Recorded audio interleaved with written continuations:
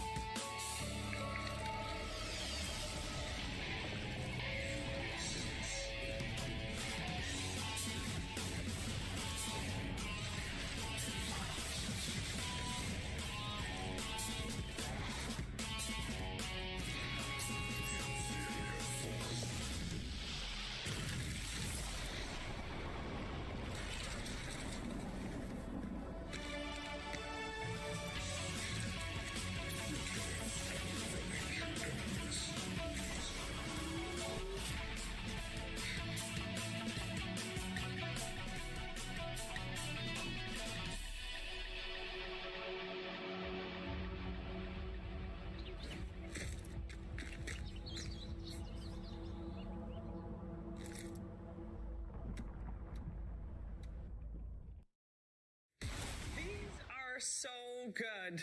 How can anyone ever choose just one? They were so cool. They were. Very difficult to choose. Marcy do be like that, doesn't she? I like the poor little birds who are just hanging out, and all these annoying heroes are just ruining their lives and their ecosystem. That made me feel emotional. That was a good one. Takes playing a relaxed game of Dota to a whole different level. That does for sure. Something else does as well, and we have our archivist Perium Flex to tell you more about that.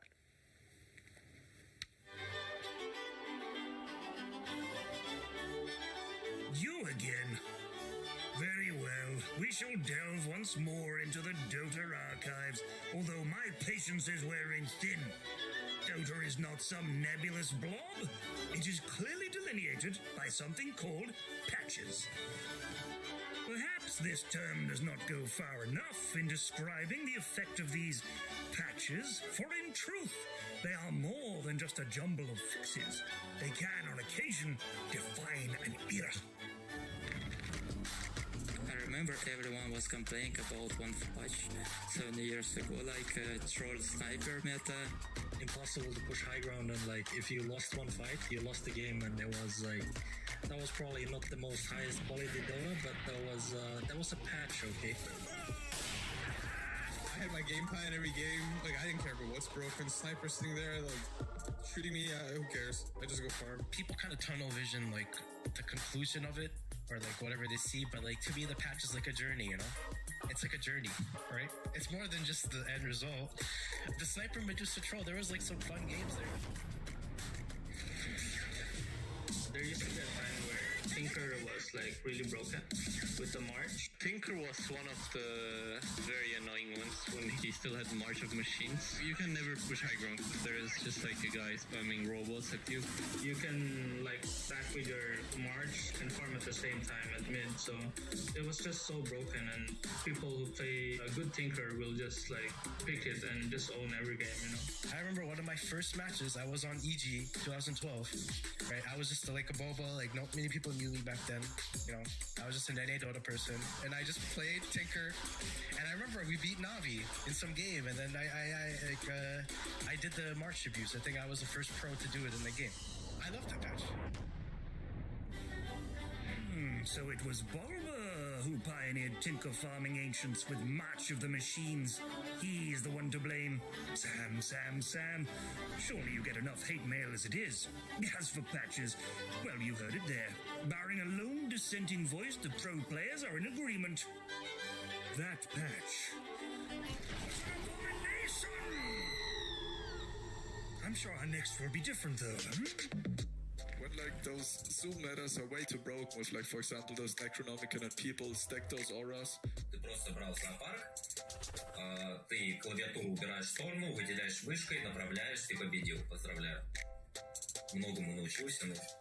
确实就是在 TI3 到 TI4 打 TI 之间吧，就是包括 TI4 比赛的时候，就是很多人都会选什么先知、什么剧毒，就一直来推你。后面威社可能也觉得很无聊吧，就把那个塔防什么的都改掉了，就是每次推一个塔就会刷一个塔防。当时可能是被危机一直推。I love that patch. Look. I'm a level 25 Furion almost, so I love that hero too.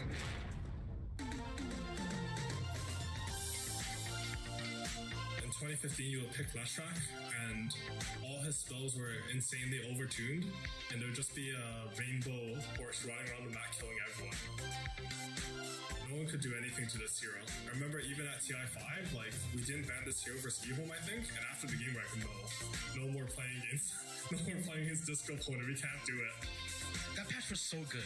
The games were so good. Gyro, Leshrac, like C-Deck, they kind of came out during TI, like Undying, Tuskar, like Techies was like, come on, that patch was so good. People just tunnel, like I said, they're just tunnel visioning the Leshrac. Yeah, Leshrac was busted, but like Leshrac even got beat near the end. Dota is, was, and always shall be about more than just the heroes. Sometimes the very fabric of the game world itself can become so corrupted and evil that players become lost and confused, even angry. One such patch involved gold. Traditionally, the better you performed, the greater your chances of winning. Logical enough.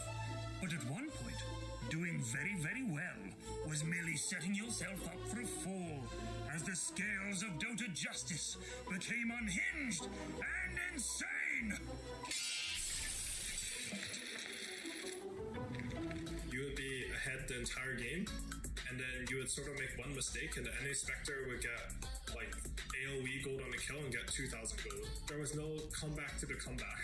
Once they came back once, it was just over. You have a 30k lead, you die with one hero, suddenly that 30k lead is a 20k lead. Mathematics weren't the strong point at Valve that year. I throw goals on a whim and think about like, oh, this could be kind of fun. Let's just fuck the whole game up. That patch, I literally wanted to quit Dota. There was two strategies back then. I remember one of them was just the R buttons. You just had to get every AoE spell with the big R buttons. We got the Phoenixes, get the Tide Hunters, get the Juggernauts, the Jug Mag, get that going, And you sit there on your high ground with the ward, and you're like, they're gonna throw. Just wait, they're gonna throw. You were winning the whole times, and then one fight is completely turned. I think it's kind of not balanced. I mean, the game plan was just click the Spectre button as fast as you can, and if you succeeded, then you won. Or the Storm Spirit button. Those were two very good buttons. Without them, it was difficult to succeed. That patch was bad. Okay, I'll plus one that one. That was a bad patch. It appears we all have our limits after all. You know a patch is bad when Sam, defender of all patches, admits defeat. But our beloved developers won't. Spare a thought for them. Attempting to balance a game with 123 heroes, an ever-increasing and uncountable number of abilities, items, interactions, creeps, neutral creeps, buildings. Well, you see where I'm going. Balancing Dota is the classic Sisyphean task. And yet, correct me if I'm wrong, but you love it, don't you? You thirst for the patches. You want the patch. You crave it. You sicken me. Good night. Wise lessons indeed from Imperium Flax. And yes, patches define Dota 2. And with that, heroes define Dota 2. And the current patch and the current hero pool, there's one hero in particular that is kind of defining this TI so far. And it is Marcy. And Tsunami would like to talk to you about that. Yeah, Pyrion can take you back in time. I want to tell you what's going on in modern Dota. Last time you tuned into TI, you may have seen in the hero announcement. You may have seen this hero be announced. You may have seen Marcy. And you may be wondering, why is she so good right now? She was added to Captain's Mode around June. You'd think she'd be balanced by now, but not the case. Not the case with the most picked hero. What does she do? I'll give you a quick breakdown. Come on over here. So 4 spells, as is traditional with most heroes. First one, it's called Dispose. I say liken it to like a Rubik telekinesis. Basically, grabs any unit, takes them to Suplex City, tosses them behind her. Can be used for initiation, can be even used to grab allies out of tough situations. So if you see someone and you're like, oh, I didn't know they had a Force Staff, they don't. It's just Marcy being balanced. Second spell, it's called Rebound. This one also has a whole host of features to it. It can be an Initiate, it can be a buff, and it can be an escape. It can be an Initiate because basically she picks one allied unit to target, she runs to it, and then you pick a landing location. Wherever she lands is a stun. That's the Initiate. The buff part is because whoever she bounces off of gets a move speed increase, which is pretty great. And what was the third one? It's so difficult to keep track of how many features she has. Oh, right, it's an escape because she runs like 1,000,000 miles per hour. Third spell, Sidekick. It's the least glamorous of them, but probably one of the most popular reasons why she's viable in competitive Dota. Gives any one allied hero and herself a buff for around 7 seconds of 50% lifesteal. Yeah, that's the number. And she has a talent. Makes it go all the way up to 65%. Who needs to buy Satanic when she can just give it to you for free? And her last spell, in case she didn't already have enough going her way, Unleash, her ultimate. Because why not give a support hero some right click? Why not give her some DPS? This is what makes her so terrifying. She can initiate with her rebound and then instantly beat down some enemy support, 100 to 0 with this right click spell. And, obviously she should be the most picked hero if that's the result, which so far, after all of group stage and after the first 2 days of main event, it's looking like that's the case. So why don't we okay, yeah, let's get the hell out of here. You ready? Because I want to show you a little bit more about the upcoming expectations of what we're doing here in this studio. I want to show you a little thing we like to call the Hall of Heroes. It's what we want to really give the emphasis, the grandeur. Oh, there she is. There she is. You see her? She's hiding there. She's awful. Well, you're an isolated incident, Jenkins. She's incredibly popular, and you're going to be seeing more of her in the coming days. So that's all you need to hear from me. The rest of it, you'll see in the gameplay. She's great if she's on your team, actually. That's true. That's true. That's when she's good. For some reason, if on my team, it doesn't work, but on the enemy team, works great. Exactly. It's the allied Marcy versus enemy Marcy. It never ends. Same with Pudge. It never ends, indeed. Heroes. Some heroes. And Marcy, I mean, we're definitely going to see her more today, if not on the pick side. She's probably going to get banned. It's time to start talking about our first series of the day as well, because I do want to talk about the first two lower bracket matches we've got coming your way. We've got two lower bracket matches. We got OG versus Gaming Gladiators, and then we also have Liquid versus Entity. And we got a little bit of a Western European brawl. What's happening? We do have 6 Western European teams still at the international. We're going to send 2 home today, so that's going to reduce the number, but hey, quit screwing around. But I lost track of my thoughts.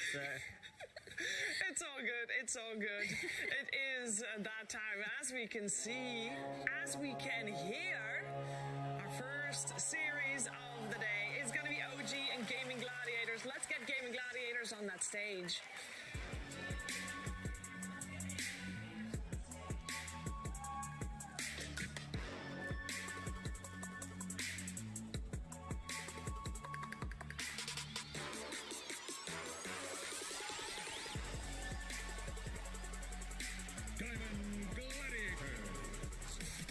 They started their run in the lower bracket. They won their best of ones, and now it's on to the best of 3s. And we know that these guys are fine with playing on the stage. They get powered by it. The same thing can be said for those opponents, though. It's time to bring on stage OG.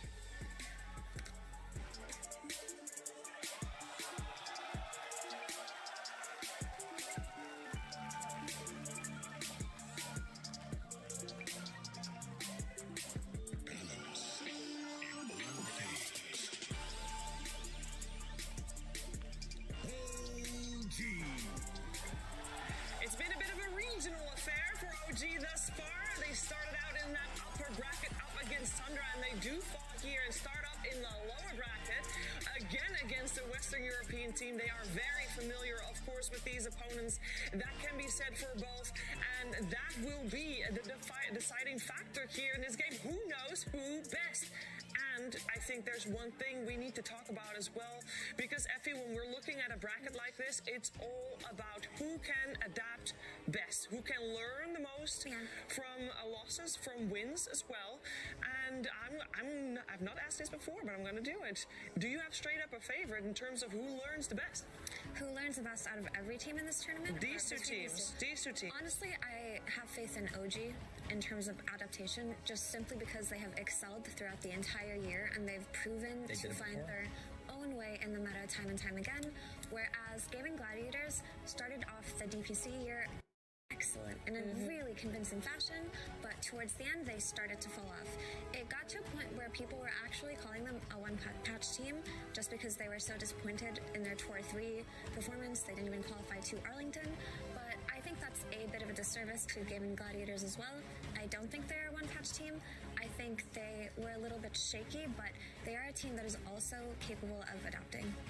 Yeah, it happens. I mean, I feel like this team is very similar to Tundra in the sense that even when they were losing, people were looking at them for innovations. Like, they just think differently about the game. Gaming Gladiators, pre-1 minute, they're the team that I've seen that does the most pre-horn. They just seem to think they have this idea that like people don't do enough pre 1 minute. Like they do crazy stuff with passing the wards off, making it look like they're warding on supports and smoking and revealing the smokes of certain heroes. So yeah, they're very innovative. But OG also a team that has largely defined the meta, mostly because they just win and online and on LAN. But a big innovation from them was the like tri-core farming style offlane, which basically everybody is doing now. That is essentially the meta. But OG was one of the first teams to popularize that. Gaming Gladiators are also inventors in their own sense. When they started the DPC Tour 1, they were running the tri-lane, aggressive tri-lane, something that other teams in other regions were also not doing. So they were meta setters. But in the end, as Effie said, they're kind of going downhill. But I think this W that they got after beating Fnatic could lift their spirits. But if you're looking at the results, things are looking slightly grim for Gaming Gladiators. Out of last 5 series, they did lose 4, and all 5 of those series were 2-0, so kind of expecting another 2-0 here. But not just that, with Gaming Gladiators, I always think about their coach, Immortal Faith. It seems like he is one of the thinkers in Dota. Yesterday we touched up on the coaches and TI briefly, and we talked about the big role that they have in the team, but amongst all of the coaches, I would attribute potentially Immortal Faith as probably the coach with the most impact in terms of how he shapes his team's gameplay to what he envisions as good in Dota. And here's the results thus far between these two. Wow, these are pretty crazy stats. OG's winning a little bit more. That's quite a lot. It's quite a lot. It is quite a lot indeed. I will say, though, at the start of the DPC year, when Gladiators were feeling themselves, that's when they were beating That's GG. when they were beating GG.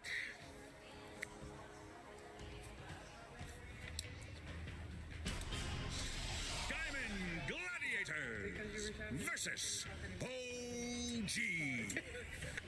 Gamebot. That's right, it's time for game 1. We got ourselves some draft to talk about because these two teams, they know each other very well. We know they scrim together, and what did they learn? How much does momentum count? How much does it count that one team is coming off one hot win and one team is coming off 2 hot losses?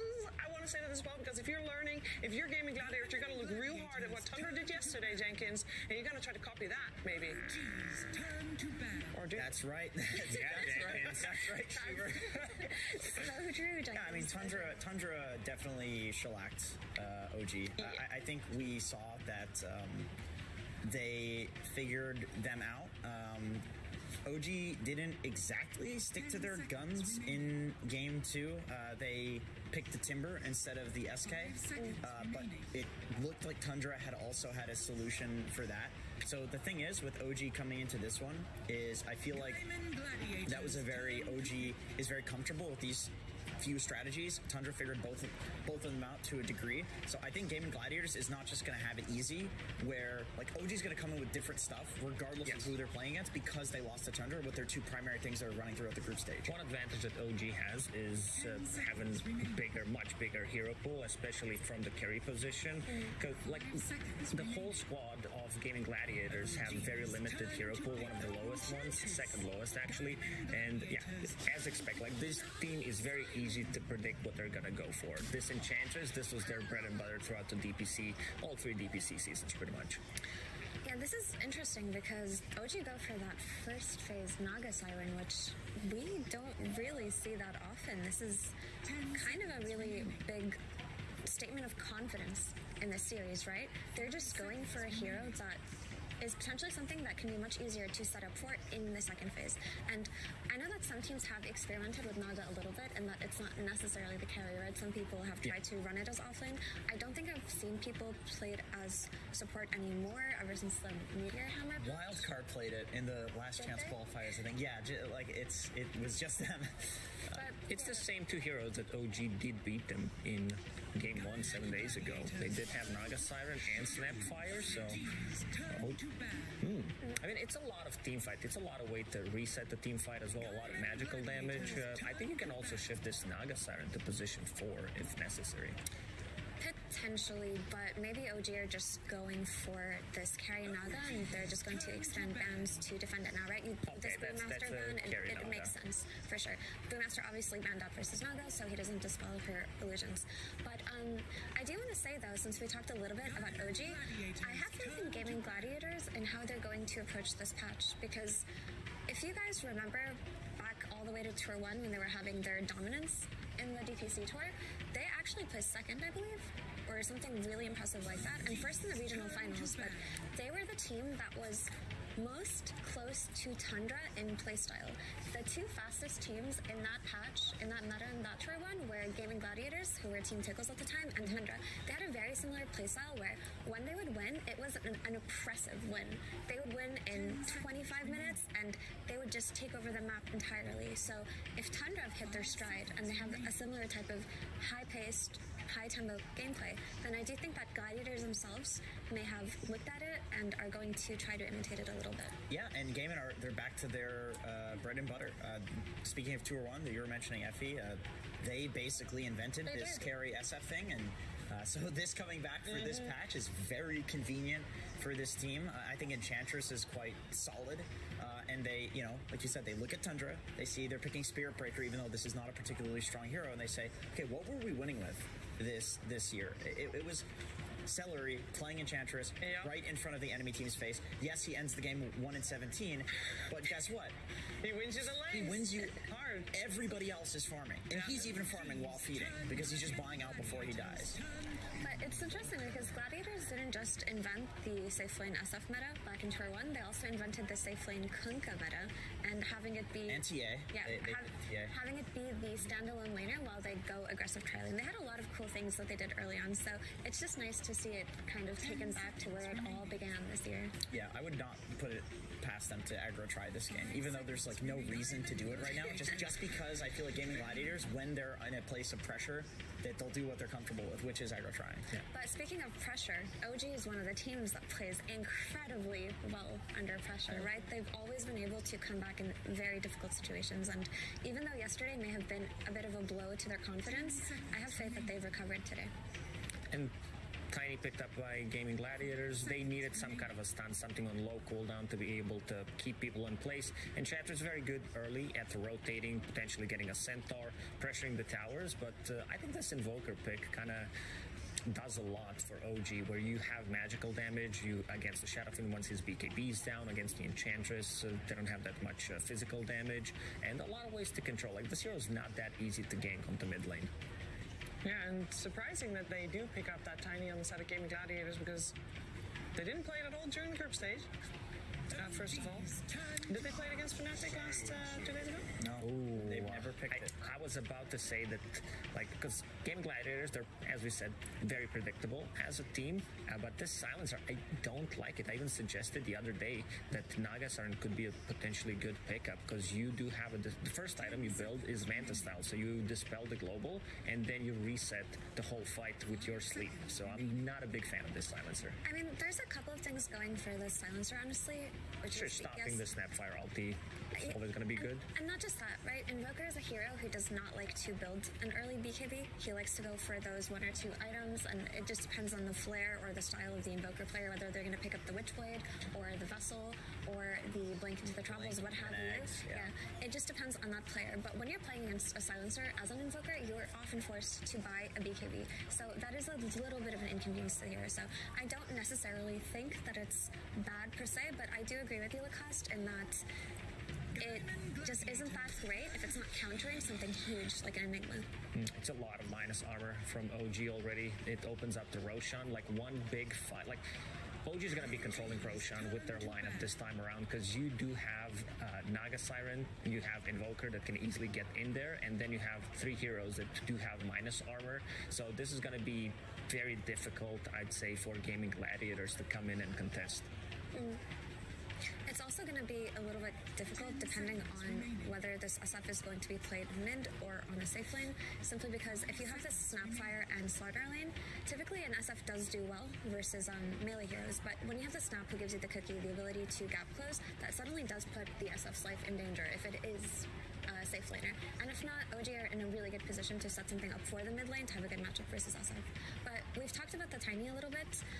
Yesterday, a lot of teams showed us, particularly South America, that Tiny can still be played incredibly effectively as a mid laner, and he does not necessarily have to be played as a support. So, lots of flex potential in these two heroes on Gladiators. I feel like if this game goes very late and like OG gets any amount of a lead, they are going to be insanely oppressive. Like, it's really hard for a game to come back just because they have like Cataclysm with the Naga Sleep, Snapfire ulti, which of course can be cancelled by the global. They have all this minus armor. They have Alacrity as well for the Naga Siren. It feels like Gaimin is banking right now on like winning the lanes and snowballing, which is their playstyle. So it is, but also like this lineup is very difficult to play from behind, having Enchantress and Silencer. So if you lose the laning stage, even these heroes cannot get like you need to snowball from the laning stage really hard. Your only playmaker right now is this Tiny. So Tiny needs to have a good game. He needs to be very active. Enchantress, of course, first 10 minutes, you know that's always going to be good, especially when Celery is playing it. And looking at the bans, it's Faithless Void Templar Assassin. So maybe Gaming Gladiators, they do have more information about this Naga Siren not being a carry. I was thinking this Naga Siren could actually have been played by OG in scrims or something like that as a support, as a means to set up the team fight strat, because if you look at their heroes, they do have strong team fighting heroes if they have something like a Sleep to just get the positioning well. They have the Slider who can blink in on the key target. They have the Mortimer Kisses coming out of Snapfire, and of course the Invoker who would love to press Cataclysm on top of a song. It's a really cool combination if you can pull it off. It does absurd amounts of damage, so that could be a nice play that they're looking to do here. But even if the Naga was played as a carry and the pivot does not happen, it still looks like a pretty solid Naga game.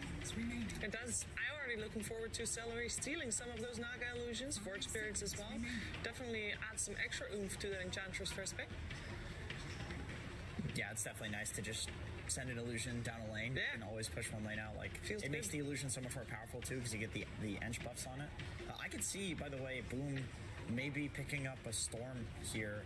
Well, actually, wait, no, sorry, that would be, we're looking for an offlaner, right? This is Ace's hero.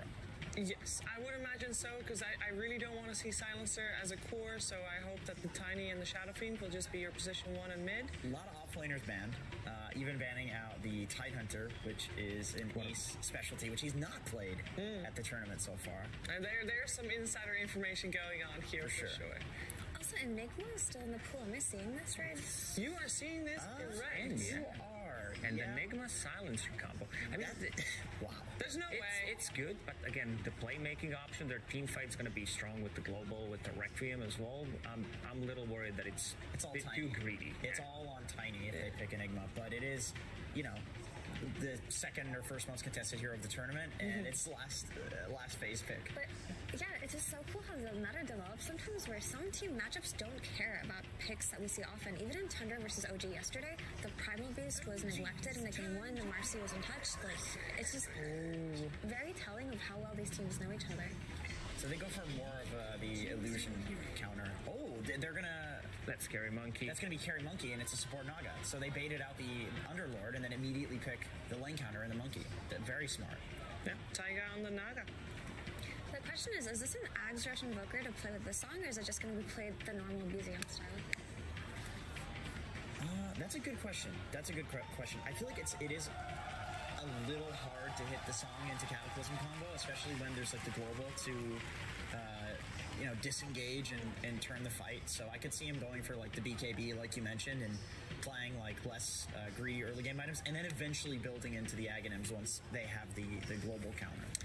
Yeah, I really like this last pick, Monkey King by OG. It's going to have a great lane. The BKB timing is going to be incredibly powerful, and the Wukong's command is a really nice way to fight back against heroes like Enchantress who unfish towers early on. So it's also a great way to counter global. You do buy an early BKB, pop that Wukong's command, you know that they're not going to be able to get in. Yeah, we're going to find out how it's going to play out, and I believe we get some extra insight with Slacks and Coach Immortal Faith for Gaming Gladiators. I'm here with Immortal Faith, the only reason any of you have any MMR. Thank you for the guys, Mr. Faith.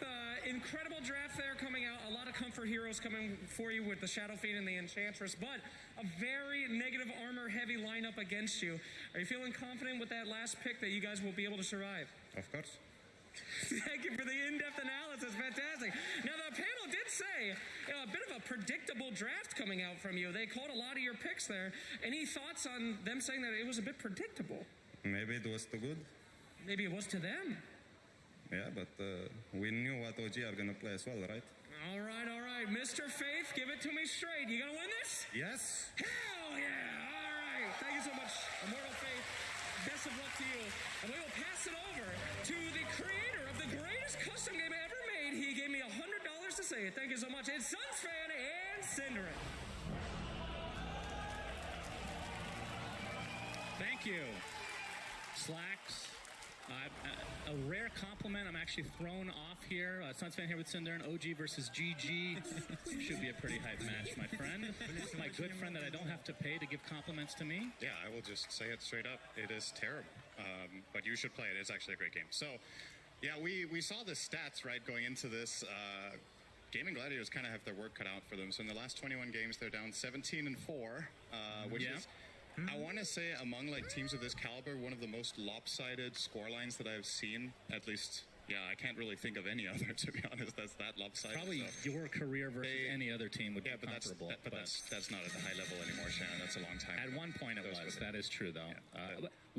You could look at the other side of the coin, though. That's a lot of learning opportunities. We've seen, of course, it's throughout the entire year, so that's a lot of games. But we've seen a lot of people, lose a series and then come back in the lower bracket and then face them again, and actually it's like a reverse sweep, essentially. Yeah. They didn't face in the upper bracket this time. It was through group stage, so they've had a little extra time. I expect them to come out and give OG a good match at the very least. Yeah, for sure. I think, here on the main stage, I believe we've only had 2 O's so far, if I'm not mistaken, right? I don't think a single series has gone 3 games. I think in this series, that is definitely a possibility that would go the distance, because between these two teams, as you said, I think, so first of all, there's been opportunities for Gaming Gladiators to learn how to adapt to OG during this tournament, but I think it's also probably fair to say that neither team has looked their best, right? That's true. OG has had a very dominant year in a lot of other tournaments, but here they kind of barely scraped by and got into the upper bracket, I believe in 4th place in their group, and Gaming Gladiators obviously starting in lowers and getting that win against Fnatic yesterday.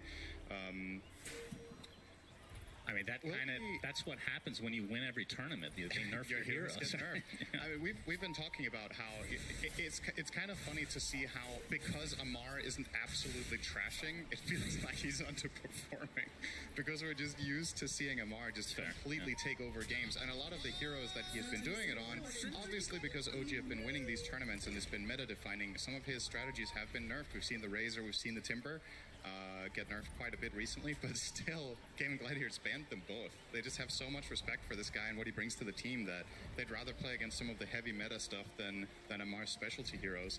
Speaking of which, he's playing this lot out of this game, so this is, in my opinion, one of his absolute best. I was looking at the stats last night for a number of heroes played in OG, and he easily has the fewest together with Chu, but he was a stand-in for one tournament. Sure. Oh, Dotcha might be in some trouble here. Getting blocked a bit by the illusions of Taiga. It looks like he'll be okay, but takes heavy damage here at the beginning of the game. We'll try to walk away. And something worth pointing out about the way OG approached this draft as well was Dotcha actually taking a lot of damage here. We'll get a couple of races in if he wants to, just one though. Opening the face with Naga when you have the absolute last pick of the draft does give you that flexibility option where you can switch it over to support. And what OG essentially accomplished was that they kind of forced Gaming Gladiators' hand to at least pick some sort of solution to carry Naga. And then when they don't like the matchup enough, they just swap it over to position 4 with this minus armor strategy they have. I think OG's lineup in itself has incredibly much, I don't know if you want to call it internal synergy, like the way the heroes play off each other. You have so much physical damage with minus armor, alacrity, whereas Gaming Gladiators' strategy is, as the panel pointed out, very much early heavy. I think it's super important for them that the lanes go well, but they are on a lot of comfort, and to me, maybe the unsung hero. Everybody's talking about Marcy, right? It's like Marcy, Enigma. I think Tiny is still undervalued in this tournament. I think this hero is incredible right now, and they will grab that for Boom in this game, and he's one of the very best.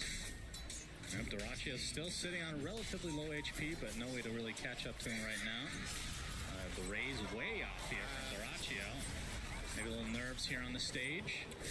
I mean, one thing we should mention about Gaming Gladiators, they started out the year extremely well. I can't remember the name of that. It was the regional finals or whatever it was called. They did really well. And then the second major they placed really, and it feels like since then they've basically, when they qualified for TI, I don't know if they've dropped off or teams have just figured them out a little bit better because they just haven't looked quite the same since that point. Yeah, I think this tournament has had plenty of surprises, right? And I think something worth keeping in mind is looking good in groups does not necessarily translate to the main stage, right? We've had examples this year, probably the most glaring one, with EG winning their group and then losing 4 games back-to-back on the main stage. It's a thing, you know, like you can have really good days, you can have bad days. The days you want to peak is on the main stage. And I think something that's really good for Gaming Gladiators in general is that, oh, hang on. Nice cookie. He's going to close the gap here for Yuragi to right-click Tofu. Pops that Fairy Fire for the Jingu is up, and first blood goes to Yuragi. Gets a little bit HP back thanks to the Boundless Strike Jingu combo. The OG first on the board. And this is a very good lane matchup for Monkey King, one of the most formidable laners against the Underlords, so getting a little bit of a head start. Another curry, no way. Very good. Oh, he's faster, yeah. He'll One get more will do it. Oh, that is... I think he didn't get Duracho's curry the first time, right? It was somebody else's? I think it was Celery's. I mean, this is really bad news for Duracho. That was his salve as well as Wraithband, so a lot of laning presence just out the window here for him. Yeah. Still has the 2 mangoes to work with, so I would say this should be a Shadow Fiend favored lane. Like, Slardar is a melee hero who has no ranged way of farming creeps, so every time you want to go and get a last hit, you're exposing yourself to getting raised comboed. But so far, so good for Amara, right? He's 13-3 against the basically exact same CS scoreline for the Shadow Fiend. And that is while playing with support Naga, who honestly doesn't really offer that much for Slardar most of the time, right? Offers courier killing potential, apparently. We see another cookie setup kill onto Tofu. Jingu with the scatter blast. And second kill in this lane for Yuragi and OG overall, who, I mean, like you said, even in this off lane, for Amar, doing quite well to start this game. He's going to take a raise, though. Gets the crush off, but no one in the vicinity. So he'll have to back away as the Tango's slowly bringing him back up to a healthy amount. I gotta say, man, I don't want to play Silencer Underlord lane in this game. I feel like Silencer's job is so difficult. You need to offer some sort of presence for the Underlord, because if you don't, he just gets bullied out of the lane by the Monkey King snap. But if you come even remotely close, you get Boundless struck into a cookie and you just die, right? So it's just really, really difficult, and it goes to show how powerful this pick from OG was. I was wondering if Gaming Gladiators were actually going to opt to go for some sort of tri-lane to try to solve this laning problem, because they're one of the teams that likes to do that. But the issue is, I don't think Underlord enjoys either side lane. Otherwise, we'd be playing against Slardar, which is also not great. So you kind of have to choose the lesser evil here, and unfortunately both of them, for that guy, are not the best. Ace is getting great farm though, gotta say. 23-7 is very impressive against this lane, but it has cost a lot of potential for Tofu's ability to scale somewhat in this game on the Silencer. Right. How important is it for Ace to be kind of active on the like? How fast do you actually get active on this hero with the Fiend's Gate? Because I can look at the OG lineup. You've mentioned the minus armor. They have amazing setup for Sunstrike in various ways. Yep. Like their lineup makes sense, but from Gaming Gladiators, it feels like there's some maneuverability here. I think there's some interesting plays with it. Oh, hang on, bottom lane. A lot of damage. Storm comes out, but that's the stun onto Ace. Yuragi not gonna go any further here. I saw the glyph come out there. I think maybe Gaming Gladiators were expecting Yuragi. Oh, the Hurricane onto Amar, but he gets the crush off and is A-okay. Taiga, he's gonna get the ensnare. A little bit extra damage to Celery, but Amar not in range to get a stun off. How many courier kills are we gonna have this game? Is that 3? Yeah, that was Ace taking out the opposing courier here. Finally, Gaming Gladiators got on the board on that account. Indeed. We should have a courier death count somewhere. Visible at all times. What a courier kill cam. Fully zoomed in. That sounds kind of, I don't know, that sounds kind of violent, honestly. I don't mind when the heroes die, right? Sure, yeah, but the couriers, let's but the skill of a courier is just on another level. Have you seen the couriers? A lot of them don't really... Okay, I mean, there's kind of a... Okay, I take that back. That's a really cute dog with a hot dog in the dire base. All right? Could be Onion. could be anyone. Scatterblast onto Ace. Yuragi's here, though. Too. The cookie set up. Boundless Strike. Sunstrike's coming as well. And Ace, one right click away, and Yuragi takes it. On the other side, Amar did fall to Doraccio, and Celery able to get out, so no trade at the top lane, but a trade basically globally for both respective position 3s. Taiga, Doraccio, another raise, but not quite enough to finish the job. Pinecone? The Pinecone is very scary, It's too slow. very slow, as you would expect from an inanimate object. Oh, it's still alive. It Be able could to juke float. it successfully. If it got to, what's it called again, the ability it has? You know this. Seed Shot. Oh, you actually knew. That one's the dumbest name in the game. I forgot. It's not something not a very called out ability. True.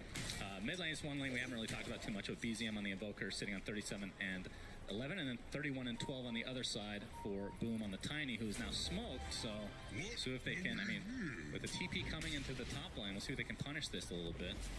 Yep. This should be a good rotation. If they kill Amar again, they actually stifle his game Run a lot into here. Taiga instead. They won't be as happy with this potential trade.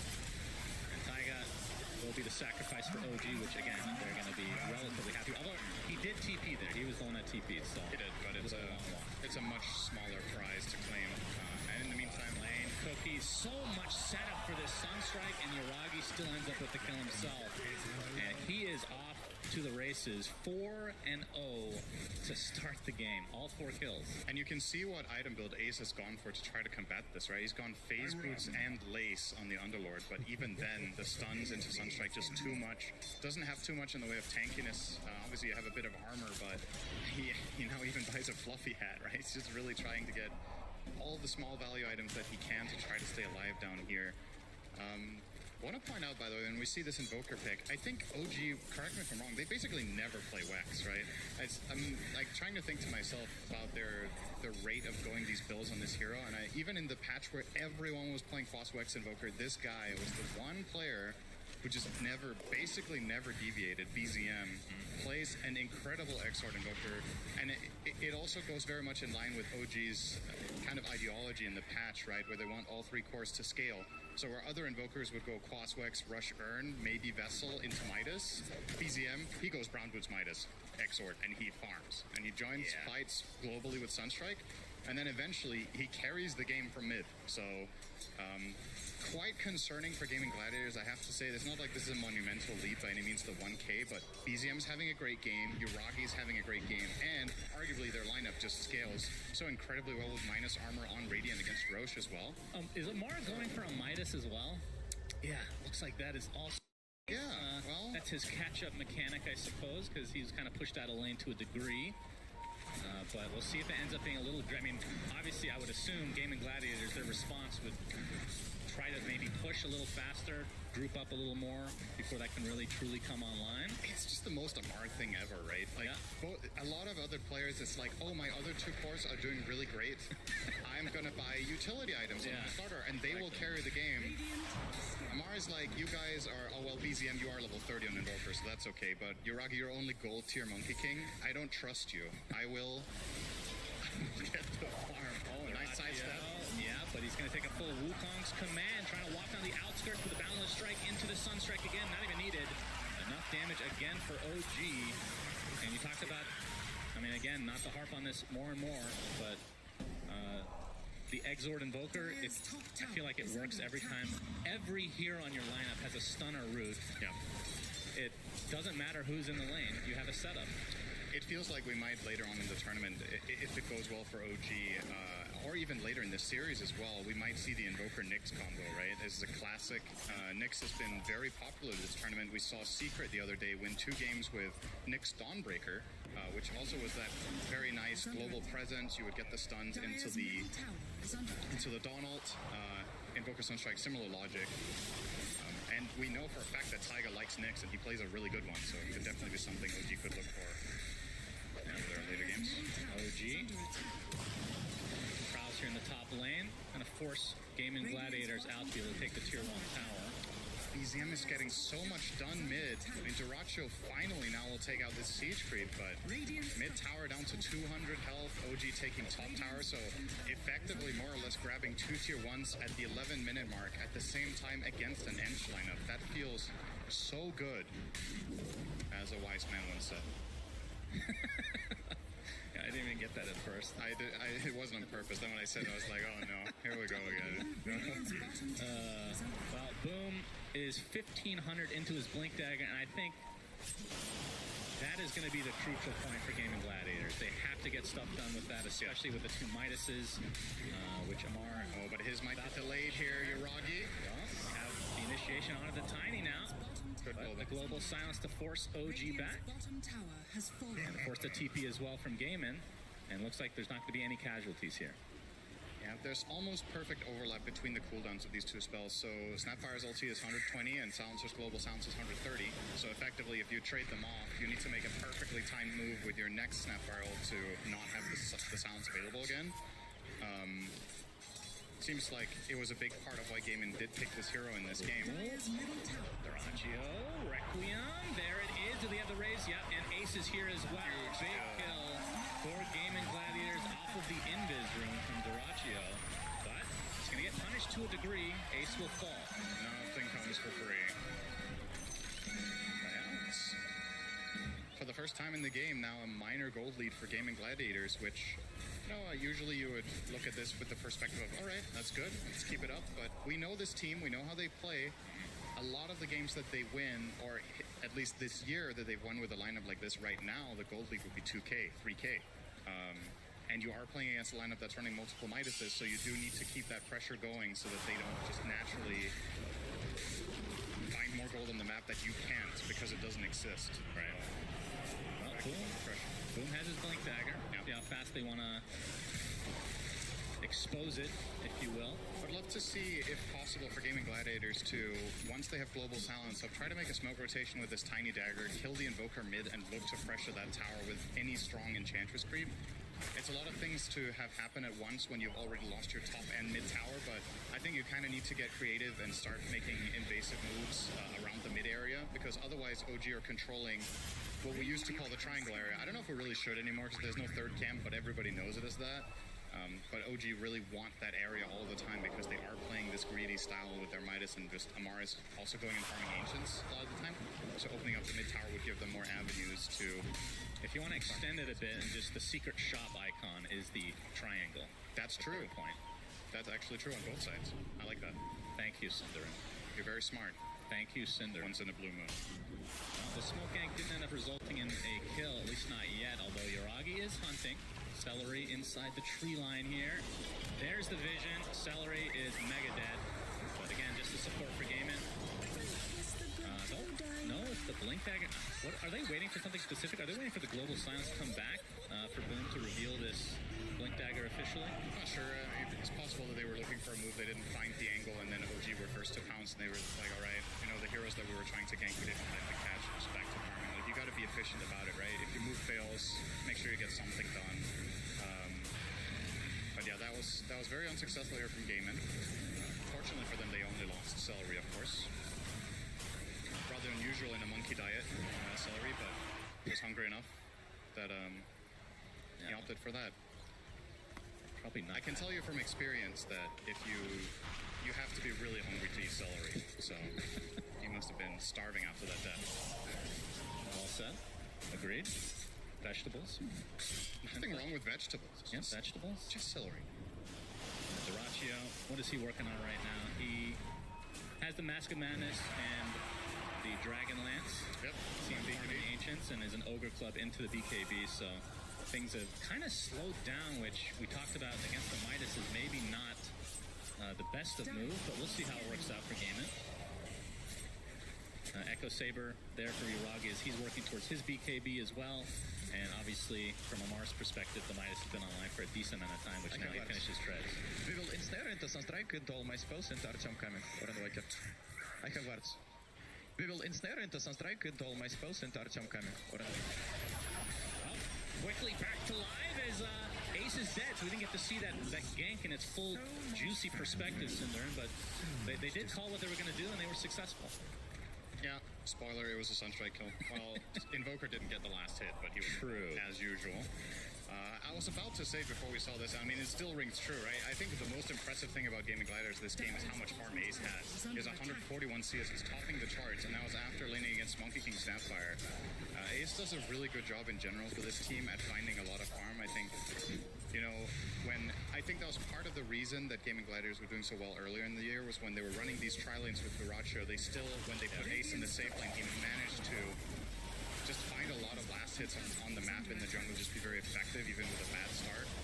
And that's exactly the case here as well. He's 1 and 4, but his CS is very impressive. Boom. Oh, Boom goes in, gets the Avatos, but it's on a support Naga. Gets Hurricane, but there's the song.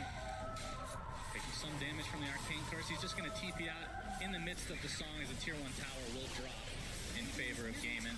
It's still, this is what Gaimin needed, right? They need to open that mid tower. So they do finally make this move and are successful with it. I like the choice there of holding the global. They could have killed the Naga if they wanted to, but they think the global silence is too important in order for them to go for their next objective, which is right here. And this goes very, very fast, actually. OG. Yeah, they have to be careful, though. Mortimer's Kisses are online. If OG have an idea this is happening, the Sunstrike is going to reveal a little bit. The Avatos back into the pit. Amarj is dead. Just like that as the Mortimer's Kiss is coming out into Duracio, but the global silence counter that the panel talked about. And this is looking like a potential free Roche for Gaimin now. Yeah, OG just giving it up. They're not interested. They don't have their Slarvar. They can't get in there. Yeah, and the zoning Requiem as Boom secures the Aegis for himself. Interesting they didn't give it to the Shadow Fiend. I really thought you were going to put that one on Duracho. I feel like this hero is often very vulnerable and gets a lot of value out of having the Aegis because you don't have to pump BKB in your first life when you get down. Taking ult. Yeah, balance strike into the Wukong. Sunstrike timing, but he is okay.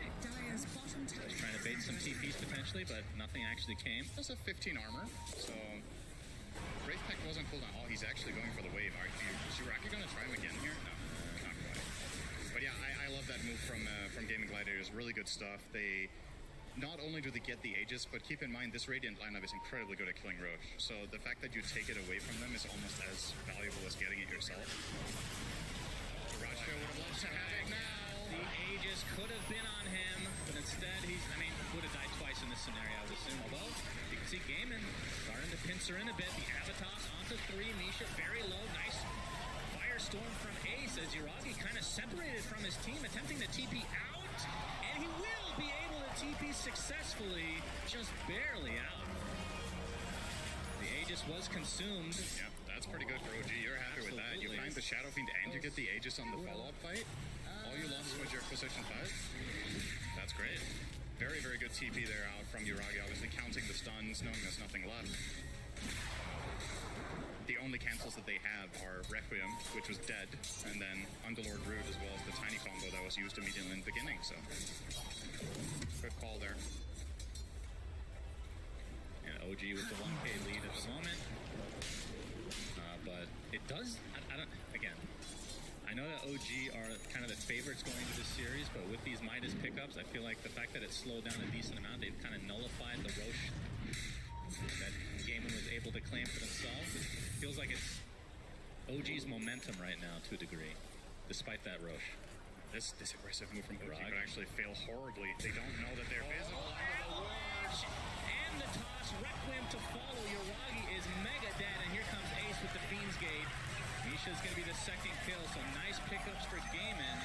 What a sick ward. Like, I totally understand OG don't expect there to be vision there minute 19 around their own triangle there, but that paid massive dividends. That's a huge kill on the Monkey King. They get a little bit of a bonus there, and obviously what OG were hoping for here was for the Shadow Fiend to go and farm the Ancients so that they could get that kill with Monkey Snap plus the Sunstrike. But Gaming Gladiators one step ahead. They knew it was coming, and they set the trap. And that's going to result in a BKB now picked up on Duracho, and he's immediately eyeing up that Aghanim Shard. It feels like it's different how people progress from this point on SF. We've seen some people get the Shard, we've seen some people go straight Butterfly, we've seen people go Daedalus in this slot as well, Scotty, there's plenty of options for what you can do on SF. I think the Shard is nice though, for how the game is going right now. You want the extra, I mean, even just the extra little bit of fear is actually very helpful. Why are you laughing? Isn't that the best part? It's so good. I mean, it's half a second, right? He gets initiated on by Amar. Who pops his newly picked up BKB, continuing to bash away as the Wraith Pack is placed.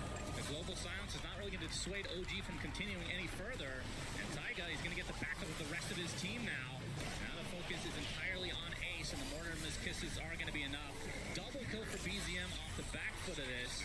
3 dead for Gaiman as they are punished severely for entering OG's jungle.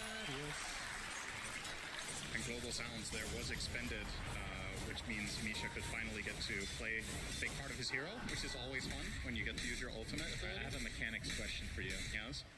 For the Shadow Fiend, he has Specialist Array. How does that work if you get Shard and you're critting? Pretty sure it only works in your main attack. Okay. I think it follows the same rules. I believe when this item came out, it actually synergized with Psyblades, but I think that got changed pretty quickly because you were Psyblading on all 3 projectiles, and that was kind of insane, if I'm not mistaken. But yeah, I don't think any of the secondary attacks carry anything at all. No attack modifiers, no crits.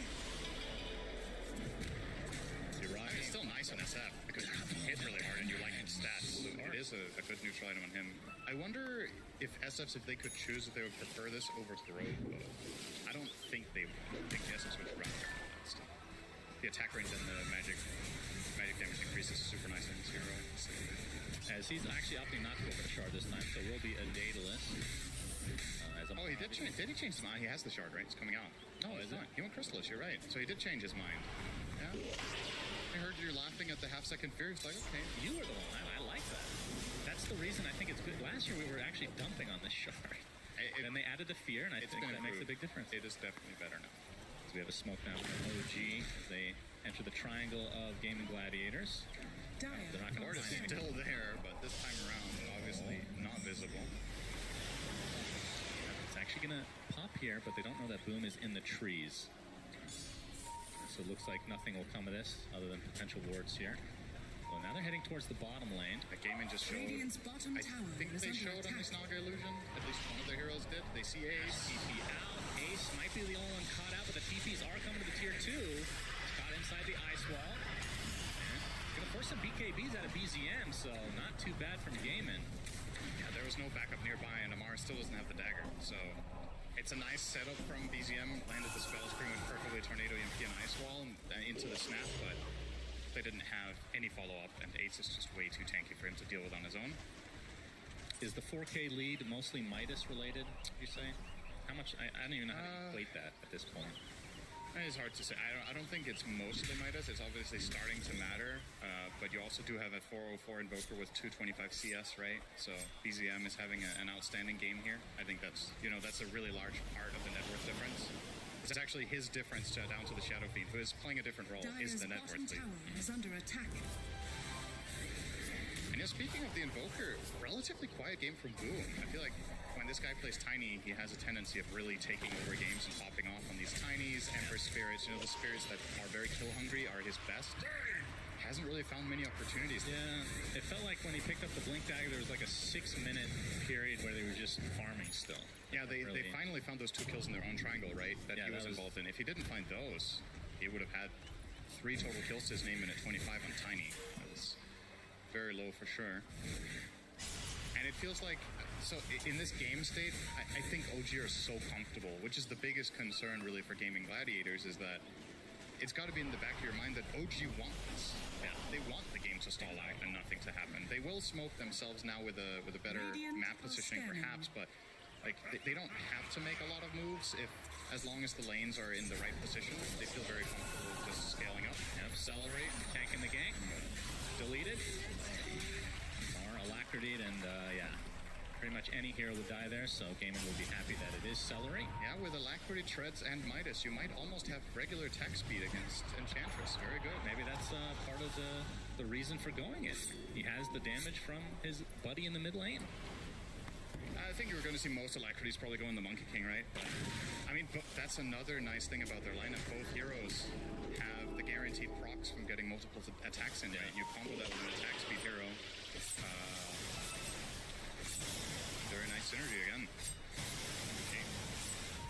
Yep, next rush, 35 seconds away, and I think that's gonna Gaiman have to get that one again.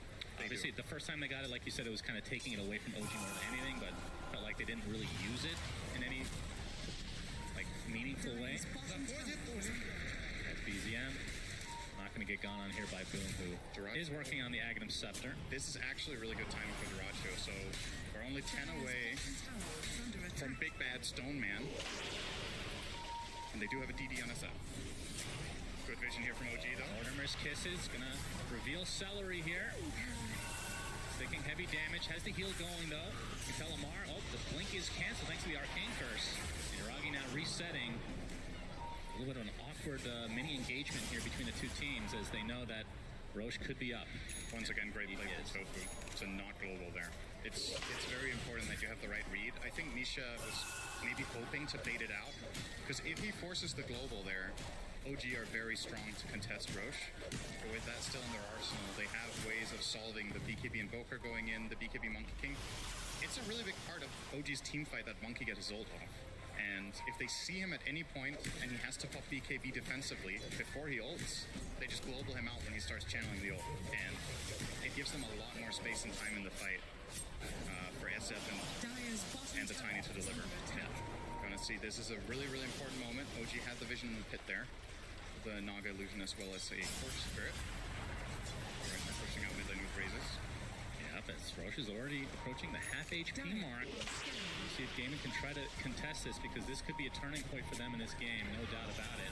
They're going to run right into Misha. And Roche is abandoned temporarily, but Ace is caught out. Iragi gets his ultimate, but he's taking heavy damage, has to pop the BKB, and now everybody tries to reset as the global silence comes in. Kind of resets his fight to a degree as Boom gets the Avatos onto Misha. It's going to be close on this kill. Finally finds that's just the first death in this engagement. As you can see, Amar going to town on the BKB SF through the song. And he's going to find that kill relatively easily, but he's going to be traded as a double kill for Celery of all heroes. And it turns into a 3 for 2. BZM has to ghost walk away. Iragi's still fine and healthy. As the rest of Gaiman might have to reset a bit as 2 cores have died. And really the trade is for 2 supports as BZM nets the double kill thanks to that Sunstrike. And with that, Gaiman have to abandon this for the time being. You can see that Roche still pretty healthy, so it's not going to be an instant take for either team. I wonder if this fight that we just had break out there, where Ace got effectively forced down to 20% before he got out the Monkey King ult, I wonder what that fight would have looked like if they globaled the Monkey ult. So we see it here, right? Uragi jumps in and channels the ult there. If you global, he's just going to pop BKB and ult again, right? So I guess there was just no way out of this, but it is a really important thing for OG in this fight that Ace is that low.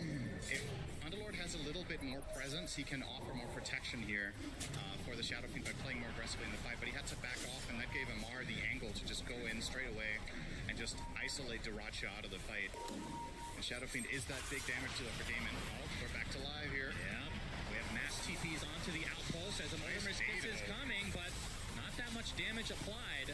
As you can see, inside the pit, Roche still pretty healthy, but OG gonna try to start taking it now. Ace gets the Firestorm off, and here comes the tree volley from Boom, but not a whole lot of damage applied, mostly to Roche himself, as it looks like Silence is gonna get initiated, but Tofu gets the 4-step off just in time as BZM has to re-engage, has to reset completely as BZM is taking huge physical damage from Duracho. And both teams, neither have found a kill in this engagement, but Gaiman feeling pretty nice to go inside this pit, at least at the moment. Man, such a tense moment here, knowing that this could be deciding the game potentially in the second Roche. Yeah, Duracho could get the shard for free. Bottom tower is under attack. Very important. Imagine that. Yeah, they're starting to poke Roche a bit. There is Song of the Siren. This is not safe. No Mortimer's Kisses at the moment, though. Here comes the Tornado. It's going to clip Duracho, and of course they have the spam of the illusions to get the vision here as Roche just continually taking these tickles time and time again. Smoke out from OG. Requiem trying to buy some time to be able to take the second Roche, and they get it. Duracho with the Aegis and the Shard. Did he just last out the Sunshine? Looks like they actually want to try to fight this. Is OG able to get the beautiful meteor onto several heroes, but Tofu and company able to maneuver onto the other side of the pit. They haven't lost anybody here. Who? Did they get the Roche kill? No. Oh, you're right. Duracho snatched the Aegis, so... I think BZM Sunstruck the Roche. Either that or an illusion from Naga, potentially. I think it was Sunstrike. Wow. I mean, either way, the Aegis and Shard are far more important at this stage than Golden. And they get the buyback on the snap, which is probably the least important out of all those four things. All right, Requiem, Sunstrike, you're right. Oh my God, what are the chances? 50%. Okay. Thanks. Quick robot math there. Yeah. 62.5% accuracy on the stun strikes. Not too shabby. When every hero has a stun, basically, makes it a little easier. Yeah, so depending on your perspective, maybe that's bad. Maybe that's horrible, yeah. Wow, you've missed 6 in this game? Did Doraccio eat the shard himself? Yeah, I think so. Do you eat it? Of course, consume. That's the same as eating in my book. Yeah, okay. We'll take that. Okay. So Doraccio with the Aegis for another 4 minutes. This is actually a really strong time for Gaming Gladiators in 1 minute. Doraccio's going to pick up the Daedalus at that point with that fresh free shard and the Aegis. I think Gaming Gladiators are finally going to start looking at some tier 2 towers and taking more control of the map. Maybe they will even do it before the Daedalus, but it just feels awkward to do it right now. You're 300 gold away, but maybe OG aren't interested in defending bottom anyway, in which case, you know, power to you. You can, one of the luxuries of having this Underlord is that you can send him top lane and he can connect with your team bottom with Fiend's Gate, kind of Dawnbreaker-esque gameplay that this hero can pull off. So they're not even too worried about ending up trading towers, but they should be worried about Ace's life potentially trying to fade out a BKB here. Now he doesn't have the mana for it. Yeah, it's TPs are coming, but he's done. Amar. TPs matter not. Wukong's command use from Yuragi. I guess that's going to be used to ward off the rest of Gaiman that were potentially coming, and they'll take the tier 2. It's a celebratory arena for the tower. Yeah, makes sense. Oh, that's not where he wanted to get forced by Celery, I think, but it's okay. I mean, OG have done a pretty damn good job of... I mean, they've been giving up the Aegises, but it feels like they're the ones with the Aegises in a lot of ways. Gaiman haven't really been able to capitalize either time. They have 2 of them. Shut up. Okay. Oh, Assault Cuirass now on Amar. And the physical damage continues to be ridiculous from the side of OG. It feels like both times that Gaiman have had the Aegis, the lead has grown a bit for OG. Yeah. Way. Well, now we can start talking Midas, because now it's been quite a while, right? Yeah. Both Invoker and Slardar, I would guess, have used it about 10 times each, perhaps. So that will obviously start really mattering and racking up. And Amar, as a result, also with the extra experience, has now reached level 20. So that's the -4 Corrosive Haze armor talent. Now down to -24 total on that spell.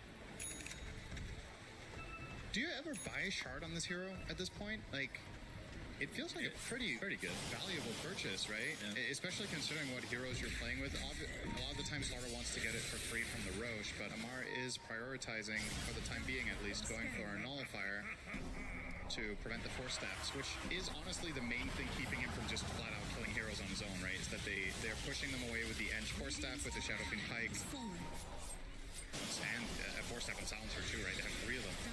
So that Nullifier will be very valuable. Well, Gaiman with the Aegis, grouping up top lane. They get the tier 1, looking for the tier 2 next, but it's going to be a trade again as OG, despite not having the Roche goodies, are A-okay with this trade. All right, it's forcing time. Indeed. Here we go. Less than a minute left on the Aegis, so see how OG want to try to approach this. Do they have any offensive force stuff? Balance strike, and look at the damage! The Aegis is just gone like that.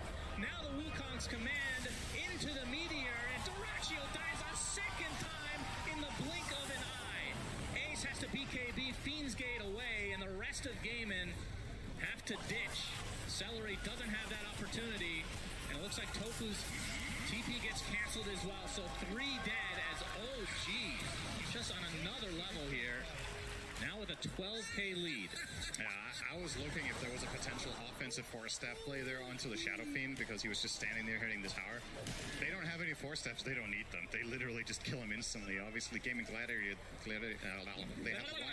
they have 1 save, which is Global Sounds, but doesn't really work for situations like that. Like, you're going to jump the SF, they pop Global, I think he still dies. And on the second life, they have literally no chance of saving him. He's getting perma-bashed by the Slardar when he comes back up, so that kill was instant. You're going to see now they drop the Monkey King ult, and I think Amar turns back on him as well. Like, instant bash. He didn't play. The fact that he had the presence of mind to go outside the Wukongs to hit a couple random enemies to get the bashes up again, to be able to get the literal perma-bash is insane. Yep. Man. Clean. So hard to play against that. That's Tree Volley coming in. Boom. Oh, okay. Some damage gets the Avatos back into the pit. And they're going to get some form of revenge onto Amar. They're going to need a lot more of that to get back in this game. Well, they could at least claim a mid-tier 2. I don't think Amar's interested in going back for that unless OG do get a very clean setup once again, but maybe they're going to just try to defend it the aggressive way. They're pushing top and they... initiated on, the sheep stick is there, and he is deleted. They can actually force them back here. They can defend their tier 2 tower mid by pushing top. The OG or Gaming Gladiators have to come back here. They're sending back the Underlord for now. Forge Spirits won't be able to finish it off, although boom, he's going to get ensnared, and you can see Gaiman have already keeped a couple heroes, so they don't have that many in numbers. Boundless Strike connects as well. Doratio has to Requiem to try to zone away the rest of OG, but there's the Sheep Stick and the Meteor with the Mortimer's Kiss. There's so much fire destroying the Stone Man as BZM able to get his BKB off, but you can see the song being used, and now they're just going to focus on the BKB targets for the time being. So 2 dead in favor of OG. With the Wukong's command, Boundless Strike onto 2, and Gaiman are getting destroyed. Oh, so clean. What an insane fight from OG. Everything landing perfectly. Man, great spellcasting series. The way they set up that kill on Tiny and to take advantage of him not having BKB is just so clean, right? And snare into the scatter blast damage so he can blink into the from the Monkey King. Just so clean. What's the worst that could happen? Everything from Invoker. Yeah. That's a good line for that moment. The positivity here is OG now going to the high ground, and obviously we can see there are a couple buybacks, but they're not going to be that impactful right now. The fortification is popped, and this is looking like minimum 2 lanes, if not more. And again, when Shadowfiend's back, he's going to have half the soul, so won't be as powerful as he could be. Scotty now picked up by Yuragi. That's 2 lanes. And now trying to go for the megas. Boom. He's going to get initiated on mid-tree volley, and look how fast he dies again. Scatter Blast finishes him off. He does have buyback this time, though. But at this point, it's going to be mega creeps. As Gaiman, they're just getting zoned out by BZM, who has a delicious meatball surprise with the refresher. And the global silence is there. Can't play. Like, he's literally just He just dies on the outskirts as the rest of Gaiman are stuck in their freaking fountain right now. Good lord. OG, I think it's just the range racks on the top to be able to get those mega creeps. As Yuragi pops the BKB. Boom. With a pretty good tree volley, but it's not enough damage at this stage of the game. As they're going to be able to finish off, and that's a dieback for Mr. Boom himself. And it looks like game 1 as GG's come out. Go to OG in extremely convincing fashion. And I know we came in thinking OG would be the favorites coming in, and they're showing why here. They're able to play greedy with double Midas, and it worked out. It did. Gaming Gladiators went for one of their, tried and tested and true strategies, but they didn't get the lead that they needed. They're very used to, when playing these kind of tactics, to get that early advantage and snowball with it. And OG managed to weather the storm in their lanes, keep it close, get the Midases, get the farm up, and honestly, just a standout performance for me in this game by BZM on the Invoker. Not really too surprising, I guess you could say, from an XOR Invoker with a good laning stage, but just really clean across the board. They pulled out this first phase Naga Siren support, made it work, kind of caught. It felt like it caught Gaming Gladiators off guard in the drafting stage that this Naga was just transitioned to position 4, and yeah, just very clean stuff from OG, inspiring. Do you think that Gaiman, like looking back on this, I mean, this is just my thoughts, and it means nothing at this point, but I know. When the 2 Midases come out, do you think that's the point they need to get like ultra aggressive? Is that something they could have changed? I mean, it's easier said than done, right? Because for sure. the thing is, these Midases, it's not like OG are playing a lineup here where they're unable to fight because they have Midases, right? I think the hero that was suffering the most was the Slardar, but Monkey King had a great start, Invoker had a great start, and they were just setting up moves left, right, and center with Misha on the Snapfire and Taiga on the Naga, so they had time, and they got the job done. So game 1 goes to OG, and of course it is a best of 3, and this is an elimination series, of course, because we are in the lower bracket. Let's see what the panel has to say about the physical damage lineup of OG. Thank you very much indeed, Sunsfan and Cinderin. We're going to prepare for that second game of the series and break down the first one. And it was a lot about this matchup. We got the carry matchup. I need to talk about mostly the guy at the very end over there, because Shadowfiend, I think, maybe we saw a little bit of panic pressure coming out from Gaming Gladiators Lacoste, where at some point they got the ages and like, oh my god, we need to make this work, and then everything fell apart even more than it I want did. to go back to even further. Laning stage. Okay. Taiga did manage to kill Career twice from the Shadowfin, which did set him back. This is supposed to be the lane that they completely dominate, playing the Shadowfin into melee matchup. But yeah, as you said, when they were sieging the high ground with the Shadowfin, they wanted to make use of it. They're like, we got to do something with it.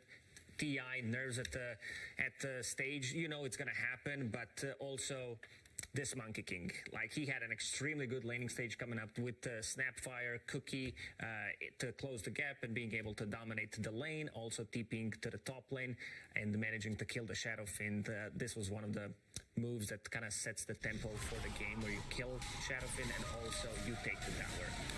But not just that, also Monkey King's really strong lane with the Snapfire set up for so many Sunstrikes coming out of Invoker, which gave BZM that extra boost that he needed in the early game to transition into that mid game, because they did get the Midases, the gameplay did slow down in OG, and Gladiators did capitalize on that, right? They got 2 Roshas, they took some really good fights, they took over OG's triangle, but you had BZM on this Invoker just playing the map impeccably well, right? He just never. We're not going to let Jenkins stop having 100 point. Very good.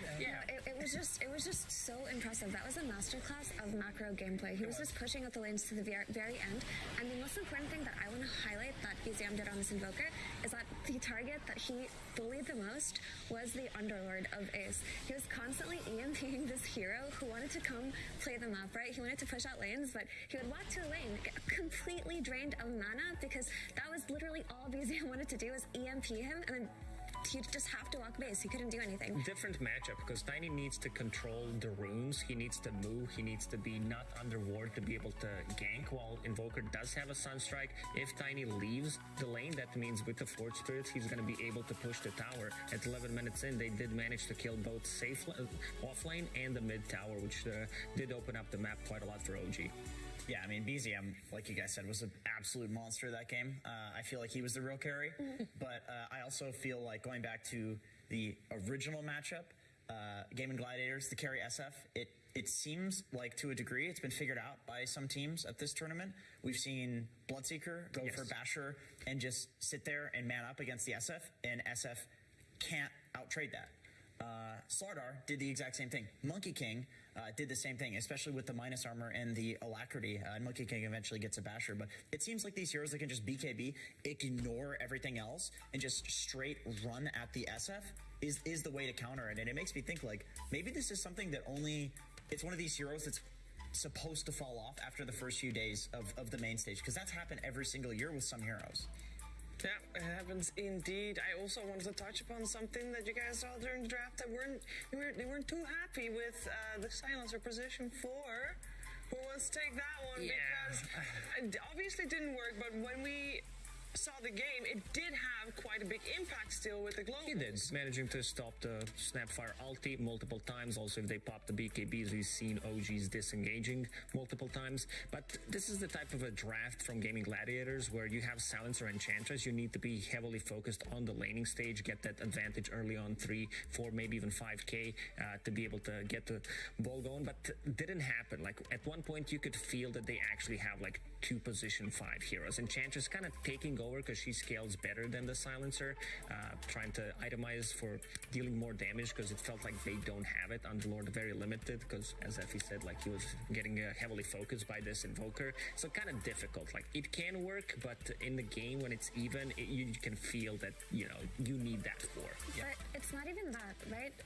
That is an excellent point, but I just feel like Gladiators draft, the heroes were so slow, right? That once the map started to get like picked apart by OG, they parked their Naga near the jungle where Gladiators was playing because it was a way for Naga to kind of scout people out with her illusions, but also cancel TPs with the song or potentially set up good situations for OG. So I thought that was like a neat little thing that they did with her. But like Lacoste mentioned, this Silencer, this Enchantress, this Tiny, they're just all very slow. The only hero who had a means to potentially open up the map and counterplay the movements was the Underlord, and like we mentioned, he wasn't able to do that. So while the Silencer did contribute a little bit, like by way of giving Roche, because he had the global to take 2 Roches, he cancelled Mortimer's kisses. He did some good stuff during the game, but just this slow-moving hero, his weaknesses just unraveled throughout the game.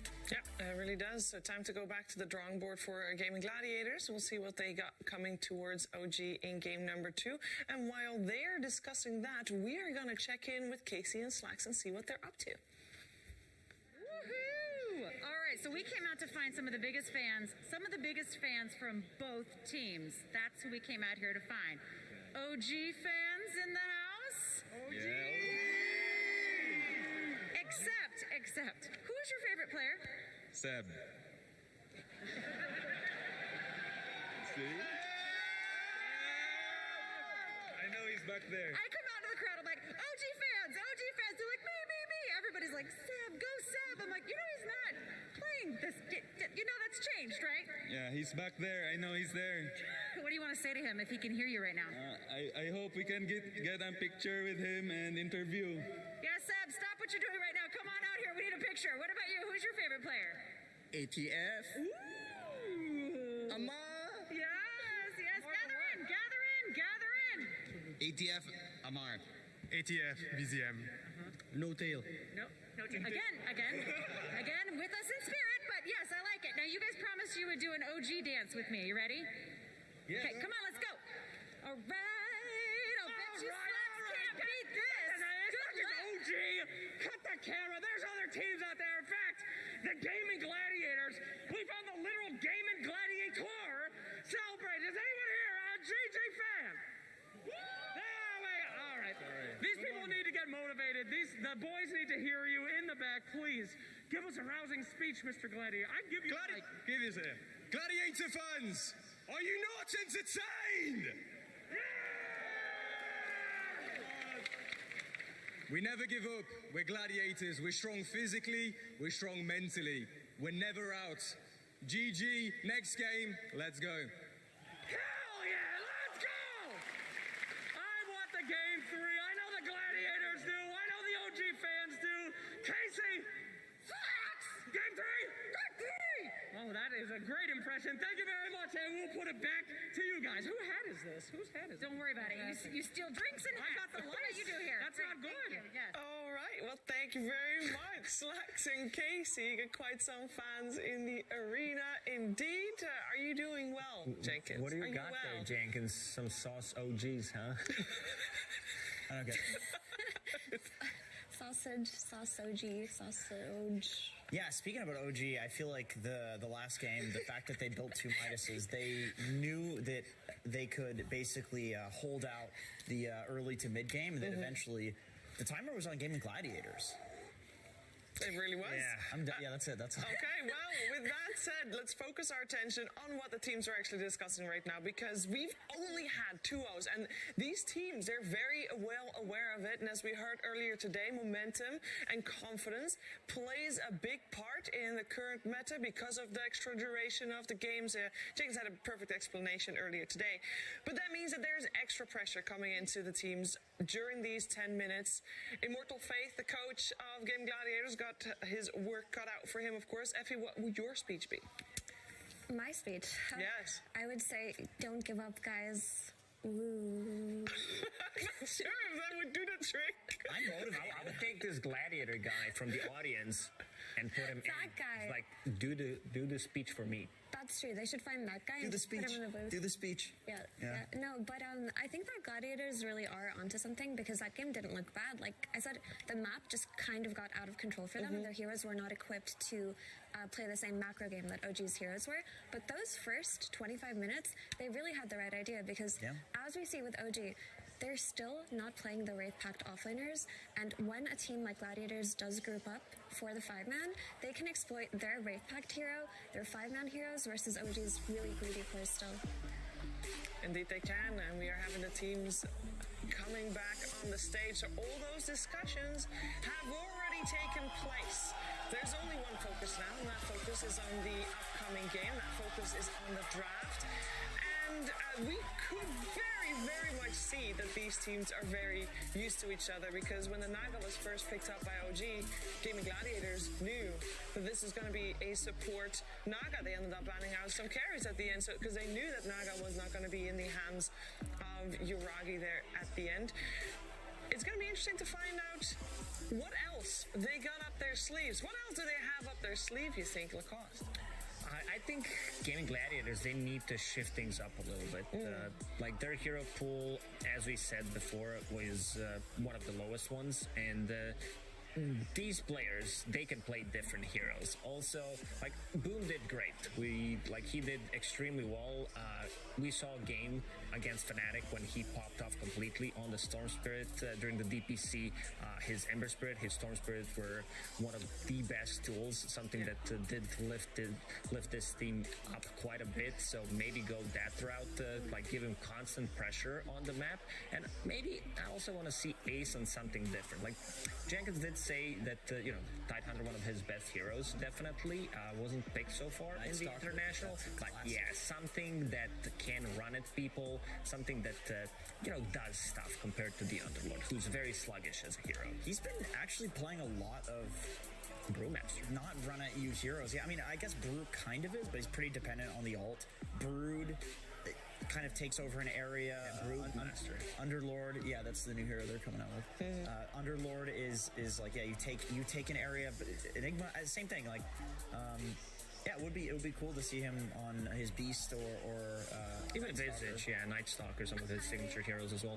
Yeah, I mean, I don't think Ace's hero pool is an issue, right? Because this is how the meta is going right now for most of the teams, with the exception of OG, of course. They're always doing their own thing. Yeah, they are the exception. Yeah, because he's going for these wave-packed heroes. We see it all the time. We've seen it work for every other team, and it seems to be okay. I don't think the Underlord was that much of a problem. I kind of just think that, like Lacoste mentioned, Boom used to just play these explosive spirit-type heroes that had high mobility and were always setting up for kills. Tiny can be played the same, but it's a little bit slower. It needs that Blink Dagger. It needs a little bit of time, and often it will just need that BKB. So I would like to see Gladiators just go back to basics, go back to their comfort, right? They innovated so many things that we saw for so long. The Io and the Storm, the Ember versus Huskar, like willingly picking Ember and Huskar. That's how much confidence they had in their players. So let's see that again. Yeah, I mean, this is a team, we got some stats throughout the break that Tofu is the top 5 assists of all time for TI, right? Going into the game. And yeah, that's the finish. And Dyrachio also has average DP, is the highest average DPM in this TI. It is time to get into it. It is time for game number 2. Diamond Gladiators versus OG. Game 2.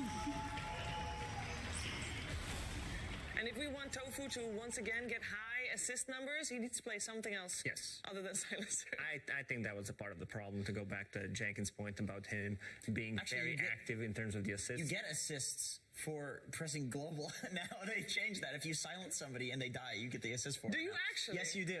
Yeah, it counts on the ticker as an assist. Okay, so that for silencer with the refresher this game. Yeah, just maximize your assist stats. It counts because it's a debuff, and all debuffs count as assists. It used to not, though. Now if you're spear breaker charging somebody and they die, you get an assist. You actually get gold for it now. That's always been that way. No, it wasn't. Yes, it was. No, because if something didn't take damage, you would not get the assist. That's not true. I used to play spear breaker 2 years ago and just get so many assists charging heroes that aren't. Well, yeah, well, we're old. I mean, 2 years ago, it might have actually been when they patched it. I'm talking about like 4 or 5 years ago. Just so you guys know, you know how you try to like make your stats better than they actually were in Dota games? I used to do that with spear breaker all the time. When I knew the hero was dead, I would just charge it anyways. Like, give me that assist to make me look good. I'm too old for that meta. I never thought about it that way because it never counted when I did it. It didn't count, no. All right, we're in the draft here. We got ourselves Gaming Gladiators on the Radiant side this time around, so they swapped around. First pick is going the way of OG, and we have Shadow Fiend, even though it lost, still removed from the pool. Compared to previous game, we saw previous game, OG, they banned out both the Marcy and the Primal Beast. Now both are still in the pool. On the side of Gaming Gladiators, they stuck with the same thing. They still ban out the Razor and the Timber, and the Undying next to the Shadow Fiend is the other one removed, and it is going to be Pango as the first pick. So this Pango is just a testament to how this hero, since his release, has just been so useful in what he can do in the game. But right now, most popular as a mid laner, he's very good as an anti-Z hero, right? He's anti-summons, he roams around very well, can match the pace of a lot of heroes, and he's very heavy on skirmishes. He's also an anti-carry hero with his disarms. That's something that a lot of carries don't like to play into. And, this is going to be a silence. A good way to counter Pangolier when he tries to use the role to be able to lock him down, or even focus him down with the heavy physical attack while the rest of the team does have global on them. Yeah, but also Enigma is still in the pool, so if OG had decided to pivot and just pick that Enigma in the second phase, the Silencer has already been picked up by Gladiators. We also saw what Silencer can do around the Roche pit, right? He just secures these early Roche fights incredibly well, so outside of simply just countering a hero, he does a lot for early objectives. I'm fairly certain that one of the higher win rate heroes in the game versus Primal Beast is Viper. You'd think like there's some break mechanic at play there, but I don't think it has anything to do with the break. I think it's just that you can Viper ult the Primal and screw with his trample through the BKB once he eventually picks that up. So Viper can always, kill him when he charges in, and also Primal Beast, like, he gets in your face, and you just get 5 stacks of poison on him and kill him through his ridiculous armor and high HP pool, because he's the highest strength gain hero in the game. So I do like this Viper pick. Yeah, they might shift the priority of this Primal Beast, because both Boom and Ace were playing it so far in this TI, so maybe start thinking about different, because I mean, even Viper is a flexible pick. Like you can go to pretty much every single role with this hero, and Yuragi, his hero pool is the highest at the international, so they might still run Viper. He's played so far, I believe, 18 different heroes. Crazy. Okay, we got a Lich ban out coming from Gaming Gladiators, and now we see also the Marcy removed. And Lich is a hero that we have seen become a lot more popular simply as a response to the Marcy, because people have caught on to how strong frost armor can be, especially if you're not playing versus any dispels or purges. And a lot of heroes like Primal Beast love to combo this hero. We've also seen it comboed with Lush, and just that early boost of being able to go in the enemy team, just go in the center like a bulldozer and live out for as long as possible is really annoying to play into, even if you're not directly countering anything. And just removing a couple of strong heroes for OG here with the Broodmother as well. Templar Assassin removed inside of Gaming Gladiators, also potentially, avoiding some extra minus armor strat from the carry side of things. Now that there's no Slardar at play. It's insane that Enigma is just ignored, even by the teams that get the Silencer. And Marcy just made it all the way to the second phase. There it is. But I just feel as though the heroes that are incredibly popular during groups always fall off during main stage somehow.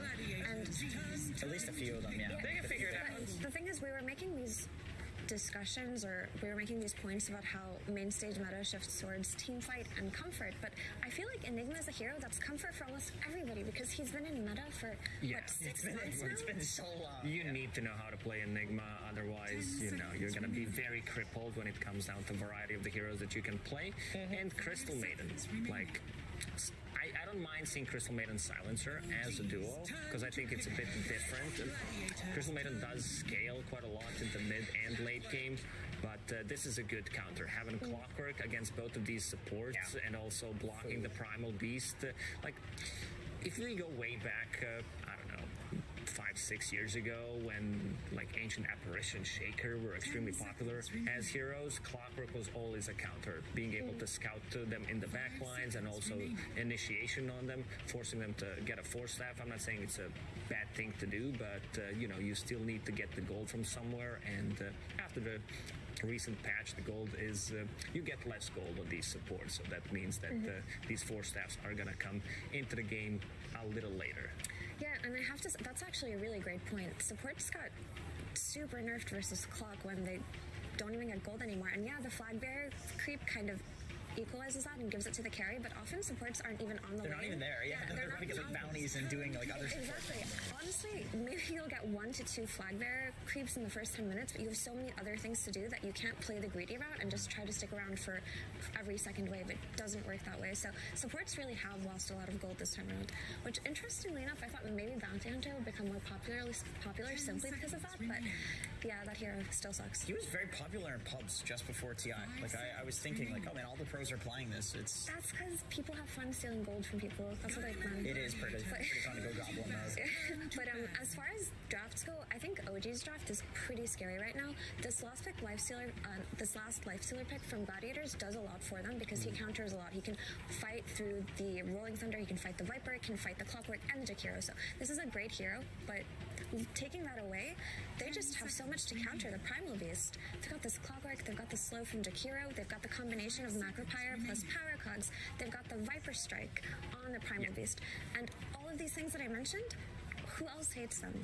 Two slow-moving support heroes.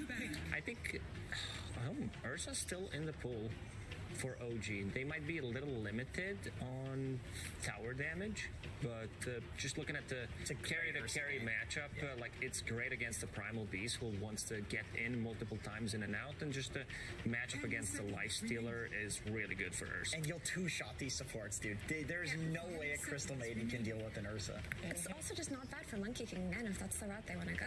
The Monkey King was an excellent pick last game. The BKB timing was nice, and it's really good here too. Especially when you have a Pangolier who can do so much for you. The Monkey King was super capitalized on because of the Invoker Sunstrikes, him having a stun, being able to set that up. It won't necessarily be the same effectiveness in the first 15 minutes of the game, but as the game progresses, also still great pick here. Even Terrorblade is a good solution because these heroes can get on top of you, but their damage is extremely limited when he has a BKB. The idea of a melee carry more simply just to pair up the clock with the Viper and the Jakiro with the melee carry. It's a great Void game. I was actually looking at Dota Buff, and Void has one of the top win rates versus Primal Beast. It's great against these like spellcasting supports who are very spammy, and you can time dilate them for a lot of damage and chase them down. It's great against Lifestealer. I think if you go late game Lifestealer versus Void and you don't have some sort of other like semi carry, it's basically a loss. Like it's very difficult for Lifestealer in this matchup. But it just kind of counters what Lifestealer wants to do with his rage versus the rest of OG's heroes. Worst comes to worst, you just chrono that guy and then you try to kill the rest of his team, right? And then by the time his rage is over, your team can handle it. So I like it a lot. But I remember when Primal Beast was the scourge of pub Dota when he was first released, it kind of felt like the only way to beat that hero is to pick Void on the safe lane, just because he jumps away from him, right? He tramples you, you get away. He had no inherent means to kill you after he already used his charge. So even though Primal Beast has a lot of bad lane matchups now because he got nerfed, Void is still tried and tested, works really well against the hero on lane, in the game, and with the BKB timing. Is it time to shift this Primal Beast to the off lane and get something? That's what I was thinking. A semi carry like Storm would be amazing. Yeah, because they do have lockdown with the Pangolier ulti, Ice Path, like the Chrono, but I think you need the hero to boom. Yeah, I'm thinking about Storm, but especially because there is Crystal Maiden in the team, just to be able to enable him even more. It's a hero that can jump the Void and kill the Void as well, like catch him out when he's on a lane. Dude, this is such a nice clock game, actually. I'm looking at it. You also have the Cogs into Rolling Thunder combo, and just the combo in his lane is nice, and with both, I mean, he just enables everybody on this team. Also, the Rocket Flare vision to set up the Chronospheres. He actually does everything for every single hero on his team. This is one of the best clock picks I've seen. Well, we do see the Storm in the end coming out, and that means we're going to have a Primal Beast played by Ace. That'll be his first Primal Beast play of the International. But does this mean, this Storm pick, does this mean that you guys are a little bit more on board on the potential of a Game 3? Because been thinking about like what options do they have, and this seems like a good option. Something that doesn't rely on any cooldown. You can play very aggressive. We did say that carries the game as well. Yes, exactly, and feels much better. I would say I'm still a little worried for their damage output once Faceless Void gets to his like 3-4 item timings. Yeah, we're gonna find out. I was loving hearing you guys' thoughts, but I think people also are gonna love hearing the thoughts of Seb, who's standing by with Slacks. 5 seconds remaining. Absolutely, my friends. I'm here with the choo-choo train Jobot. How you doing? Fantastic. So, Primal Beast, pretty good hero. You only picked 5 counters against him. Do you think that you have enough to take that beast down? Should be fine. All right, should be fine. Now, how much did you guys prepare for this match against Gaming Gladiators? I know that you guys are the favorites always to win TI, so they're very prepared for you. Did you do a lot of research against them? I mean, it's like 4 or 5 hours straight preparation. So, okay, he's not lying. Shut up in the crowd. All right, thank you very much. All right, are you going to win this game? Give it to me straight, Choo-Choo Train. I guess. Pass it over to the most successful podcasters in all of Dota 2. They pay me $100 to say that. Suns fan, that's Idrin. Thank you very much, Sir Action Slacks. Another very good interview. Hopefully an Emmy Award-winning interview, just that specific one. I love the confidence. When you can just tell the coach, like, I guess. You just know it's in the bag, you know? Yeah, that's true. I'm so inspired. You know, I think coaches saying, I guess, have a higher win rate than coaches saying we are definitely winning this game, at least at this event so far. I would love to see the statistics on that. Yeah. One-word answers, if that equates to more wins, or if they're eloquent, perhaps they lose more. Yeah. Doesn't make any sense. But kind of like me. I talk a lot, but not so much play, you know? So it makes sense. It really does make sense. You know what else makes sense? That this is game 2, because game 1 is over. Not sure if you're aware of that, Sundarin, but that's true. Game 2 of this lower bracket matchup between Gaming Gladiators and OG. OG with a 1-0 advantage so far. And they're looking to close this series out while Gaming trying to hold on to their TI hopes and try and force a game number 3. We're finally going to see some Primal Beast action, but the panel kind of talked about a lot of bad matchups for my boy. Talk to me about it. Yeah, so Clockwork is already a little bit of a tricky one to deal with because you're a mobility-based hero, right? As Primal Beast, you really need to move around and navigate the fight, and you have an ability that gives you a lot of armor, but in the way, like Clockwork is 90% magic damage, he has a lot of ways of interrupting your movement with cogs, with hookshot, battery assault is annoying, and you have Pango ult that's going to be annoying for you. You have Ice Path that you need to navigate around, Viper Strike, and then the final last pick that OG get, which kind of reminds me a little bit of what they did in game number 1. They picked this Faceless Void, so if the Primal is going off lane, he's going to be playing against Void, which is one of Primal's worst lane matchups. You can just time walk away from the trample. And if he's going mid, he's going against Pango, who can just swashbuckle away from the trample. So they kind of cover their bases here where they see Gaming Gladiators going for a top-tier pick, and they just make sure there's nowhere he's going to be truly happy to play. So it's a very disruptive way of thinking about drafting that not only do their heroes make a lot of sense together, but there's one singular hero in the enemy team that you're really just trying to make miserable, and that's going to be Ace. So curious to see how he performs in this game. I think it's a very difficult Primal game. Yeah. What about the other heroes, though? We have Lifestealer with the Infest Bomb potential into the Storm Spirit, which was the last pick from Gaiman. The Storm pick was very good, for sure. So see if they can execute properly in the mid-game. Try to get some pickoffs here onto OG. How many Midases see this game from OG? I don't think BZM usually buys Midas on Pango, so I'm gonna go out on a limb here and say 0. 0? Is Void Viper Midas? Maybe Aragi will buy one, wouldn't he? Yeah, Faceless Void buys it from time to time, right? So, and Amar buys one every game, so I think it could be 2 still. Yeah, I mean, it's possible. It definitely could be. And on the side of Gaming Gladiators, Lifestealer, probably the only one who would ever buy it, really.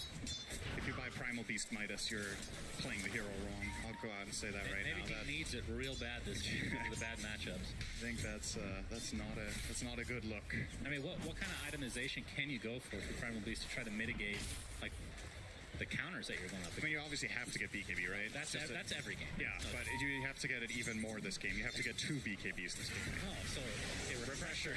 Okay. But you don't have mana for that, so you need some sort of item to give you mana. So you're going to hope that you find... Give me the full list of items that will allow him to have double BKB. Is he getting the robe or not? Let's just say everything goes his way. Okay, BKB phase boots robe, refresher, and then is Wand enough? I don't actually know. It's probably close. His mana pool is atrocious. As Taiga taking pretty heavy damage in the bot lane here. Dotachio pops the rage, take off those poison attacks. I mean, he could also go BKB refresher and 6 mangoes. Okay, sure, that sounds a little less than ideal. He has 3 of them already. He's halfway there. So he just needs to not use them. He almost has his first major item, 6 mangoes. Maybe if you could get the mango tree, then it would be possible. Oh. Right, then you don't have to buy it. Missed that so much, Misha. Onslaught with the trample, lots of damage. I mean, you talked about how Yuragi can deal with this, but what about Jakiro? Yeah, Jakiro is not particularly good against Primal in lane, so Misha definitely has to be careful about positioning. One of the upsides to Jakiro over certain other supports is it has pretty high base HP, so getting the full kill is difficult, but you put a lot of pressure and you do economic damage. Jakiro's probably going to have to buy salves here if it keeps getting pressured. But yeah, it could be better, it could be worse. There are certain other supports that absolutely get bodied by Primal, and Jakiro is not really in that category, but it's also not the greatest. We are many minutes away from this happening, so I don't know why I'm bringing it up now. Tier 5 neutral items? No, actually, for once you're incorrect. I can't believe it. Well, I'm bringing this up because I know you're such a big fan of Clockwork, but I am. seeing the Aghanim Scepter at this tournament, it hasn't been picked up as much because it's a lot of it is support and you have to get the gold, but when it's picked up, it feels impossible to play against a lot of the time. Yeah, I think the biggest upside to it is just the vision, right? If you're playing support clock and you just spam out the rockets in key moments, you get a lot of information, which is very powerful. I do think in this game, Taiga is more likely to go 4-step, though. I just think it's too good to not buy. You're playing against Lifestealer, you're playing against Primal Beast. Oh, Taiga, by the way, taking some hefty damage down here. We'll be fine, though. Yeah, has to be careful with that Ghoul Frenzy, of course, level 1. Very important spell for Lifestealer. I mean, unless they see incredible value in getting the multiple rockets, I think the best Clockwork build in this game is probably 4-step Lotus. Get the Lotus against the Global Silence for any teammate of your choosing so you can save them. It's a great way of countering Storm Spirit because you can't really Vortex unless you BKBs. And the 4-step, just amazing, right? Primal, Lifestealer, even Storm. If the hero at least turns around before they get pulled by Vortex, you can reset their position pretty well. I'm going to trade again. To be very annoying as Dotachio has to pop the old rage and just walk out.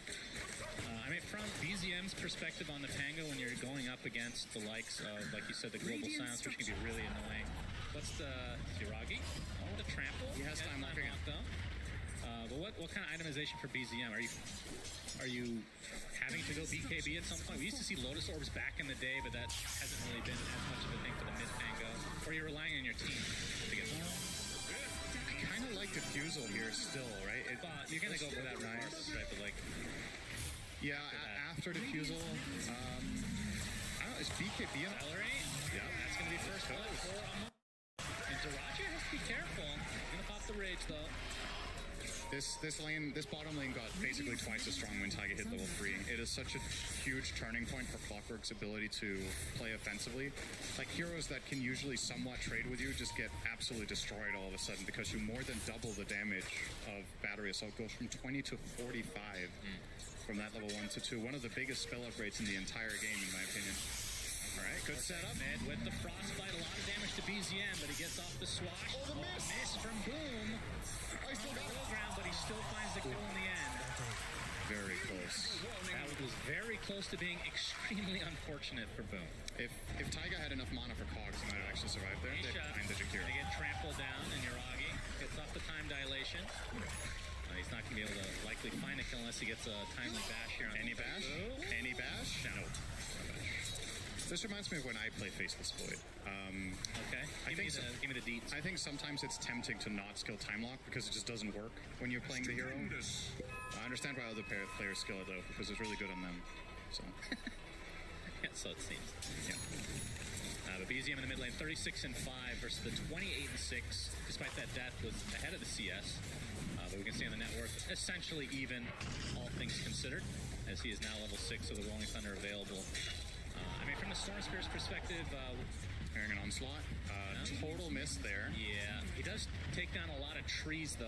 That's true. Is that one of the predictions for this game? No, it is not. Those are my favorite, yeah. I missed the community challenge to kill trees. Dotawtf needs to be careful here. Has the phase boots, which is very, very useful against the clockwork. Yeah, Tofu gets up the last ward, but BZM with the rolling thunder. Nice juking from Tofu. Fancy foot on, though. I don't know if he's going to hit him the second time. No. Tofu definitely has his dancing shoes on as he's able to only get hit once. I believe this is what some people refer to as NA driver. That's what that made. Celery. He's going to get soloed down. Amar actually gets credit for that kill. And now the Viper strike onto Dotawtf, attempting the TP out. Oh, he dies in the fountain. Oh, dear. Very unfortunate sequence of events for Gaming Gladiators in this bot lane. That feels awful. So he's going to have to make the walk of shame. And, I mean, do you have to go to the jungle? Because obviously Viper Strike, now that that's online, very low cooldown. It's not only that. Amar's going to be level 7, and you just cracked level 5. This bottom lane is over. The problem is, Lifesteal Jungle is pretty slow, and you can at least still somewhat sustain yourself down here. And I think if you leave Maiden down here, she's just going to get dove non-stop, right? So you probably kind of have to just go there and pick up the pieces and get what you can.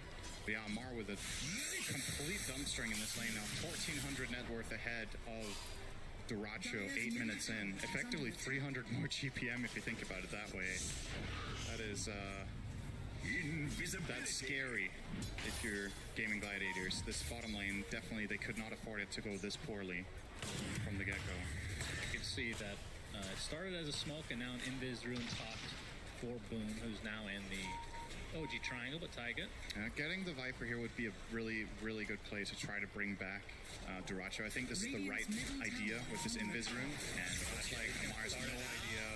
There's the initiation. He has to stand his ground with the Nether Toxin and the right click. Says actually, raid him he's away, just gonna run away inside. So it's a 1-for-1, and now Celery with the rotation of BZM will be taken out. So it looked like it was going to be a clean pickoff for Gaming Gladiators, not to be, and it might be even more as Boom has to expend a lot of mana, but Taiga, not quite level 6 yet. Maybe not, actually. He's catching up. Shield crash, and he's going to get locked down into oblivion, so another kill for OG. And that is another big part of why Amar is so strong on this hero, is that even when the enemy team is going for his Viper to try to solve the lane after it's been lost, if his teammates are fast at rotating, Viper is a pretty hard kill. You can see Amar going for the traditional item build of... Chronosphere, and Amar is on the other side as well. That's their owner. And uses the Viper Strike just to ensure another kill on a core hero for Gaimin. What do you think about Amar's item build? I don't think I've ever seen this. What do we got here today? Dragon Wings? Wraithband, Null Talisman. Oh, I didn't. And 2 branches, no stick. Okay. He's getting the mana regen from the Null, and then he's not buying stick. This is one of those do not try it at home moments. Don't do this at home. I'm sure people will. You or do it at home. Maybe it's easy to pull off and look good on. Yeah, that is odd, but Amar always has his reasons for. I mean, maybe I'm wrong. Maybe he has bought this multiple times before, and I just haven't noticed. But it just stood out to me. This is an item combination you very rarely see. Wraith plus Null. Good steal there from Boom, though. He got some of it. Indeed. Gonna take a nice time.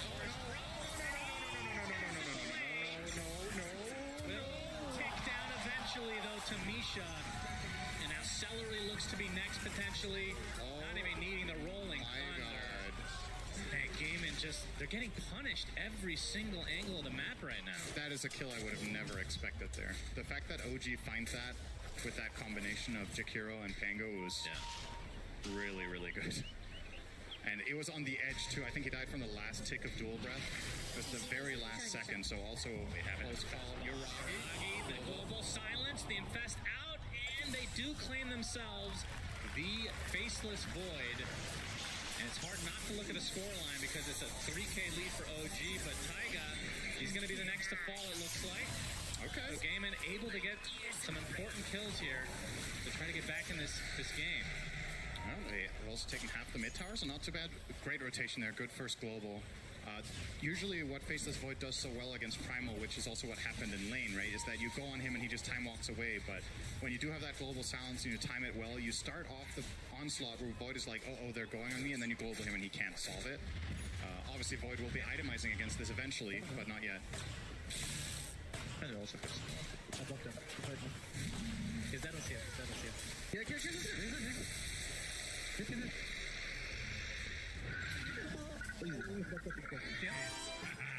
Alright, some laughing, some gibberish a little bit here and there, but worked out. I like Amar's advanced call of kill. Good strategy there. I do believe that is a winning strategy most of the time. Yeah, Tofu, he's dead. Kill. That's definitely a throwback to Eternal Envy days, right? Just repeat the same word. He would still be saying kill now. It's just like an endless loop. Recursive loop if you're a programmer. Why has anyone ever made an Eternal Envy remix? It's like, I'm sure they have that as like it'd be a pretty, I was going to say a pretty good beat, but maybe not. But it would be a beat. I've actually seen one for sure. You have? Yeah, you can just Google it later. Yeah. But OG with I will definitely do that. Ace and company in the driver's seat right now. I mean, what does Gaming need to do? The Infest Bomb was great, but obviously the global silence was needed for that kill. Yeah. Very long cooldown. They have global again in 10, and I think you make another move like that. So just do everything off global cooldown. Not everything, but you need to use global. So whenever you have it, you should make a move, and when you don't have it, you maybe need to be a little bit more creative with the plays that you make, but when global is up, there's just no excuse for not finding a big pick, and it's going to happen right now. They're going to swashbuckles to the creeps, which actually gives him a little bit of extra space. But there, he's going to get silenced, and eventually brought down. Cost boom. Every but he dodges the hook shot. He's going to be spotted, but I don't think they can close the gap in time. The ice pad just barely not in time. And that is why Taiga's nickname is What Can You Do? Sometimes you just miss. And Dorachio focusing on the tier 1 tower will have to rage away as the rest of OG have come in. And they've brought this back for sure. That was a very fortunate swash, to be honest. Like, that play got so much harder than it had any business doing because the perfect timing of the swashbuckle as Storm was jumping, and he had no way of knowing that. So, just pretty fortunate there. But also, again, Boom at least getting away from that is really great news for him. He's closing in on the Witchblade. Maybe he can solo Void with that plus global? I think, because Void treads Midas, right? Like, Uragi is very far away from any defensive item that's going to solve the global. He's probably going to go Manta after the Maelstrom, I would imagine, or BKB, one or the other. But until that point, I think Storm has his number. And they could even kill him with an Infest Bomb, I think, without global, as long as they have that Witchblade. Should be enough. Taiga is going to find Celery. Indeed, inside the cogs. Ace is here to watch for the time being, but Dorachio pops the rage, and now the focus is on Taiga. Gets off the hook shot. Look at that range from Amar. They end up getting the support kill in the end as BZM gets off the hook. Doesn't look the wrong thunder quite, but the electric vortex comes in. But you have to be careful to that Storm Spear. The Infest into Ace with the trample. Not enough to finish off Taiga in the end as the uproar procs. The cogs being used as a wall to be able to maneuver with this rolling thunder. That's going to be the death of Ace, and now the Chronosphere on his teammates. But the more important is on the Life Stealer, and Dorachio will fall as a result. Not the prettiest of plays, but OG still get it done. I don't really know if OG could have done much more there. What I'm wondering is if there was a way for Ace to set that up better on the Primal. If they could have been quicker about it and gone on top of the Pango and then get the Pulverize off. But as we talked about pre-game, it is a hard Primal game. You really need to hedge your bets about how you go. We're going to see the replay here. So this is obviously one of the best matchups for Clockwork against a support. Crystal Maiden, super slow, can't really break your cogs very easily. Once she's in there, you kill her off. Now the Viper Strike going to go into Dorachio, forcing the Infest here. And this is where, so when this Storm Jump comes in, if Ace uses his spell combo onto the Pango, I think they actually could potentially kill him there. I hear the onslaught, and that is a lot of damage. Taiga is dead. Will do. Closing in on BKB now, Ace. We'll give him some more freedom, but it's not a guaranteed connection. You still, when you're pulverizing, you get countered by the Chrono, and you can get countered by hook shot. So it's not one of those Primal games where it's just like, all right, BKB unlocked, I'm going to start crushing fools left and right. It's not that straightforward. Is that a voice line? I'm crushing fools? Is it? I don't think think he speaks any actual words. Radiant's top just tower roars. is under attack. Yeah, maybe one of them means that. Though. Dire's middle That's true. We don't have a translator on hand quite yet. I do believe he speaks the same language as Slacks. Man, we are on the same page. We are on the same page. We finish each other's horses. As Yuragi. No, we don't. Yeah, just move on. That was a good joke, Ace. Yeah. Inside the cogs. Which gets broken right away by Taiga. He is dead again. Yep. So they're able to find him pretty consistently, which, like you said, is a pretty important hero to take out before any of these engagements because it does disrupt a lot of what Ace wants to do. Oh, that's a long jump. Step in, BZM. Gonna be found, but the swashbuckle out. Ice Path does connect onto Boom, but I'm not sure who wants to fight here. Both sides kind of happy to walk away, it looks like. I think OG are a little bit timid. They don't have their clockwork and Global Sounds is up, so that is a pretty difficult fight to take. And they also have the read that there's obviously Gaming Gladiator's vision there because Pango got jumped in fog. So I really like the call to not force that as Dire. I think the risk reward was just not good enough for you. So they're gonna chill. Wait for Chrono as well, worth keeping in mind. They didn't have that for that either, so probably even less eager to get anything done. But now that it is online and he has Maelstrom, perhaps OG are considering a move. Radiant are scanning. Hearing that the Infest bomb ready to come, but the action's going to start onto Celery, who's just dead right off the bat. The Global Silence comes, though. Rolling Thunder already activated. And as Dotawtf able to claim himself the first kill, they're going to find another on top as Amar falls. The buyback was used on the Celery. As you can see, the BKB already activated from Ace. And Taiga at the root keeps him in place, and Celery's buyback ends up being worth it. So double kill for Boom as Gaimin taking a big fight for themselves, although BZM able to claim Tofu. Well, pretty good from Gaimin. They're really getting value out of this Infest Bomb right now on that Storm. Getting that Viper kill, just negating Amar in that fight. He will have BKB probably in the next big fight, though, so then I think this play will not be successful next time around unless Lifesteal gets a Desolator so they have enough in the tank to just bring him down right away when they jump in. But yeah, good stuff for Gaming Gladiators. I think in a pretty good position here to proceed in the game, and obviously the BKB on Primal Beast, huge reveal there. Ace was able to create a ton of space in the fight, never got Chrono because Yuragi wasn't really there in the beginning and Clockwork was on the other side of the fight, so got completely free movement. Players here. Yep, and for the rest of the item progressions, we can see that Dotawtf is essentially halfway to his Desolator, which is going to be a huge power spike. What do you think of Ace working on, we've been seeing a decent amount of this, the Aghanim Scepter from Primal Beast. I mean, the first thing I think of is breaking, but it feels like it's been picked up consistently even without that in mind. Yeah, just a lot of damage. I have to say, I don't have the best read on the, like, when and why this exactly is good in a specific game, but I will say one of the major upsides to buying is that it gives you the mana for Refresher, right? So when you do take this path, instead of like certain other heroes, in order to get Refreshable by Scotty, you're definitely not doing that. So it's kind of between the Axe and Shiva, and I think in this game, maybe he feels like the armor from Shiva is actually not going to do that much because the enemy team has so much magic damage that maybe he's better off getting some more utility this way and then transitioning to Refresher. I think that's probably the line of reasoning. But I'm not certain when I would say the Scepter is better than Shiva, because I think Shiva is really good on this hero in general too, so... But anyway, are those the 3 mangoes he started the game with? That would be hilarious. It might be. I mean, maybe he's just kept... I mean, they get region, right? Yeah, of course, just a little bit. I'm sure it's really helped out a lot as Smoke does break here. Yuragi doesn't know what direction. It is daytime. Wrong side. Tofu. You have the zip coming in from Boom. Electric Vortex is there. And he's going to easily be taken out. So a big pickoff for GG. Close to a time lock, but not quite. But that was global expended in half of Storm's mana pool. So maybe OG will look for something here. Yeah, they're going to start out onto Ace. Already at half HP. Pops that BKB. Viper Strike as well. Attempting to TP out. Not enough. We'll be fine. But Celery not so much. Again, the sacrifice. I think Gaimin is A-okay with that.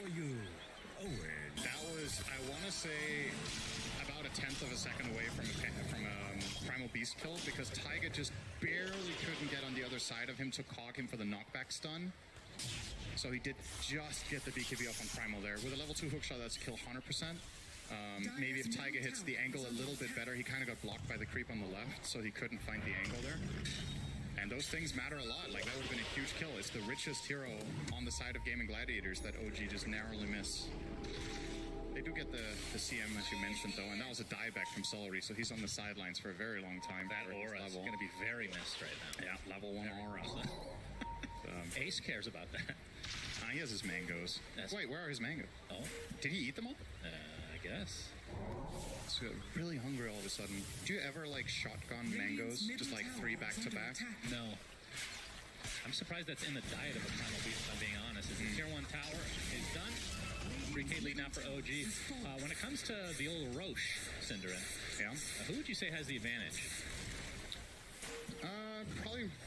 Neither of them are like super Roche killers. What about like the team fight in the Roche as well? Yeah, when Duracho gets a Deso, it definitely gets easier for the Radiant to do it overall, but I don't know, I feel like probably OG, if you put me on the spot, like you have Battery Assault, you have the Disarm from Pango, it all adds up, poison attack, lots of damage over time.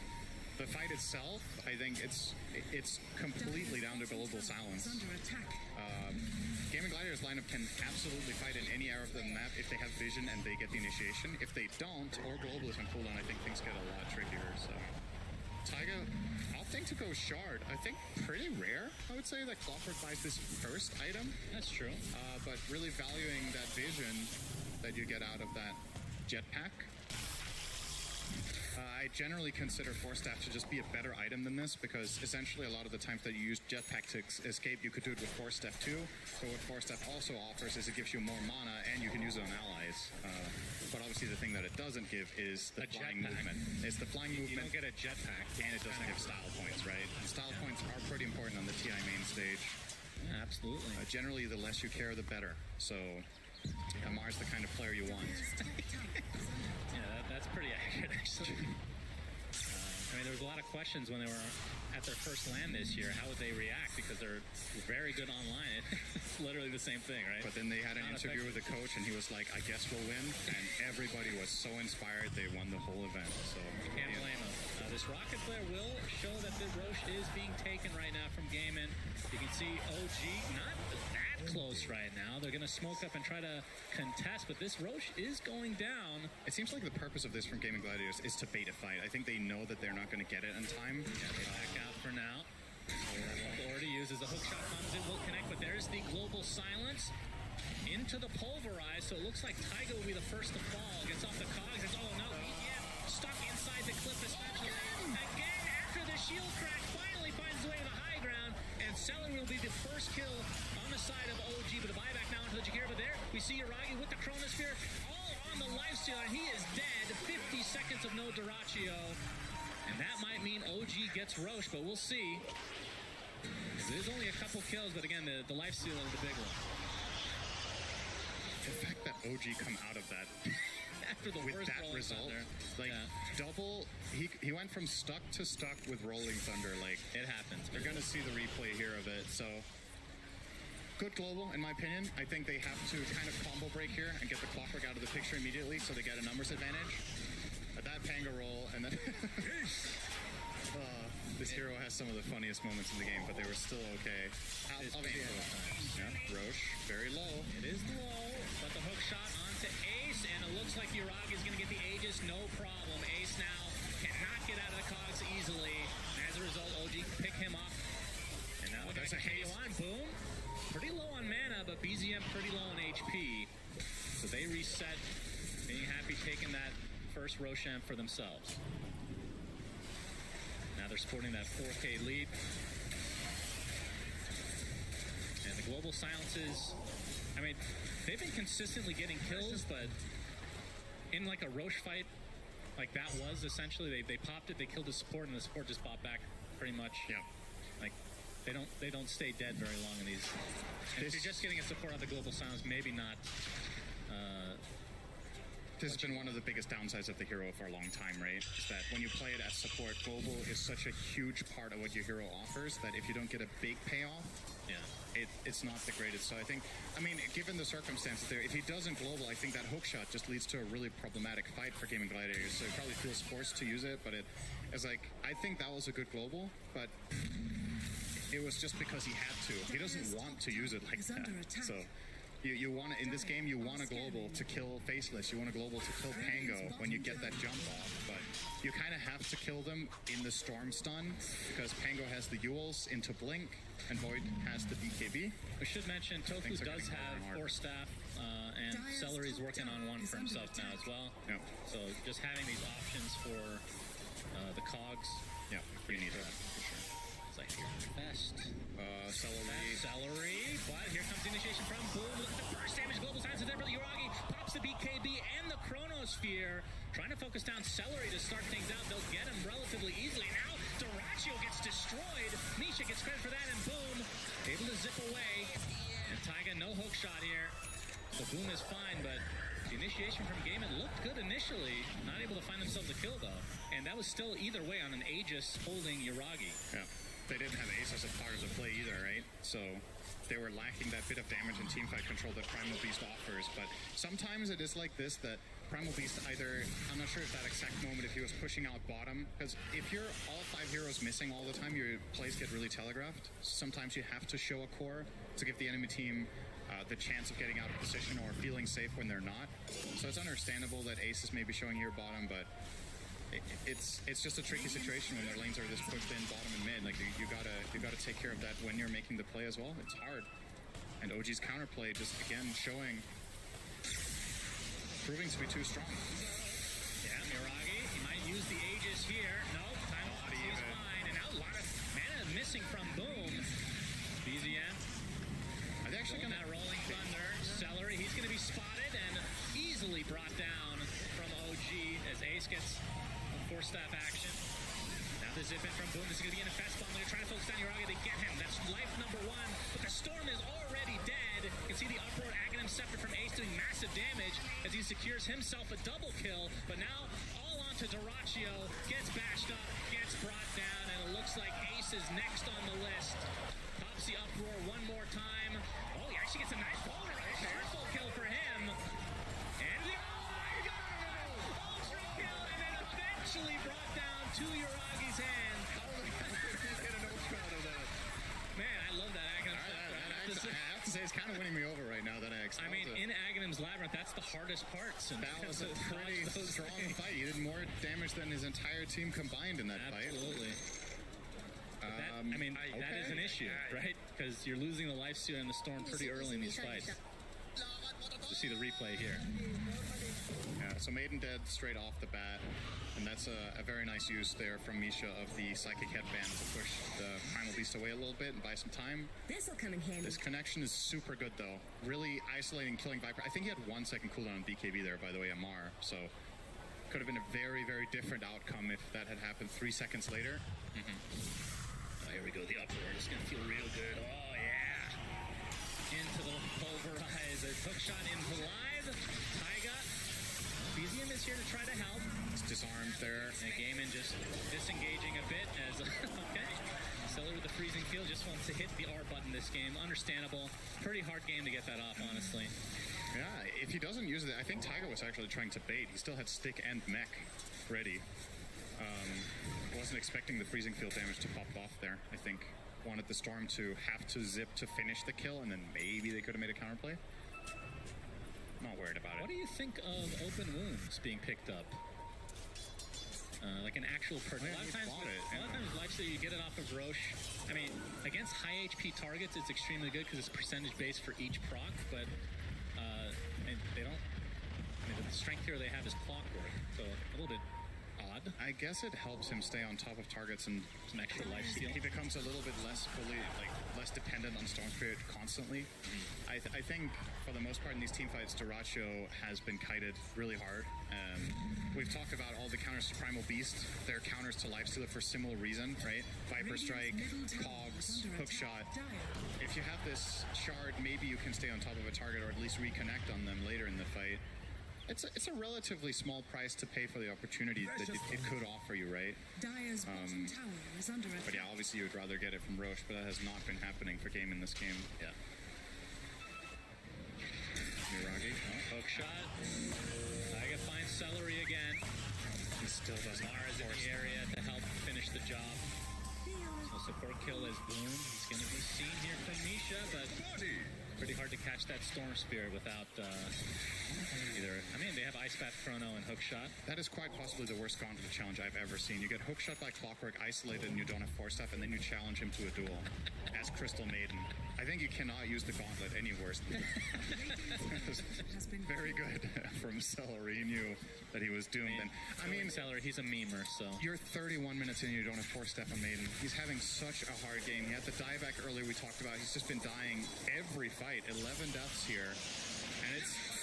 Oh, we got the zip in onto Amar. Doraccio. The BKB from Amar. He's going to try to walk away, and the rest of his team is here. The bash comes out of the swashbuckle, but now the global silence in retreat for Gaimin. But the Yule Scepter, boom, out of mana, and brought down again. OG punishing everything that Gaimin is attempting here in this game number 2. Amar's just so tanky. This is his standard Viper build. He tanks up. Dragonlance Scotty. 3k health, 25 armor. Lifestealer doesn't have the damage. Yeah, Doraccio is going to be jetpacked on, and the bash comes out from BZM, gets off the open wounds, but it's not going to matter. He is caught out. And 2 big kills for OG as they can try to extend this lead now. Of course, Roche, we won't know when he'll spawn for the next 30 seconds, but they do have very good presence on the map, does OG. Yeah. And Silencer's early efficiency is really starting to fall off now, right? Because this is what usually happens with the hero. Enemies ultimately get the gold to counteract your global. If you're not very farmed and have a refresher yourself, you can't really offer the same dangerous utility in the fights you could before. Or you survive till you get to tier 4 items, and then half of them will dispel global silence. That doesn't help either. But Silencer has come back into the meta after a long drought, primarily because one of his biggest weaknesses in the past was stage just wasn't as good as it used to be, and he got buffs in that direction that a lot of the times makes it worth it, even if because global is an incredible ability for a decent portion of the game, and the downside isn't as significant as it used to be with the laning stage. But now we're reaching that traditional state of Silencer that happens pretty often in this kind of game, where you feel like you're one button more or less, and you need to use it perfectly. BZM has the hard spell to use. Right, he's got Ags, he's got Shard. He has the 2.5 second shield crash talent at 15. He is doing a lot. He even has the Brigand's Blade, tier 2 item that he's going to still hold on to because it's that good on this hero. He's going to do a lot of damage in these fights. As long as he's able to get off the Rolling Thunder, he is going to be very fearsome. We're going to smoke from both sides. As Boom is being he's infested on right now. Radiant's top tower is... I mean, we should say one downside to infest bombing, because that used to be the way to play this Storm Nax combo from back in the day. You're not getting the HP benefit, really. Like, it's not a save. We've seen that from the group stage, how powerful that can be. That's true. Yeah. If you're always engaging with infest, it never does anything else than that, right? Yeah. I will say, though, the way these fights have played out most of the time, I don't know how much of a save it would have really been. Probably. I think most of the time that OG isolate them, they're kind of just in trouble regardless of an extra 500 or 1,000 health, however much it is, depending on level. Right? Okay. Well, they are going for the old Roche. It's already at half HP. And I don't think OG's going to get here in time, so this is going to be a nice sneak. That is really, really important, actually, for Gaimin. Doraccio regretting buying his shard now. Although Boom will take it, that's a very good one as well. They put the Aegis on Lifestealer, not on the Storm. Generally considered one of the single best Aegis carriers in the game because of that full mana pool you get back, but... That is interesting. I don't know what the logic is here, because a lot of the time when you put Aegis on Lifestealer in this like Lifestealer Storm combination, it's because Lifestealer's going to go and hit high ground, right? That does not seem possible in this game right now. Yes. I think you have to find team fights, and that's where I like it more on Storm probably, so you can play more YOLO, just jump in, expend his mana pool, get a second life, and try again. Because as it stands, OG's heroes are just getting so damn tanky. Viper with the 3k health, as we've covered. You've got Greaves on clock. Iragi, he gets initiated on. Okay. And he gets blown up from 100 to 0 instantly. Like I said, they don't have the damage, Shannon. It's well, case in point right there. If they're able to use, the shard does a lot of damage from Boom, of course, but and like I said, the the open wounds, it does percentage-based damage. Doesn't matter how tanky you are. Of course, they do have ways to dispel it, but if you're going to be stun locked, then it eats through you very quickly. I think Uragi was really surprised to die there. His 3k health and Time Sliver just died in the Vortex. Crazy. Obviously, Boom with the level 20 talent has that longer Vortex, so helps out. Is eyeing up a BKB now, has the Axe. Yeah, don't count Gaming Gladiators out, even though it looks hard, because that Roche could have potentially changed everything. I think a little bit of a blunder there from OG. It's easy to say from our perspective that that is one they need to defend, but just didn't have the read at the right time that it was happening. And now Gaming Gladiators foot on the pedal, just straight down to bottom tier 2. I don't think OG are interested whatsoever in trying to defend this one. I will say, even though, I mean, we're seeing them actually hit buildings with his Aegis, right? So that, like you said, having that on Lifestealer does help. And that's something that they did not take advantage of last time, is when they got the Roche, they were not able to do anything with it, as the Macro Fire used to slow down Ace, but he's going to be fine. He was eyeing up the Shivas, but he changed it now to Refresher. He gets hook shot, and the cogs back in, but the zip in. Oh, the instant bash onto Bull. He has to use his Yules just to keep himself alive. We'll have to zip away now, as even the Infest is used to actually disengage. Looks like Tofu's going to be the sacrifice, but that was an instant bash from the Swash after the zipped in from the Storm Spirit. It's a little bit unfortunate for Gaimin, but they don't lose too much. I believe the math on getting a bash when you... Oh, hang on. They're going to go back in, and you can see they're going to blow off Amar right off the bat. And the buyback from the Silencer just to get the global silence off. And now the Pulverize coming through as well. Double kill for Doraccio, as Uragi wants to try to fight, at least trying to get the Crystal Maiden. He'll do so.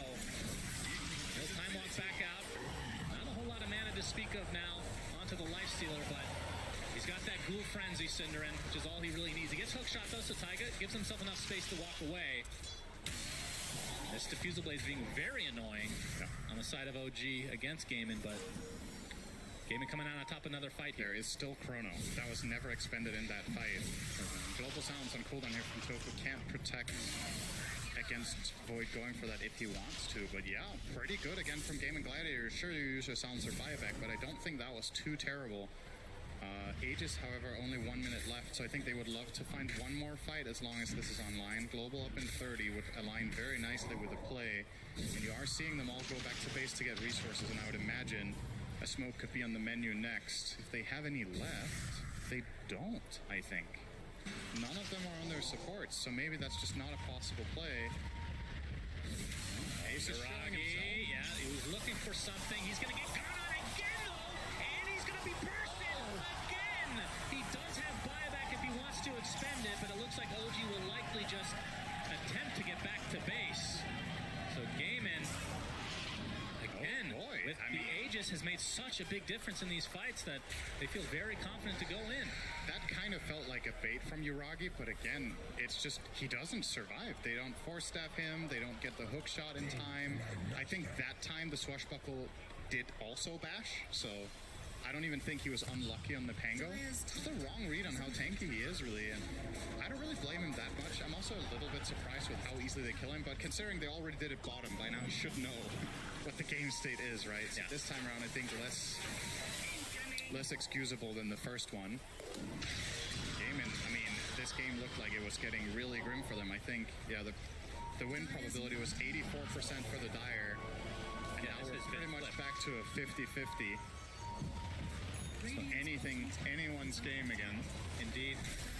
That's a shot. Doraccio no more with the Aegis. He's going to get pushed back, but he gets the Infest off in a creep, healing up a little bit, trying to get his HP back via right-clicking, but it's not going to happen. But the reinforcements have arrived as Boom able to get one, but Taiga buys back into the game. Ace pops to BKB, now focusing on Amar with that trample, doing quite a bit of damage. Now we'll have to just TP out, but he got back. Whoa!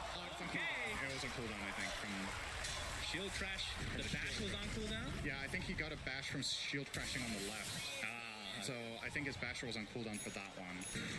Because, like, that was a Shield Crash plus a full Swashbuckle. If you don't bash, I don't know, it's like 25% maybe to not get a bash when you use both of those together. I think we're going to see it perhaps in the replay here, so keep an eye on that in the end off to the left. Nice global here, by the way, was almost enough to save the life Stealer. Didn't mention the Greaves, by the way, on clock to be able to dispel that. Very nice. Exactly, but the global just made him take a little bit of time to make that play, and that was enough to not get the full Cogs combo off. But we're gonna see here. I think this is where he already crashed off to the left, right? He was on cooldown down there. So. Yeah, no, he's happy.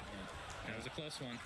Duracio not too happy with that death, though. It seems like both carries are a little bit too far forward.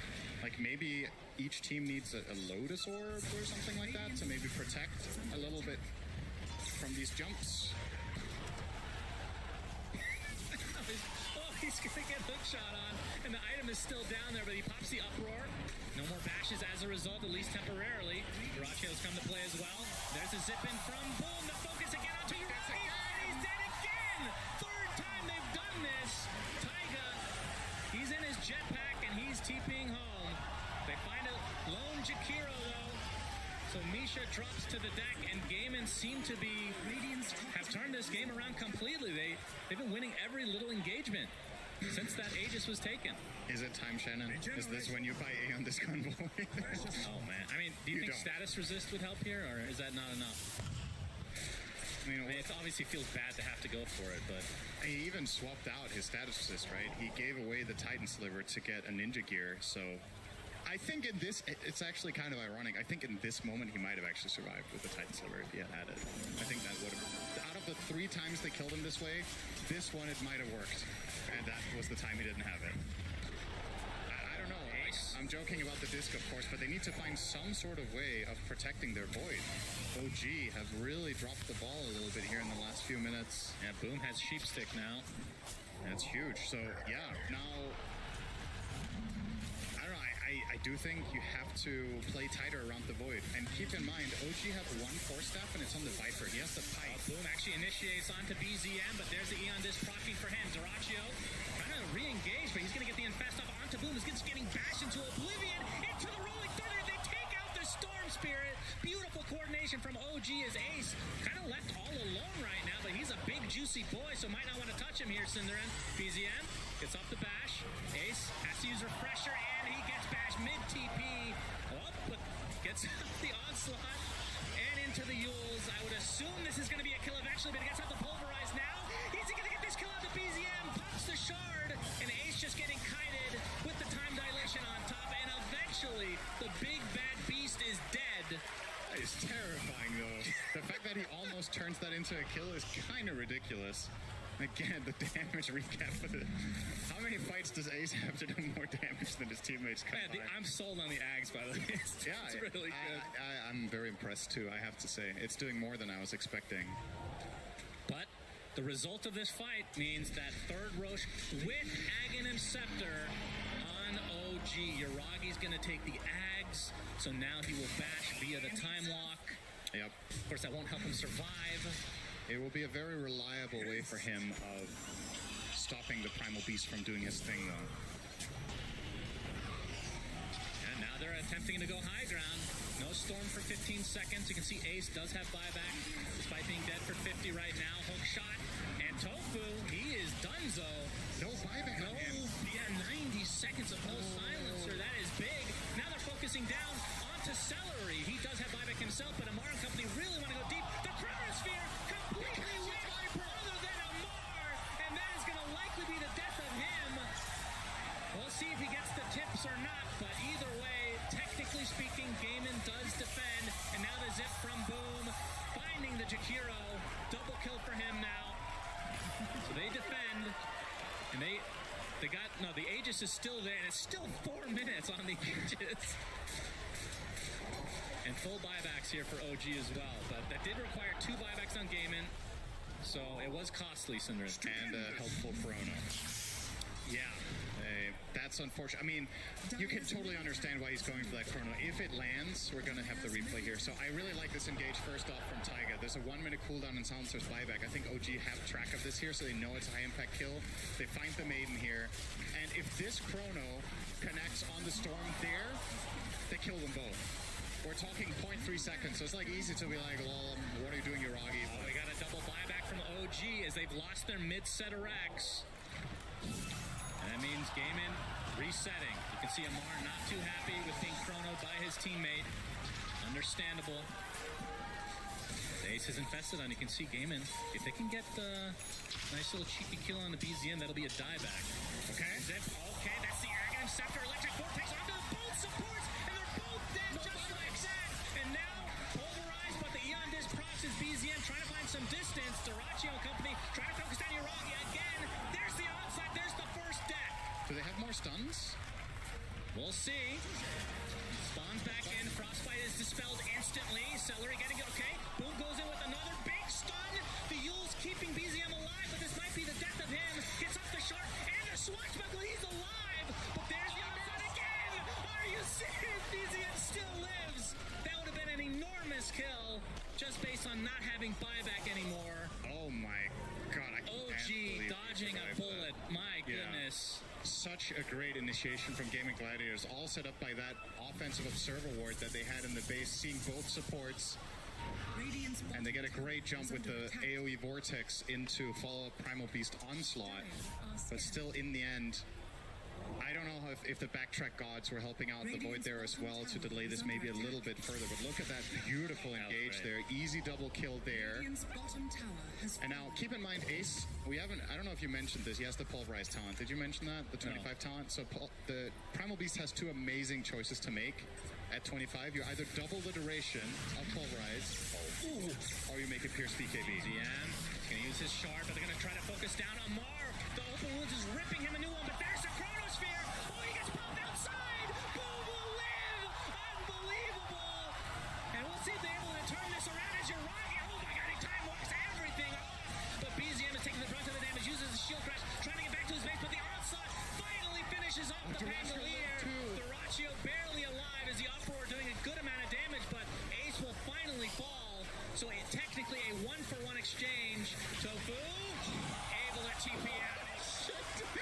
Everything is so close. Everything is literally like 1 millimeter getting bounced out of the chrono, 1 millisecond on the TP, everything just tooth and nail. I thought OG might have lost the game there, honestly. Yeah. Like, when he gets bumped out of that chrono, I think Boy was on 5% health and got time walk off. Like, so close to both sides. You're going to see everything here. So that Rolling Thunder is now going to be on top of Boom. There's the chrono. So now he gets bounced out, gets staffed, and now Uragi is going to drop super low, backtracking some of the damage. Yeah, just some. In and out.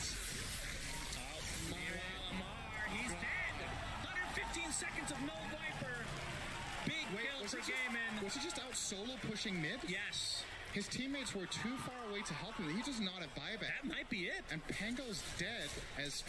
I mean, I guess the reason he feels somewhat comfortable doing that is Primal Beast is dead. You're not safe if your teammates aren't there. They're playing it safe. They're not going to go for Throne despite being in a 4v5 advantage or 4v3 advantage. So we'll take the top set of racks and then can waddle their way back down to bottom to get megas. But still so much time without these heroes. But here's the initiation.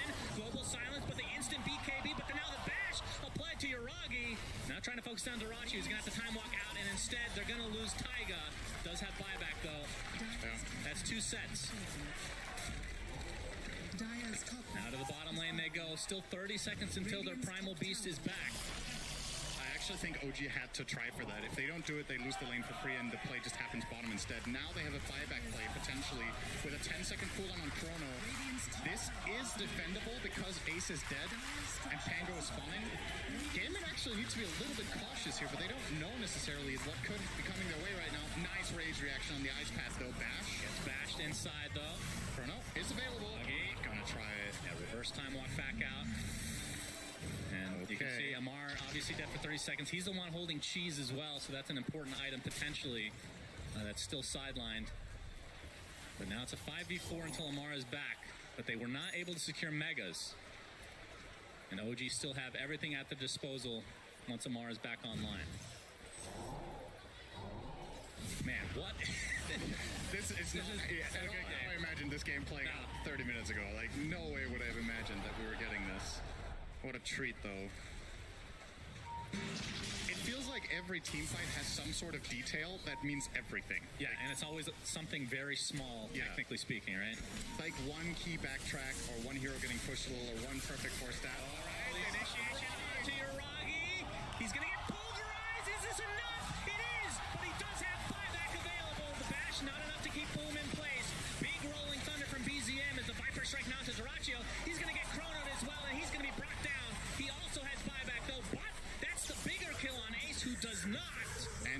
refresher too before he died, which I guess actually doesn't matter because he doesn't have buybacks. Thank you, Shane. Great analysis, as always, from Cinderin. As now OG, I don't know who's in the driver's seat. I don't even know. I feel like have they kept track of this buyback timing on Primal? Like, it's a minute away. Sometimes you don't have the exact timing, and it's like on a hunch, right? If you know for a fact it's not up, this is where you could push for barracks. And again, they do kill Yoragi, but this time in his own base with the buyback. Pulverizes are absurd. Imagine if Ace gets level 30. Yeah. So he has the other talent too, because that is just absolutely dirty. 100% pulverized duration that pierces magic immunity makes it effectively a 6-second single target stun. Yeah. That does AoE damage. Not too bad. And it lines up perfectly with your BKB duration, right? You pop BKB blink in, 6-seconder into a 6-second pulverize. Couldn't be better. Wind Waker are not going to capitalize on this at all. Yeah. They can't. But they will have their eyes on potentially Roche, which we know it's going to be a while. The potential spawn time is already up, so it could spawn at any second, and neither team is scouting it right now. Obviously, OG will fire rockets there as soon as Taiga is up. We don't know yet. And I do think the crucial thing there is, sure, OG defend their base, and it is a pretty good teamfight win, but I think Void's buyback is worth more than 5k net worth. Like, I think if Gaming Gladiators lead was 10k before that fight and it dropped to 5, I still think I would consider that a win for the time being because they have a clear way to victory now. Yes. Killing Void ends the game. All right, look at the buyback situation right now. So, all 5 of OG have none. Yep. All 5 for Gaming have theirs. You just need any sort of good core kill, especially faceless, and I feel like you've got this one locked down. You also have a 9-second BKB on Boom. He finally buys it and has buyback. A very late game BKB. He got it minute 53. Okay, Taiga. Is that going to be the kill on the support? But there's a global silence. Boom comes in with a beautiful electric vortex onto 2. The support is already dead, and Amar extremely low on top. But he pops the cheese. Now he's taking the right clicks from Duraccio. But there's the Chronosphere with the Macro Pyre on top. Is it enough to take out Duraccio? It's going to be close. He gets silent, so cannot rage, cannot use open rules. But he dies and buys back. 3 dead for OG. No buybacks available, and that might do it. Gaimin will have a free path to this next Roche. Yeah, they're going to get free Misha path too. potentially for the game. Misha doesn't have buyback either. Indeed. 4 dead on the sidelines. Misha is done. If they've kept track of the buybacks, they don't do this. So Gaming Gladiators don't actually know the game state here. This is 100% over if they just push. It's always very... Absolutely no way Void could defend this. Maybe they're just going for stats. They need Roche kills, Cinderin, to get their quest completed. Yep. Maybe that's a bonus that Gaming Gladiators, the org, will give them. The more Roche kills. We promised you would bring you the... Oh, we get to see Life Stealer, Aghanim Scepter. Duragi, he's going to get punished. The sheep stick is there. Please use Infest on top of him. For the love of God, no, we won't. But it's a full team wipe, and GG is called as GG. Gaming Gladiators extend it to game number 3. What a game. I was not expecting them to come back, but that was it the second Roche? Or was it the one they snuck? The one they snuck. Yeah, they basically won the game. What an insane comeback this was, honestly. Like, that's got to be such a huge morale boost, too. You know that you were losing that game, and you still clawed your way back into it. You made the right moves. I think, obviously, Boom on the Storm really pushed the hero to its limits. It wasn't always perfect, but most of the time really found the right opportunities together with Duraccio on the Lifestealer. And man, Ace... Talk about a carry performance on Primal Beast. He had 2 or 3 team fights where 2 of his cores are dead. Yeah. And he finds trades, keeps himself in the game. The ultra kill he got top propels him to get that refresher that has such a huge impact later in the game. Everything just came together. I'm super impressed. They were able to take, I mean, those kills on Yoragi throughout the game. Yeah. Where he is He's got to be kicking himself. He literally has no time to even react. That has just great play from Gaming, great comeback for them. Let's go to the panel so they can wrap up game 2 and we can get to game 3 very soon. Thank you very much. The curse has been broken. Gaming Gladiators are the first to prove that you can tie on the main stage of the International 11. We're going the distance. We're going to that 3rd game. And my, oh my, in what fashion are they able to do that? Of course, joined by Jenkins, Lacoste, and Effie. Jenkins, this game, it started out with everybody thinking, like, you know what? 2-0. It's another 2-0 on the main stage. It did look that way. The Viper lane, Amar did very well versus Lifestealer. We were talking about it backstage. The fact that with the nerfs to Rage, it feels like you can't really just, rage off the Viper debuffs. But Game and Gladiators, they won through sheer outplay in the team fights in the late game. Ace got an ultra kill on his own. It's about to happen. It's about to happen. He was alone. How? It's so good. He was alone, and the casters at this point are already saying, Ace sure to fall. He takes two Ace sure to fall, but he got an ultra kill, I guess. All right. But yeah, it was just sheer tenacity from Gladiators. It looked really bad for them at certain points, but they just held on, and they came back with a vengeance. But also, just as their heroes scaled and as they were able to get this item progression and the gems to take away OG's vision, the Abyssal, the AC on Lifestealer, who's suddenly able to fight the Void Spirit at the Faceless Void, and they just had so much lockdown coming out for him, which I didn't actually expect him to have. But once the Storm got his items too and started to get these surprise zips and the hexes, the sheep was really important. It felt like Faceless Void was stun locked in so many fights, and they just had a means to catch the Pango as well. But we do have to talk about some of the misplays that OG did with the chronospheres. I think they were a couple where there's a rolling thunder inside a chrono, then he gets bounced from it. I get it though. I actually get it because of exactly what you were mentioning. It's the double hexes, the basher, the global sounds, it felt like he's like, I just got a chrono, I got a chrono, they keep hexing me, they keep grabbing me, I have to chrono, and then the chronos are on his team more than the enemy team because he's feeling pressured to do it. I feel like a bit of lack of items on supports from OG, because they did itemize very selflessly. Sure, you can think about Guardian Greaves. It's a good choice, don't get me wrong, where he can dispel the global silence, counter-initiate with the hook shot, but the only one who had it was pretty much Amar with the Pike, because Amisha, he did have Eon Disc to protect himself, and also Yule Scepter to be able to dispel the global silence. I feel like maybe a Lotus Orb or another Force Staff would make a difference there. So many times this Faceless Void being caught, and I think he was on his own.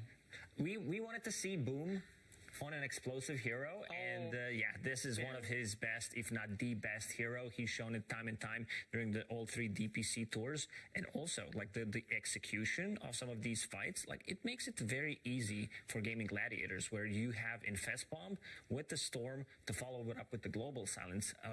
OG, they understood every single time they do that, we need to take another shot, immediately. They go for a fight because they know without global sounds being available, they need to make stuff done. Yeah, at the start of the game, before the draft even began, we said that one of the criticisms on Gaming Gladiators in the past has been that they've been fairly predictable. I think that this game in particular, we saw the end of that draft with them shifting the Primal Beast back to the position 3 and getting that hero, getting the Storm Spirit for Boom. It kind of saved the game for them, saved the draft for them, and it blew the game wide open. It took a little while to get to that in the game, but it worked out, absolutely. It's going to be a story of momentum here, because this is the first time we get to a game 3, Jenkins. Thank Gaben. It's just ridiculous. And it was a good game too. That's the thing. It was a good game too. It wasn't just Game and Gladiators turning around and stomping. And I almost forget what the narrative is for what happens in game 3s. What do we say? Is usually game 3 is stomp in one direction? What do we usually say with these? Is it? I think Gaming Gladiators, they yes, we do. We say the same thing.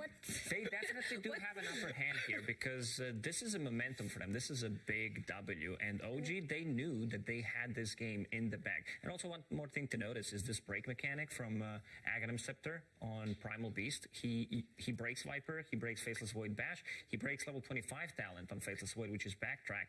One of the few things that you can break a talent, which sounds ridiculous, but it does work. And also BZM's passive ability, so you know that there's not going to be a disarm, which Lifestealer does not like to play into. It's going to be very interesting to see how this matchup develops as we go to a third game. We're going to read up on what we're supposed to do when it goes to a third game, because we haven't had that yet. And while we do that, we're heading over to Slacks and Casey to hear what they have to say. Hello, yes, we are in the arena. It has finally happened. Thanks.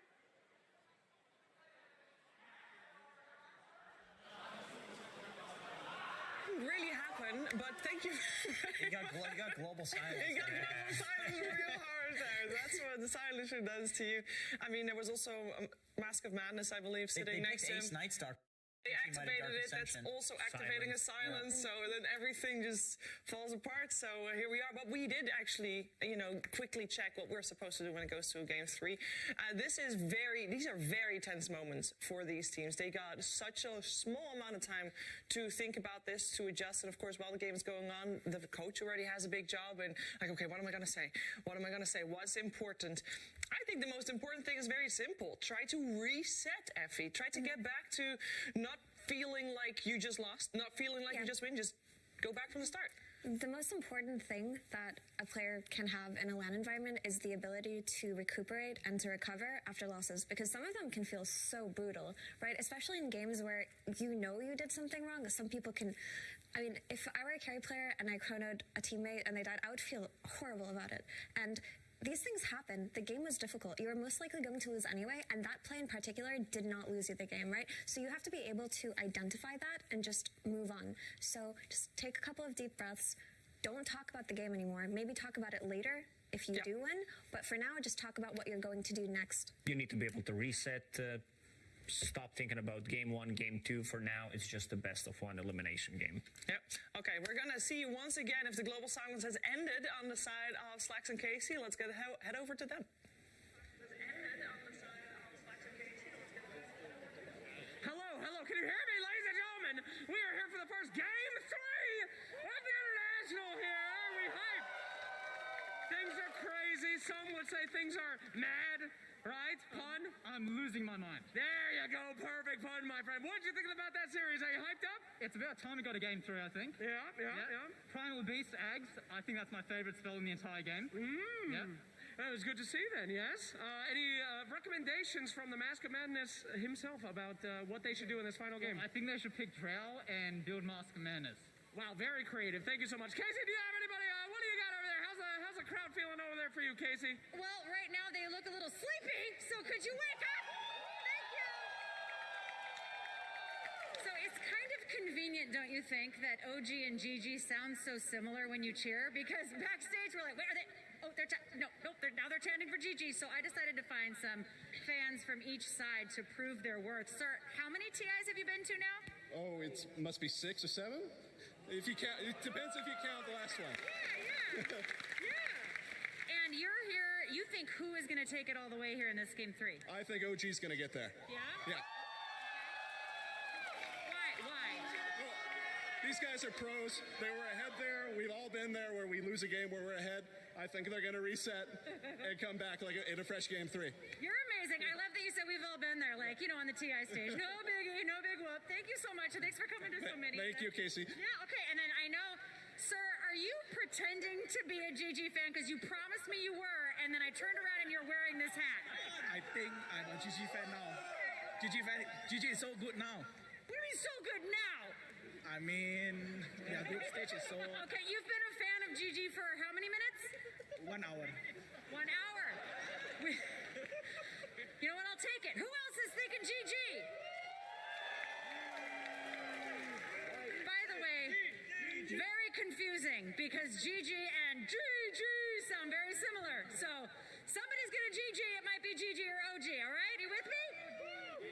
Wow, one woo. What is wrong with you guys? Get back in here, Slacks. We gotta get this crowd all fired up. Don't worry about it. It's gonna be a GG easy for OG, maybe GG, but either way, we're gonna go to a little video. So goodbye, crowd. Enjoy this wonderful video content. Video content. This is being recorded. Jenkins. Hello, everybody. Welcome to this video where we're gonna be a pal. Sorry. What is he talking about? What are they doing? I don't even want to know. But what I do think is really cool, there's somebody who counts into 6 TIs. That's impressive. Yeah, get this guy on the panel. Get Jenkins out. We want to see this guy on the panel right now. He definitely has more info. Talking about Bulba? No, the guy that made it 6. Oh, that guy. Yeah, that guy. He went to the last one. That's cool. And that is cool. This guy went to the last one as well. Yeah, he did. Misha. He was a coach for different OG at that point, and now he's the position 5. Still a very important role to be able to get that team back to the 0 line and start from scratch here with the game and the third and deciding game here in the lower bracket. Extra important, extra pressure, but you got to focus on one thing only. It all starts with that draft, should be upon us fairly soon. And when talking about that, when thinking about that, where do we start? Where do you go? Because Primal Beast, I think, is the first thing that I look at. Is like, okay, OG let it through once, let's ban it again. If they have first pick, I think they don't need to ban it. If they don't, I think this is how GG won the game. Like, it was Primal Beast plus the Storm Spirit. The rest of the team also played well, but Ace on this hero really made a difference. Yeah. I think that Gladiators maybe have identified that the way to beat OG is to probably just beat them at their own game, and that they're not going to play for this heavy 5-man group up, buying this Wraith Pact and this pipe. No, they're going to try to outscale them, not lose too much on their lanes, and just take it late, because OG are a team that like to farm up, right? They have this tripod thing that they haven't changed since TI. Sometimes they will slow down after their lane dominance and just farm it up, buy some Midases. So if GG are going to play that game and try to outscale them, they honestly might have a shot to just make it to the next round. Like, they could actually win here. Yeah, I mean, if you think you can beat OG in team fights late game and you go, relatively even. There were points where either team was ahead, but in the grand scheme of things, fairly even.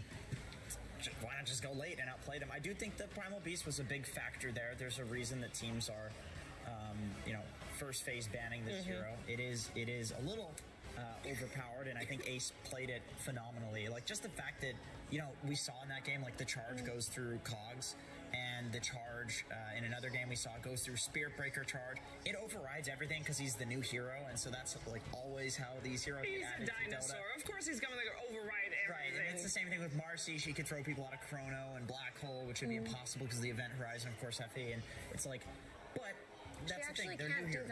No, she can't anymore. They nerfed that finally. There's some things, but yeah, I think so. It's the hero's overtuned. I think that's something the coach can say, okay, we just made a mistake leaving that in. Let's just reset, ban that hero, play normal Dota, because that's not normal Dota with that hero. There also might be a re-emergence of Enigma in this game 3. I mean, it's the deciding game. This is a hero that both teams have won with before. It's one of the best heroes in the patch right now, and it's just been ignored for 2 whole games. So this could be the one where we see it come out in the first phase. Yeah, game 3 is definitely the time for that. That's like a clutch hero. You know what I want to see? I think this is the hero that I expected it to be picked way more, especially coming out from OG, Arc Warden. I've been really impressed the way Uragi has been playing it. They did try it out one time. They lost the game. Maybe they lost the confidence. Maybe we don't have all the info. Maybe in the scrims they were also losing with the hero. But the way he played it, like during the majors and DPC, big fan. Like there's something to this hero that can hold the high ground for a very long time. It's also a hero that plays very aggressive with the advantage, and once he hits his timing with the Octarine Aghanim's, it's just extremely difficult to play. All right, it is time to find out what the teams have in store for each other, and if we're going to have that Arc Warden, yes or no. It's over to the draft for game 3. Diamond Gladiators versus OG. Game 3. Gladiators turn. Now, before the series starts, you can, of course, theory craft a lot of openings in that draft, and you can, like, spar, basically, with your coach and your captain to see how things are going to go down. But once you get to that third game of a best of 3, there's mind games at play. You've got 2 extra games of information. You got to process them real fast. And it is all about what you identified as the threat from the previous game. So far, it has not yet been Primal Beast. We got actually also a little bit of a difference coming out from Gaming Gladiators. The previous 2 games, they banned out Razor and Timbersaw. Now letting Timbersaw in and banning out the Snapfire instead. And on the other side, OG actually thinking quite a little bit about who they are going to ban next to Marcy. Previous game, they, of course, banned Undying and Shadow Fiend, and the game before that, it was both Marcy and Primal Beast, but so far, not yet set on that there it is. Okay, it's removed. Get it out. I got another prediction. Okay. This is going to be on the Arc Warden level. Tinker. BZM Tinker. I could see that coming out. I feel like that hero is getting picked a lot in pubs with the recent buffs prior to TI. People were feeling it. It's just a specialist hero and you need the right game for it, but I do think it's really overpowered in the right game for it. And game 3, elimination match, 10 seconds. you might pull it out. I also think just BZM Invoker did so much for them that they could run it again here. It really did look effective, and it's going to fix any kind of scaling issues that they may have had in game 2, because Pangolier does not scale nearly as well as you would like him to for games that go to minute 45 onwards. Oh, this is some old school combo. Jakiro plus Naga Siren being able to execute. Yeah, it's easy to execute, but we still don't see something that happened in game number 1 where they picked this Naga Siren early on. Taiga played it in the end, but also did a bit of a confusion, even I would say, because Underlord was his last pick for Gladiators, and then OG counterpicked with the Monkey King. So they still got to be careful. It's a hero that was also played by Uragi before. He did extremely well. I think he might have also broken some records on the hero.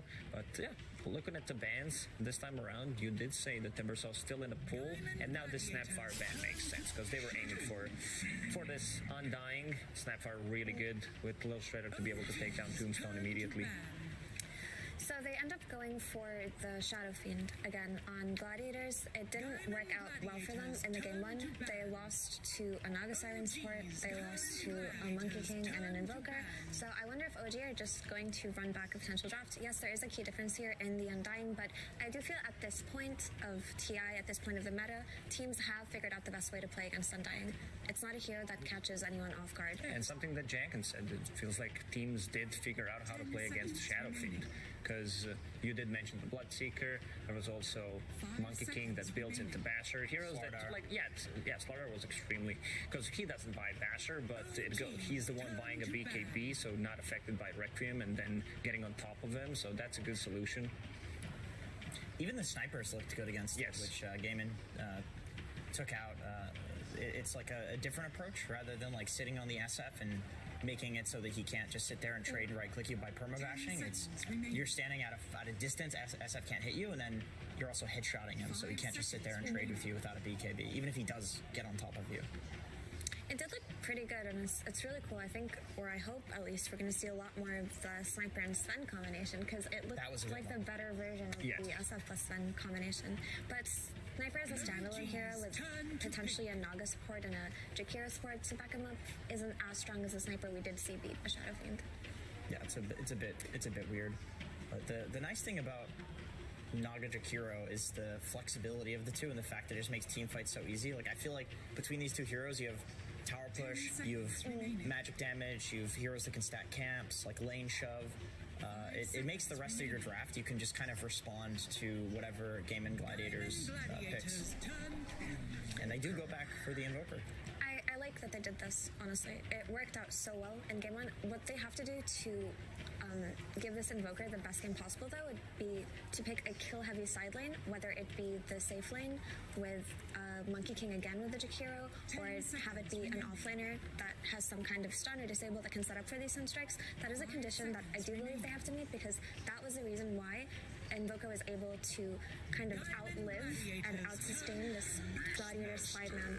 And speaking of 5-man, they go for the Beastmaster and the Undying and the SF. You know they're going to play for these early rotations. You know they're going to play for these early pushes. Yeah, they need a hero on the mid lane that can deal with the Invoker. I wouldn't mind seeing something like Leshrac that will give them like strong mid-game momentum with the Undying Shadow Fiend with his level 15 talent, and also Beastmaster with his aura. Ooh. Okay, they're saving their pick for last, mid one. Man, they really like running this position 5 as a 4 thing. Like every game it's been hey, it's something that Tundra did as well, because they're running position 5 Mirana. Dude, they are running 4s as 5. I feel like Gaming Gladiators is running 5s as 4. No, you're right. The support roles have just homogenized. Yeah, they have. They really have. In this tournament. Disruptor kind of owns here, in my opinion. I was wondering if they were just going to go back for the Silencer a la their last 2 games, but I like like the idea of Disruptor with a Vision Hero, right? You have the Hawks from Beastmaster, so it already sets up for the Glimpse. You have the AoE, silence and damage on the Naga Legions. It stops her from casting songs, so if she is going to be played as a carry here, her effectiveness is reduced. Also, if this Naga is split pushing or scouting with her illusions, Glimpse insta-kills them. So if they send an illusion uphill into Gladiator's Triangle, Disruptor can just get rid of it just like that. So. Yeah. This Disruptor pick, why they decided to go with position 4/5 is they did not want to reveal anything because they want to still have an option to put this Shadowfiend on a mid lane. Mm-hmm. They do not want to reveal the matchups. And also Vision game from Gaming Gladiators. It's going to be through the roof this time around. You're going to have Tombstone for the Glimpses back, Hawk as well, summons from the Beastmaster. All this attack speed will increase the damage output from the Shadowfiend as well, and you're going to be able to set things up with the Glimpse. Okay, thank God. I was going to say that OG needs some Blink Stun Hero because this SF is still unaddressed and it was in the first phase, right? Yeah. And so you have this Blink Stun Hero in Sand King that can get on top of this SF early on. Sand King has a very early Blink timing that his teammates can play around, but also the Sandstorm is going to be really nice later on with the Blind versus Shadowfiend if the game does go very late. And of course, you have the setup for Sunstrikes, which we talked about. It's really important that you have that if you're going to run this Exort Invoker, because that's the assumption that I'm going to make. Yeah. Also, the reason why Taiga did pick up an early point in Snare, because he was playing with the Invoker. It's also a great setup. Anything that can enable your Invoker to have a good game is going to have a lot of value. And I think OG also, from what we've seen from them in the group stage and main stage, is they like Sand King against summons. He's like one of the best heroes, or if not the best, for just planting in a lane. And a hero like Beastmaster that likes to kind of snowball the map, you can delay that for like sometimes 4 to 5 minutes, which is enough to, you know, stop the hero from just like rampaging you in the early game. But we did see Tundra punish OG doing that exact thing against the Death Ball, against the Zoo, and yeah, if Gaiman can test Amar's stacks on the Sand King and kill him when he shows up in that lane, we could see a repeat potentially of that Tundra game that we saw. But I feel like it would take a while for Gladiators to contest the OG stacks because their heroes aren't necessarily the ones who are most quick to move into the triangle. Right? They need a mid, yeah. Yeah, Beastmaster parks himself on the offlane for a while and tries to just, get his creep, farm up, try to get his timings and take a tower, maybe pressure the second before he wants to shift to another side of the map. So I do feel as far as stacks are concerned, Sand King should be relatively safe this game in stacking and taking them. And a hero that could do that would be Storm, but it doesn't look so good this game because they have the instant stun cold snap, instant stun from Sand King, and then with lots of follow-up. Like in the previous game where we liked the Storm because all the stuns were kind of projected. Like, yeah, they did have Disable, but there's nothing to instantly get him. That's different here. They could go for maybe... I was going to say Leshrac, because that is something that can push down really quickly, and the BQB plus Blink on Leshrac. Just double down on the Death Ball. Yeah, just do it. But the issue is if Leshrac does have a difficult game and gets ganked a couple of times, they do have a means to kill him early on, right? And you can defend towers quite easily with the Sand King timing and with Jakira's abilities. These two heroes like to hold on to towers for as long as they can. Another thing they could be looking at is potentially the Ember, but there is a lot of lockdown. They have a full minute to think about what they want to pick up last here for Gaming Gladiators. And they can still shift the Shadowfiend around if they really want to, although they traditionally like it on the range. Mango is still in the pool. It is.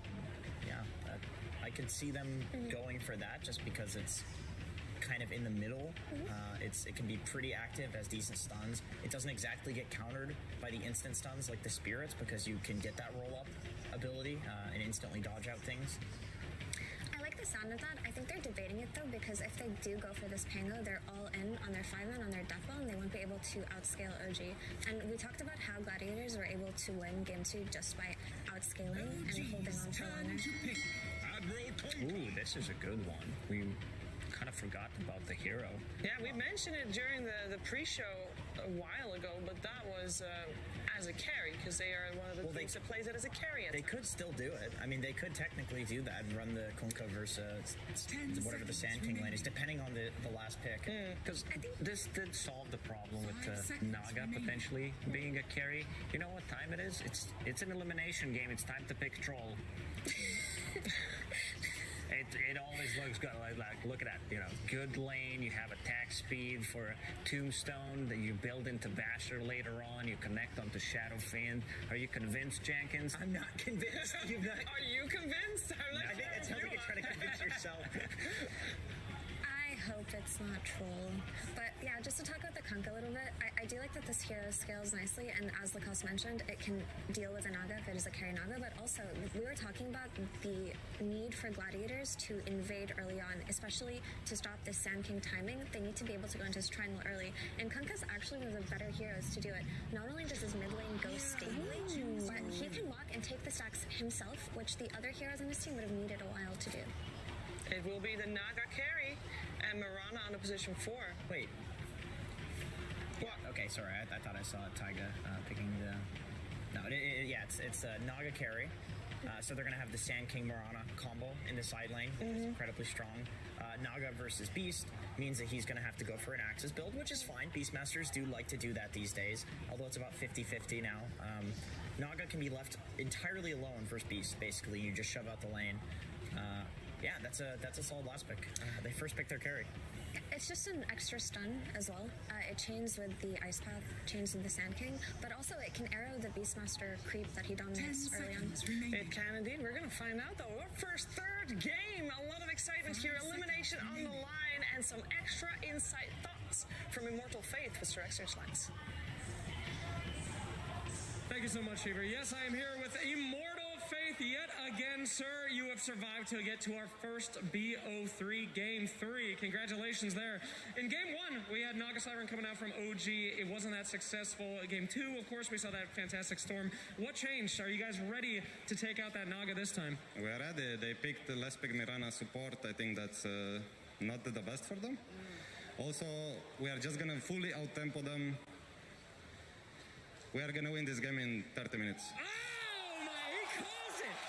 We Babe Ruthed it out there, sir. I'd ask you another question, but that's hype as hell. We wish you the best of luck, Mr. Faith, and we will throw it over to our casters. Let's get ready for game number 3.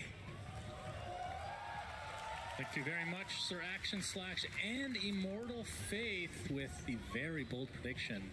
I was not expecting that. Usually those interviews are one-word answers that sometimes don't even answer the question that was asked. I don't know if that's a common thing these days, but it seems to be the case at this TI at the very least. But very bold, under 30 minutes, Cinderella. Do you believe? I mean, that's about half my interactions with Slacks, though. He asks me a question, and I don't really answer it because the question was bad. But that was actually a pretty good question. So I'm proud of him. I think he's improved a lot. 30 minutes? Yeah. I like the confidence, obviously. I think if they'd interviewed Chu, he would have been like, yeah, we'll probably find a way to win, I suppose. But Immortal Faith is a little bit more animated, a little more, you know, he makes more maybe radical predictions. I would be very impressed if Gaming Gladiators win this game in 30 minutes, but the thing I really like about hearing it is that I think that is what they should be setting out to do with this strategy, because I kind of agree with him when he says that they're going to outpace OG. I think there's portions of this game that should be happening, and then it's about whether OG can weather the storm and buy themselves enough time. Also worth noting, Amar playing... In this tournament, he's been playing Sand King a couple of times. This is not a traditional Amar hero in the sense that it's not a lane dominator. It's not a hero that scales particularly well with farm compared to a lot of other picks he has. So maybe this time around, if things do slow down a little bit, it's not as much in the bag for OG later either. Because I think carry Naga in this game is not automatically going to win this late against a mid Kunkka and a safe lane Shadow Fiend. That's plenty of AoE damage. They have solutions. So... going to be really interesting to see. And obviously, or not obviously, but honestly, more important than the strategies, how do OG bounce back from that last game? Like, we can't overlook the fact that that was a game they feel like they should have won. Do they have that mental reset backstage? We already have a level 1 battle here. Garaccio gets off a couple nice raises, but won't result in a kill. As in terms of the actual bounty distribution, I believe it's going to be split here. The fourth still to come. Yep. But yeah, we're going to see the Invoker again come out from OG, which was obviously extremely successful in that game number 1. But and they have the Naga again, but this time it is in the carry room. So looking at their lineup, like what is their goal other than to win the game? Don't make that joke. Like what kind of a pace are they trying to set? Like they just want to stem the bleeding, which is the laning stage for them, or? I mean, there's plenty of combination plays for OG, right? You have Sand King Mirana, as was pointed out. You have the Sunstrike. If they can make a couple of successful early skirmishes like they did in game number 1, I definitely think their mid game can be really strong. But I would say their lineup is more dependent on being able to do that. Like, let's say nothing happens for 10 or 15 minutes. I think Gaming Gladiators have this really, really strong potential push with Tombstone, with Beastmaster, with the Shadow Fiend and Kunkka hitting this like really strong mid-game peak. And it's their bread and butter as a team, right? This is what they were so good at earlier in the year, so you would imagine that they have the confidence to pull it off, playing this faster pace. Yeah, but once Ace gets a couple items, Helm of the Overlord, I would assume. That's kind of it feels like a bit of a death fall, where they try to get these towers relatively early, but we'll see if the pace ends up paying for them. Mid lane is Boom on the Kunkka this time around versus, as we talked about, BZM's Invoker. What do you think of the Kunkka pick this game? Because a lot of these heroes have been kind of recycled throughout the series to some degree, other than Sand King, I guess, Mirana, and this Kunkka. Yeah, it's a hero that generally does very well against Invoker, but I think Quas Exort has a much stronger laning phase against it than Quas Wex does, so I would imagine this lane probably pretty much breaks even. That was one of the cards where they picked it. I think the other one was to cover their bases in case Naga goes carry, right? We had the same situations in game number 1 where OG have the ultimate last pick, so you want to make sure you don't expose yourself to having Shadow Fiend have to deal with Naga on his own in case it goes late, right? So it felt like a little bit of a very nice solution to finding a hero. They were probably like, okay, what hero can we choose that lanes well against Invoker and can help us against the potential carry Naga? And I think they made a good choice. Also, the whole pacing thing, right? Like, I just think this lineup it's nice to look at. There's a clear story to how the heroes want to combine and get something done. So, as the axes come out from Ace in the bottom lane, harassment continues. Again, this is game number 3, elimination match here. Winner will play the winner of the next series to come. How many OG fans we have in the house today? Okay, not bad. What about Gaming Gladiators? Oh, wow. Okay, actually more Gaming Gladiators based on my old ears, Cinderella. But good to see. Nice distribution either way. Or maybe they're just louder. Yeah, very, very true. The vocal minority, as some would say. Yep. But I'm sure they made some fans in that last game. That was a nice comeback. Absolutely. I mean, you talked about the momentum potentially coming out from something like that. I mean, OG, it feels like they don't get affected by it as much as other teams that are, I mean, they're pretty young, right? But I think that storyline kind of them being affected by stuff like this kind of ended after the last major. Celery taking some heavy damage. There's a leap from Taiga. Another one. Right click to come. And he'll end up getting first blood as a result of it. As Taiga just continuing to roam on this Mirana. Yeah, you just can't underestimate the Sunstrike factor. It's always going to be there. Oh, Burrow Strike Sandstorm into the arrow. Even bigger kill coming out from OG in the top lane. That was very greedy. Did he not expect the Mar to be there? Radiant's bottom tower is under attack. Honestly, the worst part about it, look at how many denies a Mar can get here, or CS the Shadow Fiend loses. Yeah. He lost a full wave. I mean, sure, Celery gets some experience here. That is just not a good start. And you know, Shadow Fiend Undying lane, I would pick any day against Sand King Mirana to have a good start, but just Undying being a dominant force in this lane with decays, he feels very safe, but Sunstrike is that X factor. You just can't deny that is the kind of thing that can swing this kind of lane, and OG are making use of it. Yeah. I mean, that's how Arrow is balanced, right? It's hard to hit, but if you have the setup stun, yep. It gets pretty scary. And Burrow's not too bad for that Ice Path as well. If you want an arrow that you don't have to hit, you can play Gyro. Okay, sure. It's a lot weaker than a perfect arrow, though. That's right. It's not as exciting, some would say. Oh, again, top. Yeah, Viracho. Oh, they didn't coming out. Sunstrike not gonna connect there, or I think Taiga didn't see the line for the arrow, so he didn't go for it. He went for the Leap Starstorm because he felt like he was going to hit a creep. Ratio counting his lucky stars there. If there's an arrow connection, he's dead again. Glimpse. Yeah, Ace. The axes. Yeah. And look at their inventories bottom as well. Ace with the triple mango Basilius and Tofu with the triple mango. So just really, I mean, Ace non-stop spamming. He does. Even last game. They're just spamming. Yuragi running low on that region. There's a couple of tangos left for Misha to pull. But he has to be careful himself that he doesn't get too exposed here. He would almost die to this Thunder Strike. He has Stick and Fairy. We'll have to use both, I think. Now the Fairy will be safe with the Tango running. Tofu successfully dealing tons of damage as this support disruptor. Get Ace's CS line here. 13 denies. Got the ensnare. Sunstrike to come, and that's enough. BZM. That's going to help him in the mid lane. Yeah, it's going to give Yuragi a bit of breathing room. He's getting crushed. He's 19-0 against Beastmaster's 34-13. So 13 denies on that Beast. Definitely has a big laning or level advantage until that Sunstrike kill comes in. And mid lane before that point, I mean, basically even on the CS between BZM and Boom. And we'll see if BZM kind of changes the build at all, or if he's just going to go with the exact same thing. I mean, obviously the Midas not too big of a surprise. And then after that, we'll see. I think he'll do the same again, yeah. This does not feel like a Midas Sand King game, though. I will make that prediction ahead of time. Yeah, pretty good call. That would be one of the worst heroes maybe to get that. Especially, he actually farms relatively fast once you get the Sandstorms up, but yeah. I mean, this don't you worry. Amar's going to max Sandstorm, okay? There's a limit. He's not maxing Burrow Strike. No way. In terms of CS, or net worth overall, kind of averaging out right now, but like you said, Ace is kind of tipping the balance a bit in Gaming Gladiator's favor between the two offliners right now.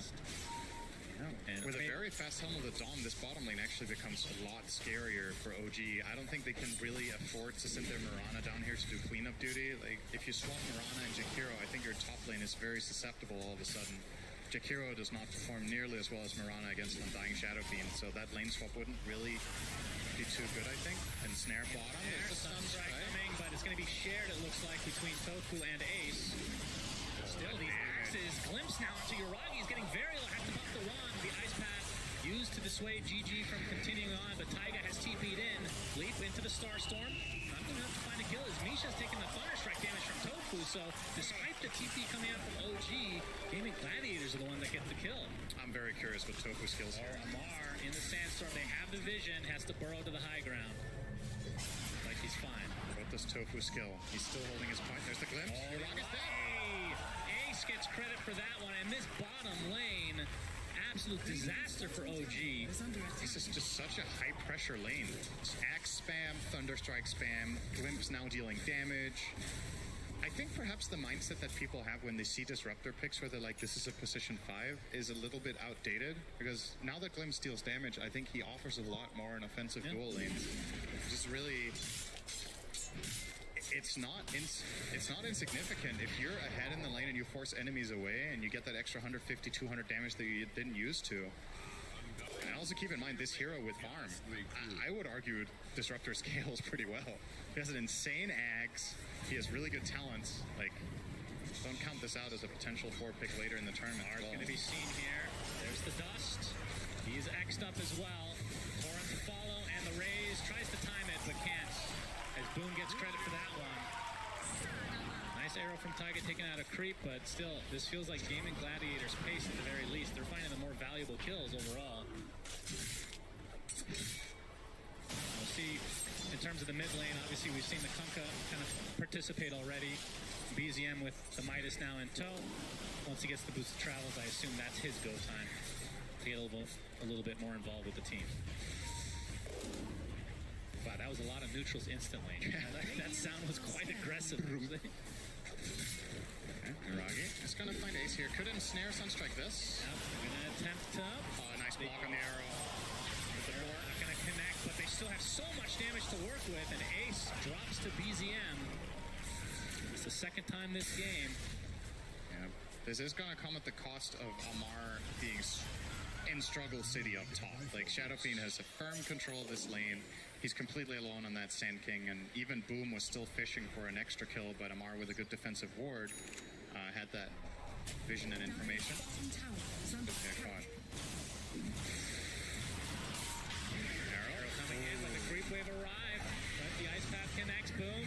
Getting cold snapped into the meteor, but we see the static storm place to zone them out, and it's going to be enough. Alright, so I think Get Boom away. spell accuracy there was not the highest percentage. The static storm hit. TP bot, you run up. Just run, block with your ball.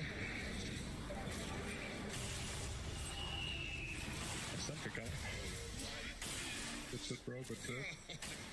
I heard Celery say something towards the end. I think Tofu said good shit, bro. Good shit, didn't he? I thought that was Celery. Very positive team, though, I will say. I like listening on their comments. Game pretty even, though. Let's talk about the eventual Roche to come, Cinder. You know, I love these conversations. Yeah. There's two aspects to it. One is killing Roche and how fast, and the other is team fighting in that area. Yeah, the fastest kill will go to Gaming Gladiators, I think, unless Naga is very farmed.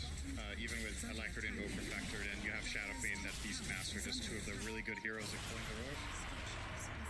Together with, obviously, Fleshbone, Tombstone, everything. But the team fight around it is more tricky to call, right? Both teams have so much to work with. There's the Naga song into destroying Tombstone. That's an option for OG. You have tons of combinations if enemy heroes stack up between Sand King and Invoker.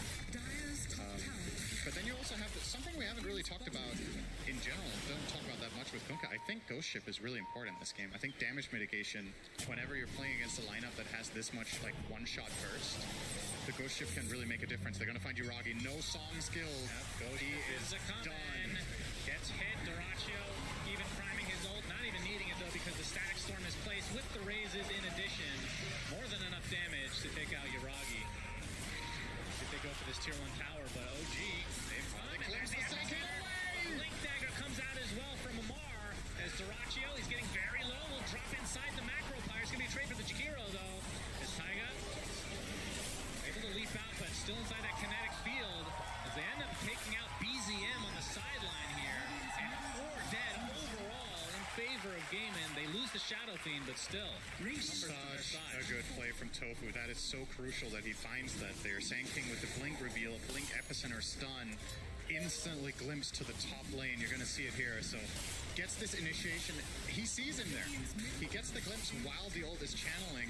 So only the Burrow Strike comes out. And sure, you get the Shadow Fiend for it, but that's everything thrown away. It gets sent to the top lane. It doesn't have that second Burrow Strike that could have really cemented this fight potentially for OG. They get punished big time and lose the mid tower. That's huge.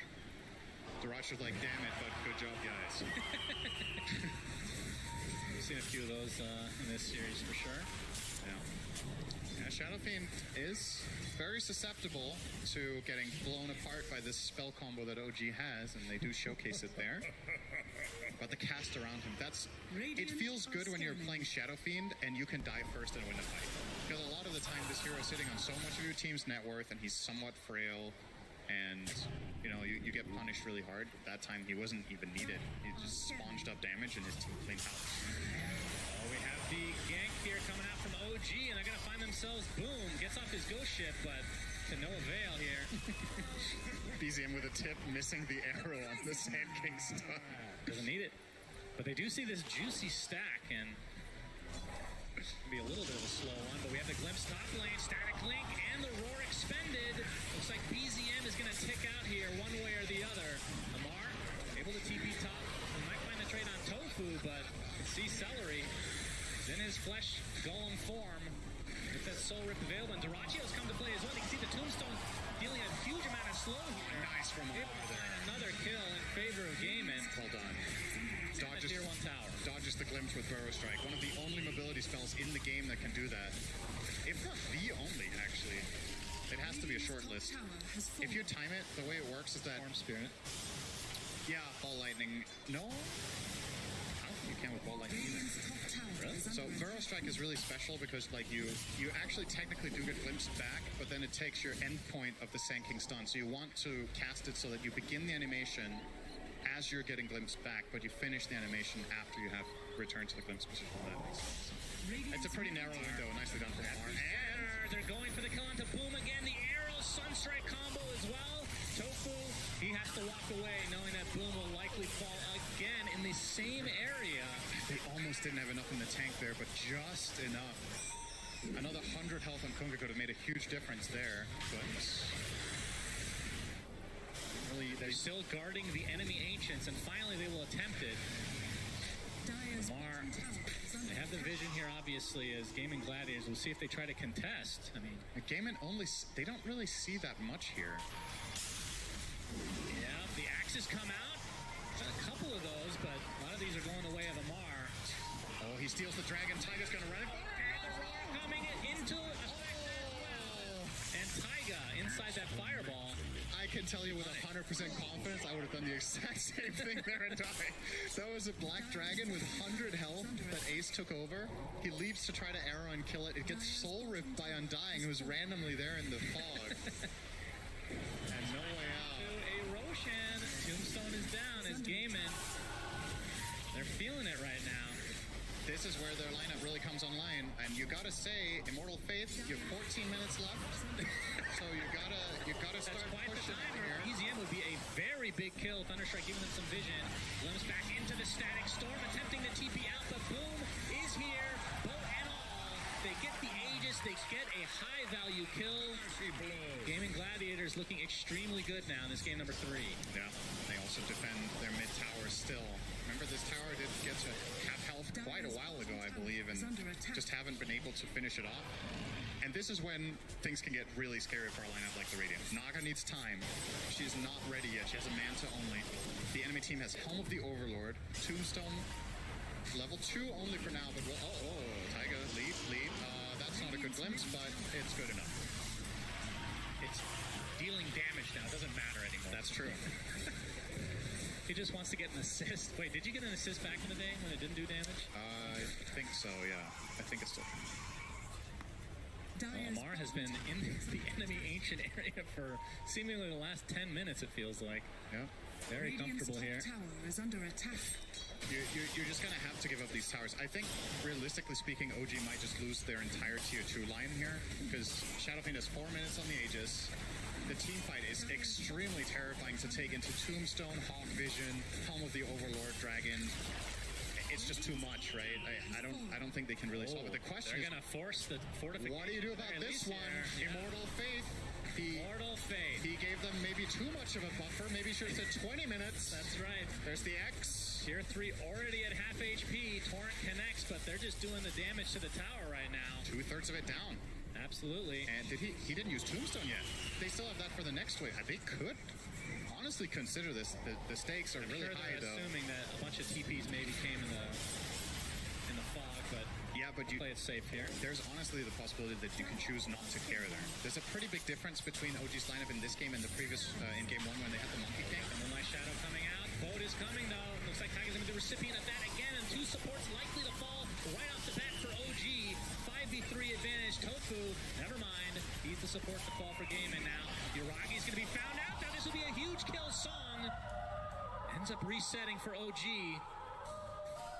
This should open up Gaming Gladiators' way to just push down the mid lane potentially, but Amar is thinking the same thing.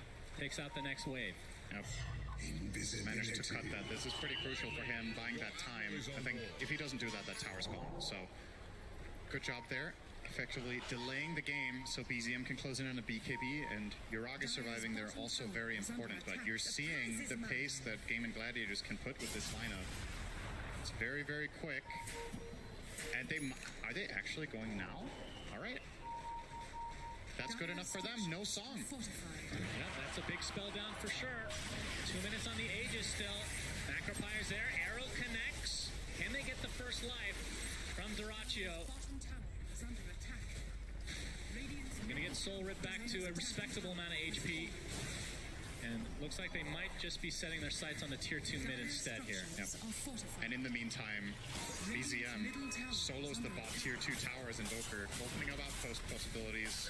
Oh, that arrow. Could not go anywhere. Doesn't matter though. Radiant's middle tower has And fallen. remember, coming into this series, I believe the stat was in the last year or so, 17 and 4 Yes. OG's favor. Radiant Is that are series or scanning. games? Games. That is absurd. And now we're on game number 3, brink of elimination for each team. This would be the right time for Gaming Gladiators to finally get a win again. We talked about it before game 1. That's a lot of learning opportunities. Yeah, Every that loss is is true. a learning opportunity for sure. And with only a minute left on the Aegis, not sure if they can go for the last tier 2. We'll see how Game And play this. might want to burn it top. Like, I think you really... To get that tier 3? Yeah, I think you take the risk here. Okay, maybe not mid. The initiation on Ace. He's dead right off the bat. Doesn't have the buyback. I'm not sure if he wants to expend it, though. X into the torrent. There's the big Requiem to follow, but doesn't really connect on much. Taiga does go down to the right click, but that's still a support for your off lane. Epicenter from Amar. Sunstrike to follow. Trying to take out the support on the Disruptor. They're going to get the Undying first, though. Static Storm not on a whole lot as Duraccio pops the BKB. Trying to stand his ground. He gets a double kill for himself now, but the BKB has run out. The song connects along with the Ice Pass. That's life number 1. Torrent to try to slow this down, but Duraccio looks to be completely surrounded, and he's going to be brought down by OG. Tofu somehow lives, despite basically being the one initiated on his boom. He's going to get tornadoed. Now blocked up by BZM. Doesn't look like they have much more. Master first with at no cost. Like, that is Ace just being a bit out of position. They were biting over more than they could chew, right? Shadowking was already looking to go and hit top, and in the meantime, Beastmaster was pushing the mid wave with his body instead of just the summons. And Amar just pounced on that opportunity immediately, and they get themselves a huge defend, because not only do they kill that Beastmaster and win the fight, they end up saving their top tier 3 by going aggressive in mid. I think if Gaming Gladiators can connect top with all their heroes, they drop their tombstone, and the 1 minute Aegis is live on the Shadow Fiend, the bare minimum is that they get the tier 3. And they could have maybe got a lane of Rax with any sort of good team fight. Now the Aegis ended up going completely to waste. All that is from one moment. Well, they did get a bunch of towers. Yeah. Damage to the tier 3. It was more in that moment. In the context of what was happening there. But you're technically correct, so I can appreciate that. Good job. Yeah. Shout out to Syndra. Yeah. For appreciating. Shout out to me. Yeah, pretty even game, and we are a little bit less than 8 minutes away from the timer that Immortal Fate put on the team. Yeah, clock's seriously ticking right now, but I think... Wait, what's the real clock, do you think? Like, when do they... Is there actually a timer like, okay, this is too late now? They do have some scaling options. I don't think so, as long as Kunkka goes the right items. I think Gaming can even win this game minute 60. But I do think it gets trickier and trickier, to be honest. So Radiant's bottom this second Aegis, I would say, if that goes the way of OG, I have them all the way. If it goes the way of Gaming Gladiators, they have another good moment opportunity. Gonna find Celery here. Yeah, Burrow and all the setup in the world for the old Sunstrike. I don't think it gets much hotter than that in the Dota universe. You got Macrofired and Sunstrike at the same time. That's a lot of Fahrenheit. A little bit later is Duraccio. Requiem coming. Not able to dodge with the mirror image, but looks like the Naga will get away anyway. Well, at half HP is the Moonlight Shadow. Keeping cover. Nice Burrow strike on the 2 from Amar. Epicenter to follow. Sunstrike as well. And Ace is dead again. And only Duraccio and Boom left. The ensnare keeps the Shadow Fiend in place, and it's looking like the death of him as well. The meatball surprise brings him to his knees. Double kill for BZM, and OG now back in the driver's seat. Really, really good spellcasting and killer instinct there from Amar. Finds both setups just perfectly done. Recognizes what he can do, and again, Ace on the Beastmaster gets nothing off. He has BKB. He's actually really farmed on the Beast. He's highest net worth in his team, as usual, almost. With Helm of the Overlord, BKB doesn't matter if you get Burrow struck and full-on burst comboed. So, this right here, when this fails, you have to hard disengage. But they're sticking around. You see, they're kind of like going back and forth. They're uncertain what to do, and that Burrow strike right there just seals the deal. Ace gets blown up, full-on spell comboed. And they even have that ensnare from the side to boot. Just beautiful Dota from OG, just finding the angles and the right kicks when they're given the opportunity. And all of a sudden, now this looks pretty damn good for Gaming Gladiators. This move, I dare say, this move has to work. If this works and they get Roche, they can kind of stabilize. If it fails again, Naga's starting to reach critical mass soon. Yeah, we can see the Roche timer is pretty damn late this time around, so... But yeah, I agree. The second Roche is a requirement for game, and it feels like. Both sides smoking now. Boom showing himself in the enemy triangle. In the cover of these illusions, Amar and try to initiate Taiga. We only found the one-man stun. Ace again getting locked down. Sunstrike to follow again. Pops his BKB finally. There's the Primal Roar now on top of Amar.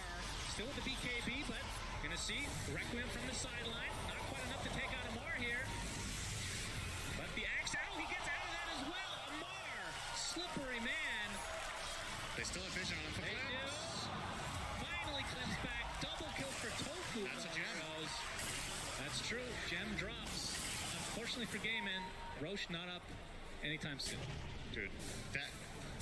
If I'm honest with you, the game could have almost...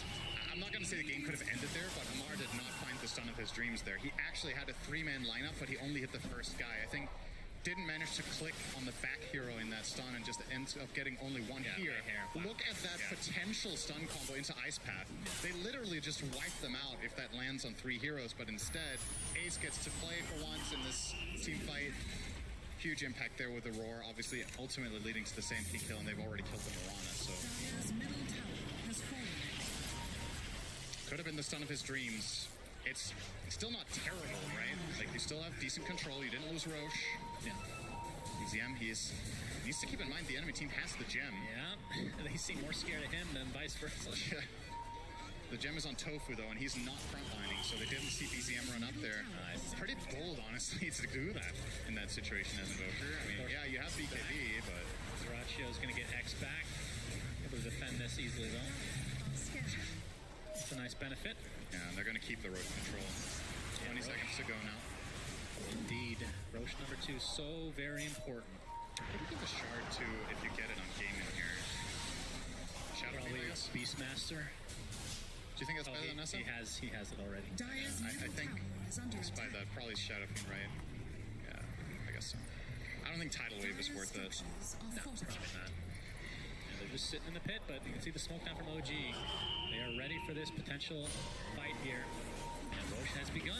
Going off the drums, they really want to get this quickly, but OG are here. Sunstrike's going to give him some vision. There's a Burrow Strike epicenter as well. Into the Ice Path and Macro Pyre. Massive damage being applied. Finally, the BKBs come out. Zarachio with a massive Requiem for himself. He's just going for the Roche, but he's going to use! BZM takes the Aegis. OG gets the Roche as well.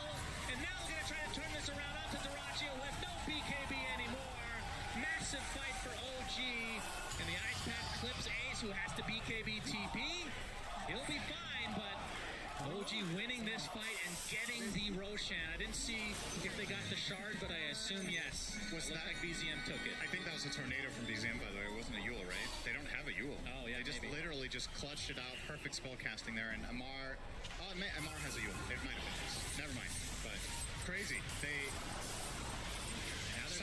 Sunstrike was so key there. They really needed that Sunstrike vision. Look at that damage. Celery dying in his own base. This is going really fast all of a sudden. Yeah, tier 3 is down, and now the focus onto the mid-racks. Gaming Gladiators in a hurry. They have 1 minute, 15 seconds left to win the game.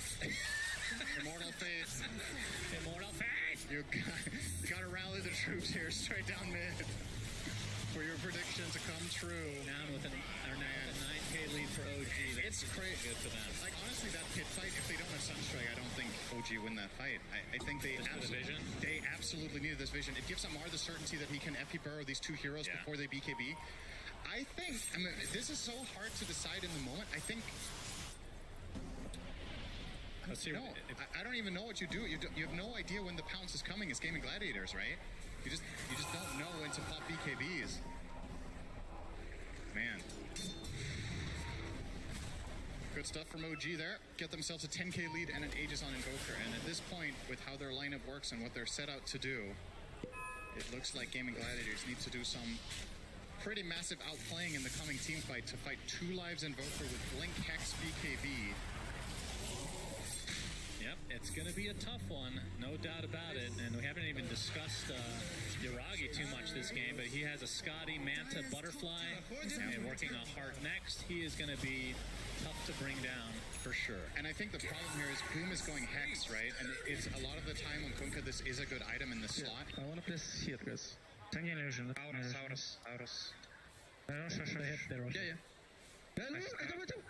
Yeah. Yeah. Oh, I tanked it.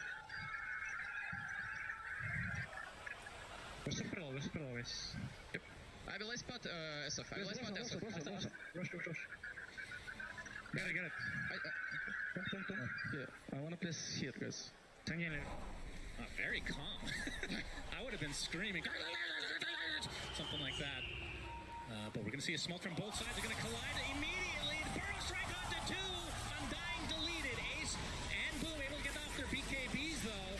In match for the entirety of Gaming Gladiators, in fact. Now they might have to back off as Ace able to get the correct Naga Signer with the roar. But this is all in a defensive measure. Gaming on the run. Dyrachio trying to Satanic back up to a healthy amount. It's a good amount of damage, but Ace is dead, and now the Ice Path connects. And this is looking very, very bad for Gaiman as they lose their Shadow Fiend as well. And the song, just to cancel any potential TPs, Tofu spills 3 for 1 OG. Yeah, this is starting to look more and more like a formality of just going down the lane and getting a lane of barracks now for OG. They have 50 seconds on the Shadow Fiend.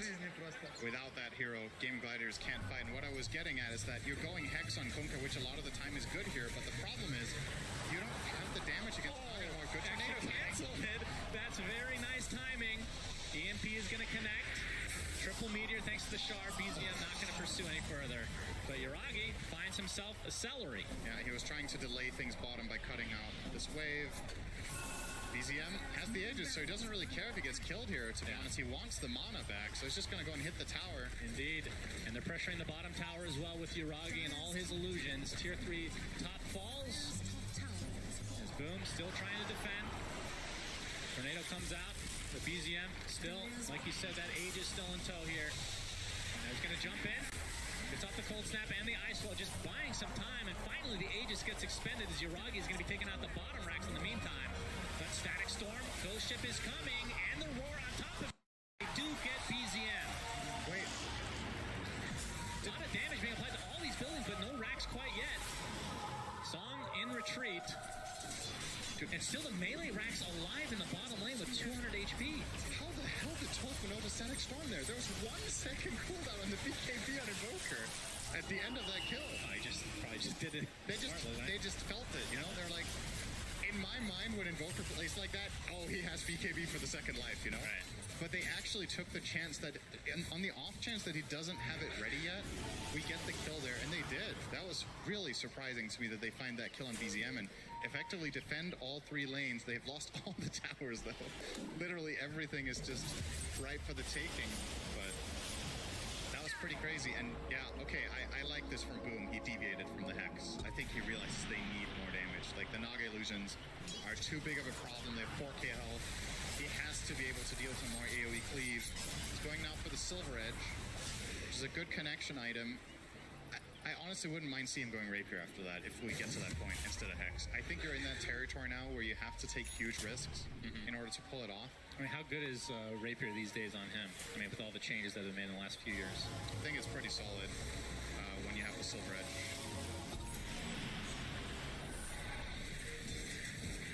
BZM. It's going to pick up Hex very soon. Needs another few hundred gold. Yeah, he's getting close to Lincoln's.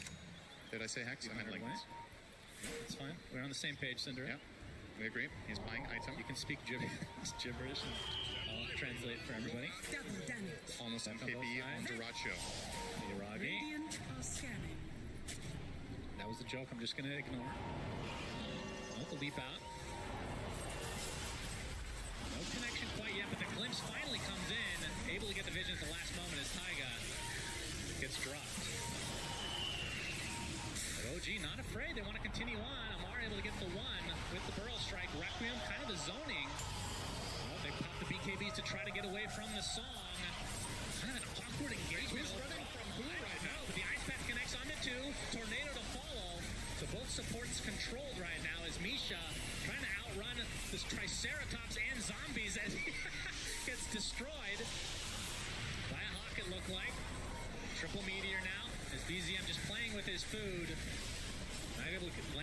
ghost ship, so BZM finds the distance. Now that would be an interesting team fight to have the True Sight audio on. Because like, go back, I don't know, I'm out, guys, I'm still here. Okay, I'm coming in from the side. OG did not seem like they were on the same page with what they were trying to accomplish with that song. I mean, it's one of those moments where you might have a really good idea as one player, and then one thing you're counting on from someone else, they're a little bit too far away or whatever, and you end up like walking back and forward. Considering how that was looking, I think getting out with 2 support deaths is probably pretty decent for them. Because that could have got really scary if they had chosen to commit a little bit too much. So end up settling for that relatively minor loss, and I think it's time for both teams to start having a look at good old Stone Guy. Spawn timer obviously not known to the teams. We know it. Bit of a late one again. But it is the area to play on the map now, for sure. I actually think the biggest concern for Gaming Gladiators right now is how do they deal with BZMs and Invoker now he has Lincoln. I actually think it's really, really tough for them to solve this hero with the heroes that they have available right now. He's creating insane amounts of space. He's forcing them to use BKBs, and they can't really go on him first unless they get sort of a really clean way to break the Lincolns. Like, you can X-Mark or Glimpse into Roar, but it's just very, very hard. He's so fast. You need to have vision. Not easy at all. And he keeps pushing in this bottom lane. He's constantly forcing rotation. That time it was Kunkka with the X-Mark. He can't do that again. And BKB now up for Yuragi. And of course, he's had the heart for a little bit now, and at this point, he is running out of room in his inventory. I guess the treads can go, potentially. I don't know about the old Aghanim Scepter this game, but we'll see. Moonlight Shadow. Sentries immediately placed. Boars have died, thanks to the Aghanim Scepter via the arrow. Very tense here. This could be the final fight for a game, and if it goes poorly for them. They decide to send in their Thunderhide. Yeah, Triceratops gets the ward successfully. Getting soul ripped now. The fight between Triceratops and Demon going the way of Demon with alacrity. Yeah, but now they have a wolf. Now the wolf is very powerful. It's from another dimension. As evolution has shown, the stronger pet. Okay. Oh, nice sidestep by the wolf. Yeah. Gaining intelligence via evolution. They do have the good vision here actually placed, which could give them a moment of opportunity. They see a lot of heroes right now. Now they don't. Okay. Back. This is all about when Roche is up. And obviously the vision for Gaiman with the Hawk potentially here playing a big role. And let's see if it's the Ags. It's Refresher Shard. All right. Good on Invoker though. It is very good. Just less exciting. Let's be real. Aghanim Scepter's cool. I don't know. I feel like an Invoker Shard is pretty exciting. Very good, like I said. Wolf is still alive, in case you're wondering. Yep. The Hawks have been spawned. But surely there's going to be sentries in the area, yeah. Dual breath. Idea that this is here. Force Spirit's really important there, actually, giving him some much-needed information. The Tombstone comes out, so that cancels the Blink Dagger, but here's the song just to kill Tombstone. See if they can turn this around on top. The Ice Path connects onto Celery. Doraccio gets off the Requiem as well, but it doesn't really connect on much. Ace gets the blink up, and a nice double burrow from Amar. Inside this kinetic field are 2 members of OG. They find the first support, so 1-for-1 to start. Buybacks galore, though, as Doraccio trying to right-click his way out of this, but he is not doing anything, it feels like. The Death Requiem comes out. Ace and the rest of Gaiman on the run. Epicenter. Well, Amar, all right, blinks to the high ground. On the other side of the ice wall, and it looks like this is going to be the death of Boom at the very least. OG trying to clean up even more as Ace on the high ground, being slow to a crawl and being brought down again. And OG in prime position to move on here in the lower bracket of TI 11. Yeah, if they were to just push now, they would get megas.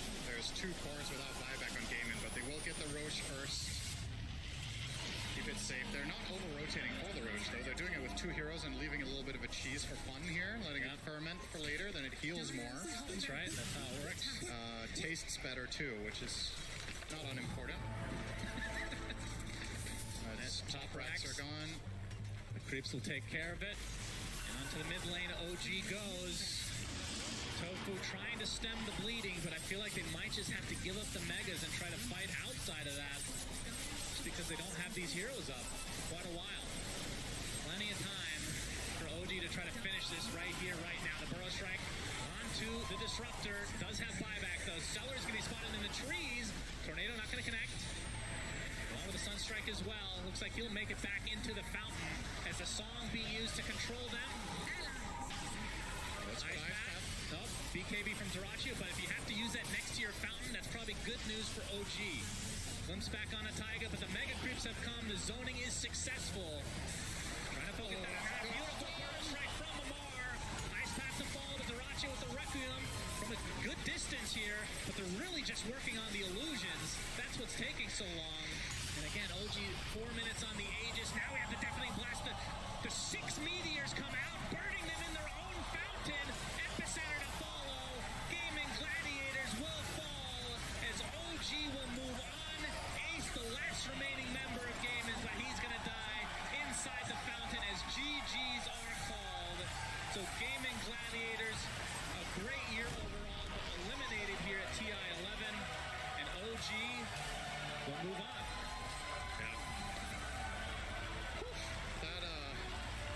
Spicy. If you think back 15-20 minutes ago, that looked like OG could have easily been on the ropes with one good top push.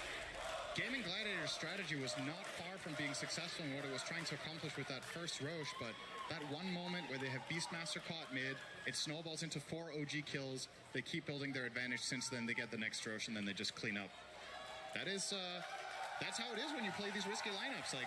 And I'm not going to say Gaming Gladiators, they were all in and they lost at that one moment. It was still possible to recover, but OG just had amazing jumps from Amar after that, and BZM again on that Invoker just crushing. Really, really impressive stuff from OG to also keep cool after the last game, right? Like you said, should mention, like a game and a half in, it looked like it was just going to be a 2-0 for OG. Yeah. And Gaiman really showed a lot of life. They made a great comeback in that game number 2, and then game 3, it started out, like you said, in their favor. But unfortunately for them, it just wasn't enough. Let's go to the panel and see what they have to say about this series that OG just won. Thank you very much, Sunspan and Sinner. And indeed, congratulations to OG. They move forward, and what a game to do it in as well. It was pretty clutch there because before 20 minutes, we did have Gaming Gladiator knocking on that tier 3 tower on the side of OG, but they couldn't do it in the end. I'm joined by Jenkins, Effie, and Lacoste, and we're going to break the game down and obviously also say goodbye to Gaming Gladiators. Effie, this third and deciding game, tenacity from OG in here. Absolutely, but also just the ability to cut waves gave them so much, because when it looked like they were going for that early end on GG and they were just going down mid, going down bottom, that one looked pretty decisive. They were able to kill one wave with Jakira's Magnifier, and of course they were cutting waves with the Sand King, and the Sand King actually never got caught doing it, and when he found the opportunity, they were able to get that really important kill on the Beastmaster, and then Misha with the beautiful double Ice Valve into Magnifier, just so much perseverance, so much trust in each other, and it was really great to see, honestly. So many times throughout this game, we've seen either 2-man Ice Path or 2-man Burrow. Every single time, Amar, like, he's so patient. This is like patience from Zoe, pretty much, where he waits for so long and then just gets in a perfect initiation. And you can't ask for anything better. And this last pick, Piranha, actually worked out amazingly for them because you have so much setup, whether it's a Sanking, whether it's a net, even an Ice Path, anything from Invoker, and BZM had extremely good game on Invoker one more time. Like, he's just a different beast on a hero. But OG just played the macro game so well. In this game and in the first. Wow. That is so sweet. Yeah, super wholesome.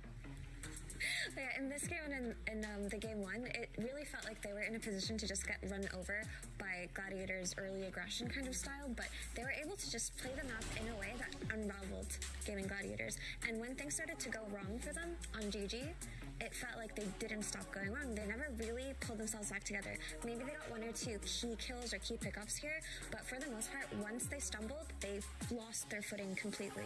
By the way, guys, No-Tail was officially right. Okay. This OG is now guaranteed to at least get the same placement as the last OG at TI, or better, of course, if they continue going. We've seen them do lower bracket runs, so looks like rebuilding this roster from scratch with a bunch of newbies turned out to be a pretty good decision. Yeah, a bunch of newbies turned out to be pretty good at this old Dota game. Also, of course, want to shout out to Game Gladiators. They exit here as the first team from their region. They have had a decent year, of course, starting off very strong as well in the Western European region as a fresh squad, just like OG did. But in the end, Lacoste, any final words on them? Yeah, this was a team that was formed from players that did not manage to find a team, and they did amazing. Like, this is something that everyone got surprised by, because first DPC tour they did extremely well and they set the meta pretty much, and this is the team that has a very bright future. I think they did maybe lack a little bit of experience on lands, but this is how you start, and bright future ahead of them for sure. Yeah, they have the respect of like every single pro team out there for sure. We saw it throughout the year, like people were copying them. They completely set the meta, so for their first year in the limelight, I'd say they should be pretty happy with themselves. And they made it to main stage TI. They accomplished a lot. They had a really good year, and for all of those fans who may have been thinking or calling them a one-patch team, I hope that they can eat their words now, because that was a great series, the best one we've had on the main stage and the most close one so far, so just kudos to them, and that was a pleasure to watch. It was an absolute pleasure to watch. There can, of course, only be one champion. In a match like this, OG, they do move forward, and they also are a fresh team, and we're talking about them as if they are more veteran than Gaming Gladiators, but I do want to point out that there are two players on the team that are the youngest two players playing at this international. So I'm familiar, by the way, of a lower bracket run with the youngest player on the team in it. EG. Team Spirit last year at the same. That was like Sumel and. Okay, well, okay, that was a very long time ago, and I think they went through the upper bracket in that time actually. But yeah, youngest players on tournaments traditionally they have had some success, because Sumel indeed youngest of all time, and of course last year as well with Team Spirit. But OG looking very hot here, and they move forward. They also came back from a loss, and I think that, Jenkins, is something that is very difficult to experience and come out on top of. Who came back from a loss? I was thinking of OG. OG. Okay, I was thinking of a stat that I was like, did OG start in the upper bracket? Okay, they did, because no starting in lower bracket team has ever won TI before, but plenty of teams have started upper, get knocked down to the lower, and then make it all the way to the top. So it does look like the trajectory for that storyline is there. And I totally forgot your question. It's all good. It is set. We have, of course, Yuragi had a rough second game, and we talked about, did you just have to be able to reset and go forward? And he definitely did. He did in game number 3 as well. And Yuragi is also the person that is standing by with Casey for a winner's interview. Yuragi, congratulations. How are you feeling after coming back in game 3? That was great feeling. We had a really great reset after game 2. Some things went wrong, but we were able to reset ourselves and come back. Misha hasn't been able to play with you the last couple of big tournaments. What is it like having him back?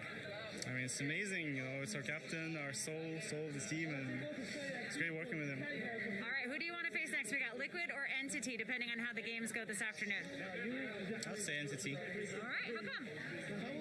Just more fun to play them. And I got some PTSD after the 3-hour pause against Liquid. Anything you want to say to the fans? Thank you. Thanks, everyone. This card is amazing, and thanks for everyone supporting. All right, well, congratulations again, and we will see you again soon. Back to you guys. Yuragi actually made the smart play. You've got all these players shaving their head. He came in bald. He already got the power. He is good to go, and he's good to go through that lower bracket to find their matchups. Either Team Liquid or Entity. He prefers to face Entity, and indeed we do remember a 3-hour pause in between a series or during a series that he had with Team Liquid, and we are gonna find out who their opponent is very soon, because Team Liquid and Entity, those two teams, they are coming onto this stage. Next, we're gonna have another best of 3 on our hand, our last elimination match of today. Always a little bit of extra spice on elimination. Let's bring our first team out on stage. It is Entity.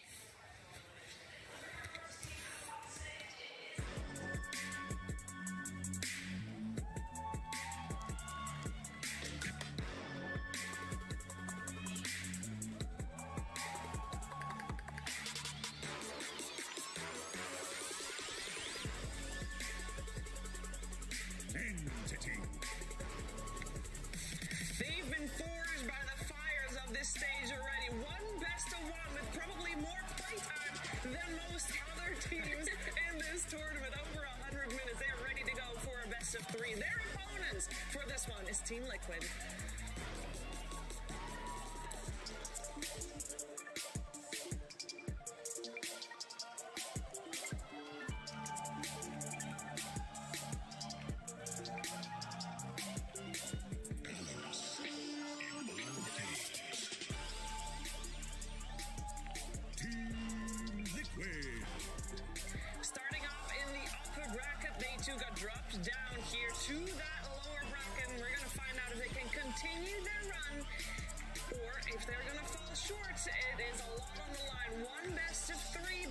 continuing not just the tournament, but also, in the case of the tournament, continuing your career in Dota 2. One best of 3, it sounds like it's a long time away before we find the result, but that can go over in a split second, unless you are Entity, because Entity has had a really long game just a couple of days ago, Jenkins. Yeah, that was the greatest game of Dota that's been played in a very long time. The longest Dota game that's played at a main stage of TI.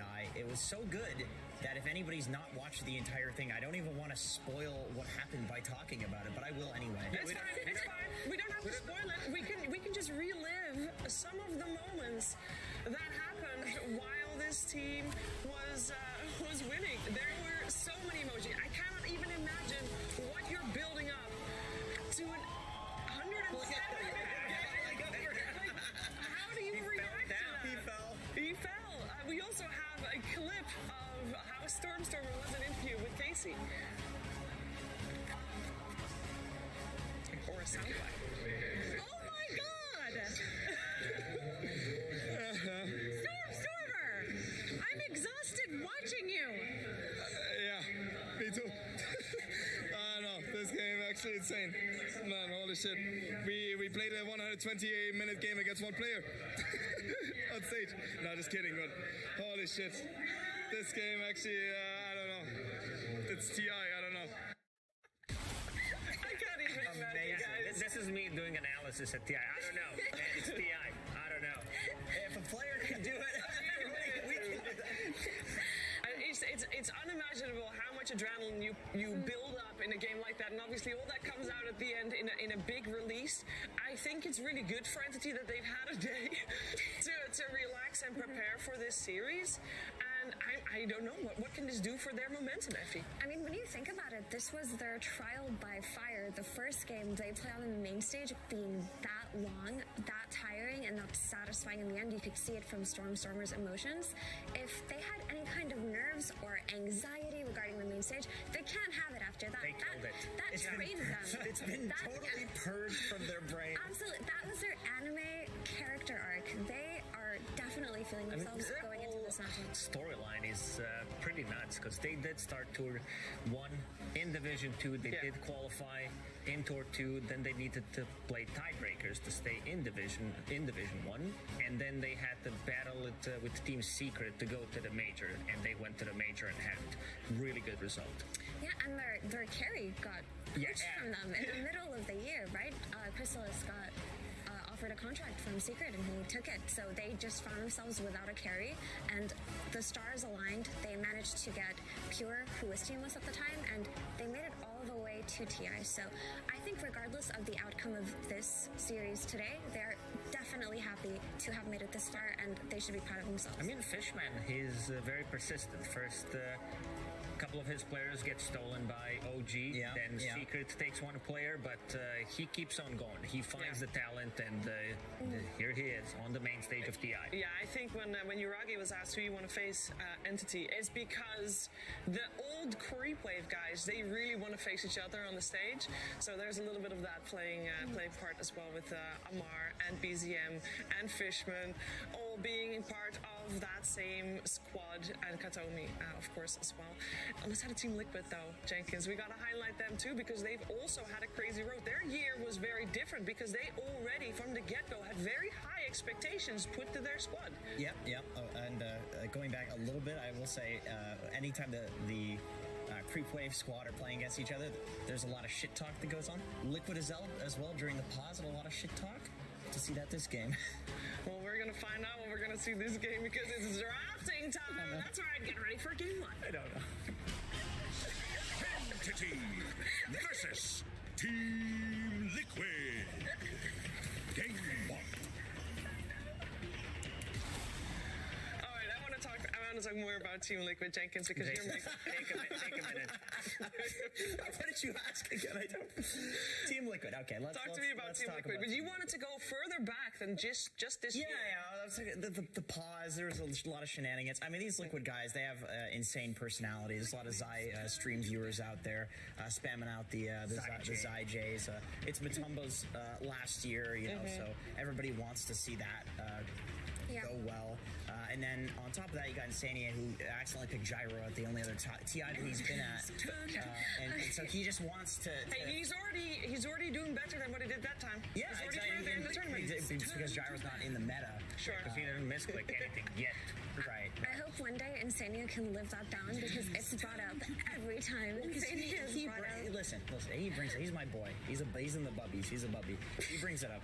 He ridicules himself over that one. But we were talking about how Entity should be proud to have made it this far and to feel satisfied after the performance. Liquid, on the other hand, would not be satisfied if they were knocked out here. They have so much expectations that not only their fans and their organization has placed upon them, but expectations they have for themselves. This is a squad of veteran players, of accomplished players. People look to this team and they think, wait, this team must make it far. This team must win. So they are feeling the pressure in a way that Entity isn't right now. Well, on the other hand, you could argue that getting through the last chance qualifiers, it's kind of like Entity playing that 100-minute game where, way more than a 100-minute game, where like... 128! They've already drained all of the nerves out of their brain systems because it's like, well, they already had to deal with that in last chance qualifiers. They don't got any chemicals left up there, you know? Oh, yeah. And looking at the opener, Tiny for Entity, and most likely just going to be straight up position 4. Kataomi player. There it is! You wanted to see it in the previous series. I wanted to see it. You wanted to see it in the previous series. Thinker, yeah. And Kataomi only played 5 heroes so far, but his Tiny was mean in the game against RNG because he was the one actually carrying the game from that. I mean, you're not position 4 anymore. You're literally carry and the five HF version had 2 Wraith. That's not even the guy. And Moon Shards. Yeah, Moon Shards, of course. Easy.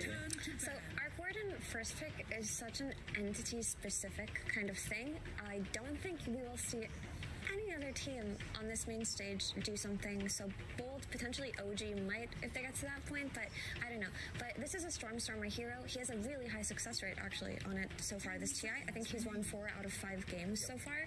So it's definitely something that they have developed. It's unique to them and it works for them. So why are they the only team that can get away with that? They understand. They've always been different. Like the way they played at the Arlington Major was also with 2 offlaners. They did have Saberlight as a stand-in, but their understanding of the game is just completely different. Other teams try to copy them, but not to the full extent. And Arc Warden, from the mid lane, usually we see this hero from the safe lane most of the time when it's picked, but they already see the matchup. This is going to be Blashrak on the mid lane. Mickey has been dominating, one of his best heroes for sure, and they know the matchup. They do have a kill threat with this Tiny roaming around, setting things up, and banning out these heroes to protect the Arc Warden because Lone Druid, Matu is one of his best heroes, and also having Savage Roar push him out of the bubble. But also, Entity as a team, they've always been hero specialists, so to speak. Their hero pool for each individual player, with the exception of Pure, is a lot smaller than a lot of the other teams, right? So Lacoste is pointing at his notes and is like, look. Yeah, look, 5 heroes Kataomi, 6 heroes on Fishman. But yeah, so they kind of develop things that they really like and they do really well and they don't stray from it. Instead of trying to adapt to the meta, they just try to create their own and hone it to the best of their abilities. And I think this Arc Warden is enabled by the fact that Pure doesn't necessarily have to play heavy farming carries. He plays offlaners, He can do what Saberlight does, but then also he can do what the hard farming carries do. That's the most impressive thing about because he was one of the, I'm not going to say the first one, because other players did play position 1 Doom before, but Pure was the one, really spamming it out. And looking at the ban, Ancient Apparition, if we want to go back to RNG to double Divine Rapier. He didn't buy it for himself, but I was thinking, like, because Leshrac is such a popular pick right now, Spirit Vessel position 4s, like, no one buys it from the mid lane anyway. The item got nerfed. You need to get much closer to be able to use it. I think it was reduced by 200 or 150. Yeah, it's rough. And Ancient Apparition, like, Leshrac's first item, whether from offlane or the mid lane, is going to be Bloodstone. So you need to be able to have something to stop that healing, and that's why this Ancient Apparition ban makes a lot of sense. And often when Entity go for this Arc Warden, they have tended to pair it with Lone Druid, but because it's Liquid, you're playing against Liquid, you have to ban out the Lone Druid because you're probably not going to get it for yourselves. So I wonder what kind of position 1, it won't really be a 1 in this case, but what kind of carry hero they're going to choose for Pure to accommodate or enable this Arc Warden. Yeah, we're gonna have to wait and see. The second ban phase is done. And it is Team Liquid that probably wants to secure some supports for themselves, because Enigma, yes, is flexible. We have seen both Boxy and Zai play it in the past. But other than that, I'm assuming we're still needing some support. Oh, that's going to be our Boxy. Actually, did you know in the first series that Team Liquid played with Zai? He played 1 game as Pudge offlane and 1 game as Spirit Breaker offlane. So there's some potential as that Spirit Breaker for him as well. So a little bit of flex. I think they got Jakiro, right? Oh, sorry, Jenkins. I was just gonna say, I think like Enigma and Leshrac, Leshrac to a lesser degree once he gets the Bloodstone, but these heroes want somebody to run in and just cause chaos, so that way they can get their spells off, so that way Leshrac can do the most amount of damage possible, so that way Enigma can get off the black hole. So I like the Spirit Breaker. Also, it's like a global hero, so if Leshrac is sitting in some jungle farming, you can kill somebody in a side lane, even globally. It's like, oh, I'm here, like the jungle camps are dead, let's go kill this guy. And also, catching Arc Warden is going to be so much easier with the Spirit Breaker, because these two heroes, like, yeah, Leshrac does get in your face when he gets to like 4 items, but yeah, Enigma Leshrac, as you said, you need someone to soak up some kind of a damage, and which better hero than Spirit Breaker with his status resistance. And planar pockets as well. Oh yeah, the best ability in the game. Yep. Have we seen that? No. I've never seen it before. I've never seen it. I've tried it a couple of times in my pubs, and it really just feels so bad. I thought you were going to say good. No. That's too bad. After you use it, you're like, oh, I spent 1,400 gold on that? Okay. I want to sell it. Like, you don't even need to give me 50%. Just give me something. Give me 400. I'll take it. Yeah, so this is a kind of a pivot from Entity. I thought they would go for one of their signature Jakiro picks, just because the Ice Path gives them the ability to potentially stop the Spirit Breaker to cancel the Black Hole, but instead they go for the ever-popular Crystal Maiden. She's just a very strong laning hero, and her aura is going to enable the Tiny and the Arc Warden, so I can understand prioritizing the sustain over something like the Jakiro's utility. I find the Naga to be a bit greedy with the Arc Warden. I feel like there's not much playmaking from these 2 cores. If this is a core, it could be a support. Also potentially a Toby hero, because they played it on the offlane. Yeah, I'm assuming for now that it will be indeed. Also, I see something familiar on the side of Team Liquid. They got themselves a Spirit Breaker Lifestealer. Where did we see that yesterday? Tundra played it, and they played it really well. Question. You had to answer that one. Sorry. But it was a great game, honestly. They made it look really good. And I mean, what if Liquid just play this core Spirit Breaker? That would be cool. I really wouldn't mind seeing that, especially if they're playing against this Arc Warden, because see how value would be if Spirit Breaker actually gets some get items. on the items, so they can actually It's greedy, what it looks like to be offlane Naga Siren here, because they did play that against Team Secret, and the way he itemized was Raid Pack and Pipe, just utility pretty much. But they don't really win with their offlane Naga, though. It's about stalling the game, using these illusions plus Arc Warden until Arc Warden hits the critical mass, and then the game just becomes, like, it's so difficult once Arc Warden has like 5-6 items, and with these heroes, they can cut the waves for as long as possible. Like, this game might be, we've seen Entity play a 107-minute game, but this one might go on even. Understandable. To me, I'm just concerned. Obviously, Entity are confident in their ideas. I just haven't seen their offlane Naga be that successful. 25% win. It hasn't been great for them, but if they are potentially doubling down on it, then I'm really happy to see where it's going to take them. But kind of backpedaling a little bit to talk about this Lifestealer. I quite like Lifestealer in the Lifestealer versus Naga matchup. He can't really sit and fight her if it's a one-on-one situation, but he can build Mjolnir, right? He can rage through the song. He can kill her supports. Like, he can create situations for his team where Naga doesn't have the most advantageous matchup. Okay, so they're gonna shift things around, it seems. I believe it's still gonna be pure Slardar. Yeah, I think it's a carry Slardar, but they will play it against the Lifestealer just to have that lane matchup. Yeah. Yep, they could go CM Slardar. Sounds like a pretty strong lane, depending, of course, what this pick is. And also against this Arc Warden, you have Spirit Breaker plus Infest to be able to get on top of him. But there's a ways to reset. With Naga Siren, Lifestealer doesn't like to play it Slardar at any stage of the game, lowering his minus armor and also have an ability to control him, can't TP out with the bash. I think what Entity has is a bit greedy, but with the heroes that they have, they can stall the game. I think if they get the lanes that they want, Slardar into Lifestealer and Tiny into this Enigma, you just go tree grab level 1 and you just hit his Eidolons. He's one of the better heroes at making sure Enigma doesn't have a great time on lane, simply because of that. And if he's played as a support, which he is going to be, he can focus all of his tree charges on hitting the Eidolons. He does not have to hit creeps or deny creeps, right? So I do like it for Entity if they can get those desired lanes. A lot of talk still, or a lot of time still left to talk here for Team Liquid. They had close to 2 minutes left in their bonus time before this final pick.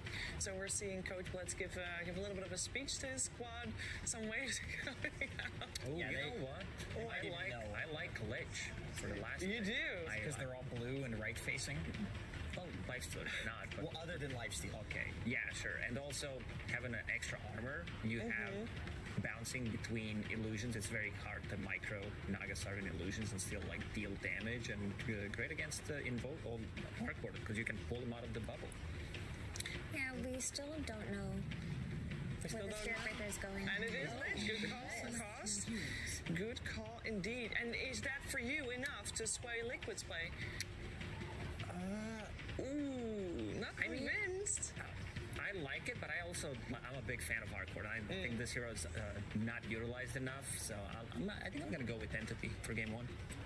I like both of these drafts, but after seeing Tundra play the Infest Ball and the Lifestealer, I'm really excited to see it in action again. I do think there's a lot of potential for them to hit this really strong timing before Arc Warden reaches that point where it's impossible to fight into. So I think it's just going to be a matter of execution around the 30-minute mark more than anything else. And we're going to find out. It's game 1 of elimination series here between 2 Western European squads. Let's get some more insight from the coach from Team Liquid. It's Blitz with Slacks. Hello, everybody. Thank you so much. I'm joined here by Blitz Dota, coach for Team Liquid. They're pretty, some would say greedy draft coming out from Entity with a lot of guys that need some farming. They need some time to come online, potentially. Do you feel like you have the momentum necessary in order to counter that? Or would you even call it greedy? I mean, I think if it's their playstyle, and everybody here, if you're going to get eliminated, you kind of just want to do your own thing and not worry too much about what the opponent is doing. So, I mean, I think we match up well, but really just comes down to how we play rather than the draft. What is the Team Liquid playstyle? I don't know. It's kind of all over the place. Sometimes fast, sometimes slow, but hopefully fast this game. All right, well, hopefully that quickness will lead to a win. Thank you so much, Blitz. It's going to be an exciting series, and we hope to see if you guys can make it. But for now, let's throw over to our wonderful casters for game 1 of Entity versus Liquid. Oh, thank you so much, Slacks. We do get into it. Game number 1 here between Liquid and Entity. A best of 3 lower elimination bracket here. We've got John X5, we've got Gunnar, Dota. Gunnar, you're looking very handsome as always, but how are you feeling? 70-minute game, 80-minute game, Arc Warden, Naga. One side, there's Enigma, you have to be scared. We're breaking records, Gunnar. We're breaking records here today. Yeah, we definitely are. It's going to be maybe the longest series, maybe if all the games kind of go the same way. It would be really interesting to see, of course, as we heard from Blitz, Liquid not looking to really play that long con. They want to come out fast here. They want to get out aggressive. Do you feel like they have enough to be aggressive here, Gunnar? On the side of Liquid? Yeah. Yeah, I think most teams like playing a little slow with the Lush in the early game. You get the Bloodstone, and that's kind of your go time. So in terms of laning stage, no, I think they're going to be very stable in the lanes. No one's going to make many moves. Enigma wants to sit in his lane as well, but once they get this probably level 8 timing on Lesh, he goes to farm a lot. Maybe the Lifestealer will rotate to the Enigma. It's mostly probably on the Lifestealer, honestly, to do a lot of the early moves. what do you feel like the timing is for that lifestealer then? Well, any specific itemization? Maybe you kind of go away from the armlet here, you go for maybe a quicker maelstrom or something? We've been seeing a lot of like Mjolnirs and BKBs on the lifestealer, especially versus Naga. I think it happened yesterday. I don't remember what happened with the player was, but it's a lot of BKBs, which is pretty interesting because you would always think of this hero as having a built-in BKB, so you don't need it, but it's just the ability to fight and constantly have a BKB for almost like 20 seconds with the rage. It's just so much space that gets given out. Of course, taking a look at the mid coming out here for Stormstormer up against Mike. Leshrac up against the Arc Warden. And, you know, me and Mike, we've seen a lot of Arc Warden in Southeast Asia. Yes, we have. Arc Warden, Mike, your favorite hero? My favorite hero, indeed. I mean, I hate this hero so damn much. I mean, it just drags out the game so much. And I mean, you were saying it was a decent pick here, Gunnar. I know you were kind of scared we might have another very, very, very long game. Well, what do you think about the mid lane, though? Against Mickey on the Leshrac, who should have that inherent advantage? I think probably it's fairly even. Both of them have nukes, so they're just going to secure creeps and not think about it. And as well, both of them walked into the matchup very comfortably. Obviously, the Arc Warden's picked into the Lesh, so he knows his matchup, he knows it's mid. But Mickey also had the opportunity to, pawn off the Lesh if he's too scared of the matchup. So I think it should be pretty even. Both people are going to farm. There's opportunities at level 6, mostly on the Arc Warden side. This level 6 timing is really strong with getting 2 sets of all your spells, having a support rotate. But we'll probably see Mickey just rotate out of the lane once he's 6.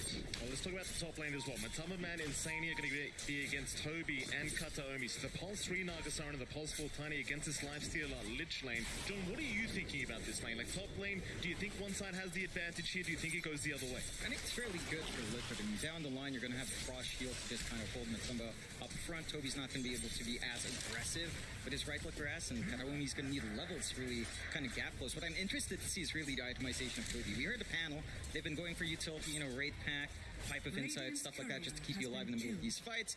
And that can really slow down Liquid here. I mean, they do have damage, but it's mainly on Mickey early on. It does feel like it does take a little bit more time for that lifestealer to ramp up, outside of just staying alive for a long time. So I think that's what Entity's likely just going to look. Get those utility items up in Naga and just run from there. We've seen a lot of Naga being picked pretty early in this tournament, and a lot of the time it's actually flexed to supporter offlane, like probably majority of the time.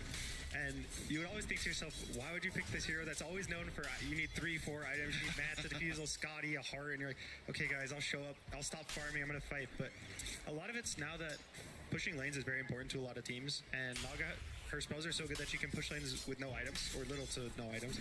And the way that fights are being broken up now is there's a lot of 6, 7, 8 second fights where you have the BKBs, you have the big Mars arenas, you have Black Hole in this game, for instance, where that's where a team needs to win the fight. The fight needs to end there. And with the new shard, which is that, it used to be the old act, where it's the healing on the song, you kind of have this ability to reset the fights very easily in a lot of games and just, play for. In this game, they have the Arc Warden. Arc Warden loves long fights, and so all they have to do is survive the early, like the initial fight of Liquid in the mid game to late game, and they should have the advantage. Well, talk to me about that. In fact, hold that thought, because top lane, there is going to be a bit of an avalanche, but it's not going to lead to much. Talk to me about that last lane, and we've got the bot lane as well. I believe we do have the Enigma and the Spirit Breaker here against, of course, the CM and the Slaughter. What are you thinking about this one? Like, is there an advantage for either side? I feel like Pure should have it over Boxy, but I suppose it can go either way with the Enigma being against them as well. I was surprised the Naga didn't go bot, actually. I thought Naga is generally good versus Enigma. But they probably think the Crystal Maiden, now with the nerfs to the Eidolons where they have less magic resistance, can probably help deal with them earlier better. And I think it's just kind of how they wanted to play their heroes in the game, and they don't care at the lane as much. Enigma also just generally wins the lane, so you can't be too sad if you lose the lane or it's a little rough. But even now, he's up 400 gold, so the early lane is going in Entity's favor. Is it worth the trade-off, though, of not having Slaughter up against the Lifestealer early on, just to be a little bit more aggressive up top? Honestly, that's probably the bigger difference into the lanes. I thought the Slaughter was picked just to lane as a lifestealer. But again, they probably also just are comfortable playing the heroes in the style. They're comfortable playing their lanes. So there's not much reason, unless you think that it's, a massive difference. I think both of the lanes are just comfortable playing, and it'll fix what they want for the mid game better. Radiant's bottom tower. Big vision being placed here in the mid lane. Boxy with a cheeky little rotation, just trying to keep tabs on Stormstormer. I suppose against the Arc Warden as well, this is, you want to try and take this man down early on if you can, right? Because as you get into the mid and the late game, obviously with the Tempest double, it becomes very hard to catch him. So it seems like Boxy's already kind of setting up his bot lane. There's going to be a bit of harassment out of the Fishman. In fact, a charge as well. But how lucky can you get? He does get one bash, but that's going to be about it. Zai, he will rotate. Onto Boxy they go, or rather Pure they go. But Pure, he's just going to just run away very easily with the sprint. Yeah, Arcorden's one of the heroes. It's similar to a Tinker, where he's very slow and you want to run it in mid and kind of stop his timings. Even now you see he has a Midas queued up before boots. So anytime you see that, you always are like, okay, kill him. Don't give him Midas. Don't give him the Midas timing. And Leshrakt's one of the best heroes to rotate mid towards. He's very fast. He does a lot of damage. So we'll probably see some early rotations, I'd say in the next minute or two, where Boxy's going to try to kill the Arcorden at least once in the early game. It does feel like you need that, right? Like we talked about the timings again, and we've heard Blitz. They do want to play faster here on Liquid. They've got the foundations to get that done. For Entity's end, I mean, how fast do you really want to take this game? You don't want to take it. Whenever you pick Arcorden, honestly, the biggest timing on Arcorden's a level 25 talent. As sad as it sounds, maybe exciting as it sounds for the arena. Excuse you. You want to play for this cooldown reduction talent at level 25. That's your big timing. That's when the game gets very hard. So, bit of a charge mid lane. He was getting ganked, to be fair, so he might not complete the charge. Though I say that he's still going for this. Stormstormer could be in a bit of danger. They do land the follow-up stun. Mickey, does he have the damage? Stormstormer? No, he's the one to get the kill. Fishman with a great rotation out. Mickey, he's going to feed his own life away as well. Complete disaster here in the mid lane for the side of Liquid. Yeah, the instant TP's in, they managed to share that damage coming out, and Stormstormer manages to just run away in the nick of time. 2 kills for their trouble, and we talked about Liquid going fast. They tried to dodge that gank and transition to a kill. Doesn't quite shape up that way. He also has really low mana on the Lesh, so his ult, I think, stopped because of mana. So they lost that little bit of damage. I think one more tick of the ult, the Arc dies, even if he has more mana to do the toggle. But just unfortunate. A really nice rotation. Entity just... I think this team plays fast. Pure is in danger now. Maybe Liquid trying to return the favor as Boxy getting very lucky with the bashes. Can he find another? Not quite yet. Pure going to go for a run. Boxy, he'll try to chase, but with the sprint, it's a little bit too hard to keep up. So they are going to back off. At the very least, you are forcing Pure to have maybe a little bit of a slower game here in this slot. Yeah, he's going to have a slow game, but again, he's not really the win condition in this game at all. It's all in the arc. They picked the starter as a hero that will just run in, stun, and give vision for the arc. And if he dies, it sucks. Pure He's dying right now. He certainly is. A couple lucky bashes out, but Pure again going to be able to run. I believe that was 2 bashes in a row. Meanwhile, top lane, Toby now going to be in danger. He's got a lot of armor on that Naga Siren, but they are still chopping through. Matumba not giving up. Toby, he'll try to keep juking around that tier 1 tower, but there is no help coming. Matumba able to secure his first kill of the game. It's a nice kill to pick up, right? It's a lane that already feels pretty free for Tumbaman. 48 to 11, not really being contested. I think the one thing for Liquid as well, focusing so much on Pure down bot, is that those rotations meant that we saw them attempt at least once a while ago. They're not trying again anytime soon. So you're giving a lot more room for that Arcorden, as you're seeing here, Gunnar. And Stormstormer, he's going to have a good path towards that Midas. Yeah, the biggest entity right now, I don't think the side lane cores really matter to the overall game plan. They can do their role with low farm, bad games. They just have to, create vision, create space, push lanes. Arcorden will do everything. He'll kill everyone who do all the damage. Mid lane, Kataomi, he's the first target, and they do find it, but now Mickey could be in danger. He does back his way out. They are not going to pursue. Seems like Kataomi going to be the only casualty, and of course it's the mid laner in this TriCast saying that the side lanes don't matter, Gunnar. I wouldn't have expected any less from you. The mids are going to be the star. I think even on Liquid, Mickey, his Bloodstone timing really big. Also, he picks up a casual cloak. We've seen that a lot as the tournaments developed, where there's so much magic damage people are picking in the early game. This game is the Arc, Tiny, and Crystal Maiden, where just having this casual cloak, there's so many plays I've seen where they have 50 health left, 100 health left, and it's purely because of this cloak. And it's so cheap. It's just a really nice value item. He's rotated up top. They are at least going to find the Lich here, so it's a decent pickup onto Insania. Question is, can they find the big one? Can they get Matumba Man? Not quite. He'll go for an Impes, quick stun away, and he'll just run his way perhaps into the jungle, while Foxy is going for a charge up top, but naturally is going to have to cancel. There's 4 heroes up, but there's absolutely no point going up.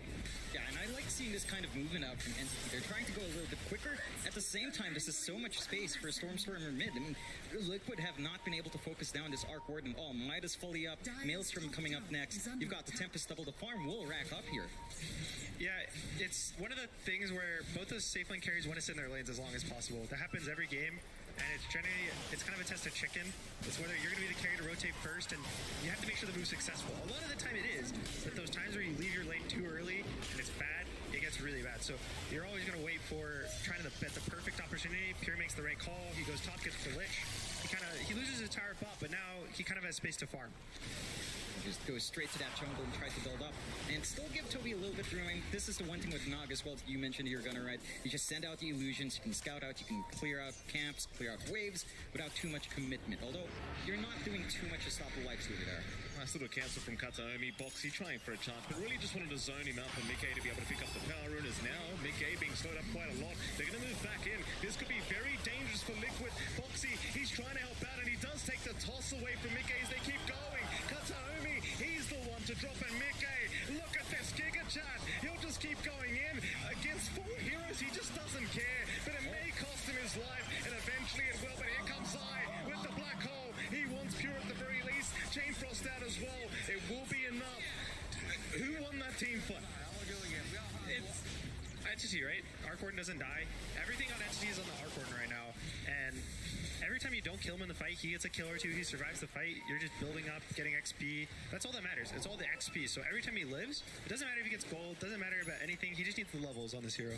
That you mentioned as well, right? Battle of the mid laners. You managed to find Mika on that Leshrac, stalling out that Bloodstone timing. So you're getting a ton. And again, all the movement out from Entity's just been forcing Liquid into this really weird position. They're having to respond to these side lanes. But the mid, it just feels like Storm is getting way too much at this point. At the same time, Liquid is playing for their timings, with both their 1 and 2 are top of the network right now. So Liquid, they're up 3k gold.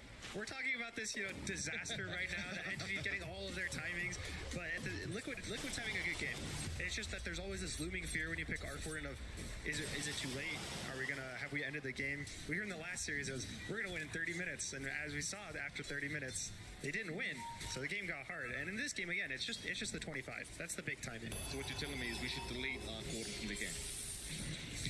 I never said those words out of my mouth.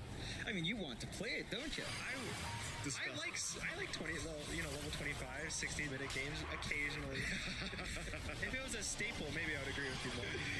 Here we go again, charge up. They've got the Infest Bomb this time at Tumblr. They're going to find Pure on that pulse one Slaughter. Pure surely has no way out. He'll pop the sprint, but still slowed up here by Matumba. Will go down. Fishman, he was also spotted, but they aren't going to bother trying to chase that deep. They'll be happy with the Slaughter. Yeah, and it's really good to see Liquid recognize that time. Early Armlet already up on Matumba. Number 1 in effort that you pointed out there, Gunner, and just play with that combination. Invest in, charge forward, give Mika some space, and start to get some action on the map. Yeah, the panel was talking about this Infest Bomb, which last year kind of moved away from this in 2015, 2016. There's a lot of the puck lifestealer. Every game, your entire life was just infest him, jump out on a blink, get a kill. And we moved away to being more of a body, but I think now that everyone just dies so quickly right now to all these jumps that it's kind of becoming the standard these days. Yeah, I think that's the one thing we're going to have to keep seeing out from Liquid. How often can they get that done? How often can they force Entity to play this game even slower? And they probably want to. The big thing right now is, again, you are seeing that build up for Liquid. That 4K up, despite that back and forth on the mid. Mika still on a good path towards that Bloodstone here. It's all about the kind of item timings for Liquid. On the side of Entity, it's XP. On the side of Liquid, it's gold. They want to get probably Maelstrom, even maybe Mjolnir on the Lifestealer, and a BKB. They want to get the rank fact on the Enigma. They want to get the Bloodstone on the Lesh. Whereas Entity, again, their only big hero that really, really matters that's going to win the game is the Arcorden. Right. So Liquid has these 3 heroes that all going to give and take. They get a timing. They help the others get timings. But the Slaughter and the Naga, all they do is just try to make space, help team fight, and just everything's for the Arcorden. Well, this is where things start to really escalate. I feel like you talked about the Midas, but now the Maelstrom up as well on the Arc, so he's just going to really scale out of control. Now, you talked about, that panic of, is it too late? Well, not quite yet for Liquid, but it seems like the pace of the game needs to speed up maybe just a little bit here from Liquid to try and slow this man down. So as you said, it's a full protect one. You don't care. It's all about the Arc. Just make sure he stays alive, gets the XP, hits that level 25 mark, and then you're not playing Dota anymore. No, playing the Arcorden game. Yeah, it just changes completely. I think the one thing for Liquid right now is they're also starting to go into some good utility coming out from Zai. Great pack pretty much done, fully assembled up, so they can try to go for these fights, try to prolong them a bit more, survive through. They've got some good durability coming out, and that could be one of the times. I mean, you're also almost done with Mika. At least you have the soul booster up, so gonna be a lot more durable as well if he does get jumped on. Oh, full Bloodstone. So they're going to smoke up. They're going to, again, Liquid just uses timings. They get the item, they go, they smoke up, they fight. So they're going to look for try to get a kill. Again, they want the arc. That's the goal. And he's been in this mid lane area, so you'll see them wrap around mid or the tower. At the least, they want this tower. A good read from the Storm, from the Arc Warden. He does back off at the right moment as Fishman is the one to take the gank. You'd argue that's good positioning, right? Like, just, in fact, hold that thought, because Kataomi, he might be in danger as well. They may just find a second as the Nether Strike. Massive range up from Boxy, finding a second target, and they should take him down. No problem. Matumba, he'll be the one to take both kills. They'll even find a mid-tier 1 tower out of this, perhaps. This tower is really important just for the amount of map it gives. Because Arc Warden wants to he wants to farm waves, and he wants to farm these safe camps, and every time you take the tower, he kind of gets less and less map, so he requires more and more lanes, which he takes away from his team. Anytime you give him safe farm, he'll take it, and then his team also gets farmed. But this is where his net worth is going to go up, and his team is going to go down, and you're going to, as you can see, the top 4, 3 of them are Liquid. And one of them is Entity. And it's going to keep getting bigger and bigger, all the differences. And you can see that gap already between Stormer and the rest of his team. At least the 2K gap. Pretty big considering how much more well-balanced it is on Liquid's end. And it's going to get a little bit tougher for Entity to kind of maintain control. I mean, you are getting that build-up slowly but surely onto Toby here on the Naga as well. He does at least have a bit of defiance going into the Orchid for some... a little bit more control coming out. Is there anything else from Entity that can maybe help them match up against Liquid's timings? It's all about how they take the fights. They want very slow fights. They don't want them to be bursty, so probably they don't have the best wall for a song, but I would say something like a song into like a tiny combo and a hero. You kind of kite the fight out and you get a lot of spells. The Arc Warden still will do damage the whole game. He does a lot of damage, a lot of magic, but he can't ever get jumped. So they just need to play these really long range fights. Pokey, even Sardar's not too bad at it. He does so much damage in a jump in 1 or 2 hits with the bash that they're hoping just get 1 kill, get out, and just, you know, the game gets delayed by a minute. Delay the game, delay the game, delay the game. That's all it is. It's just about delaying. Smoke up from Entity. I mean, they're going to rotate down towards the bottom side here with their starter CM. Boxy's actually going to charge in with the SPS bomb once again. Kataomi is around. That's the big target, though. They found Stormer, and they're going to take the kill. But can they get their way out? Matumba, he'll also get caught here by Pure and does get shredded by the Slaughter. Boxy will go for a run, but the Courier's following him. The Courier's just giving the information they need. Boxy, though, he is too fast. Or is he? They try to find him, but Pure's off the mark with the blink. A little unfortunate he had the clarity on the Courier, so I had the slow from concealable. So I wasn't able to perfectly follow him, but it was a nice play. Yeah, and I think that's also the blink reveal coming out from Pure right there in that instant smoke. They managed to get a good angle. They lose their Arc Warden, but they at least find a punishment onto the life steal, kind of slowing them down just a tad bit. Although I say slowing down, Matumba is still massive here.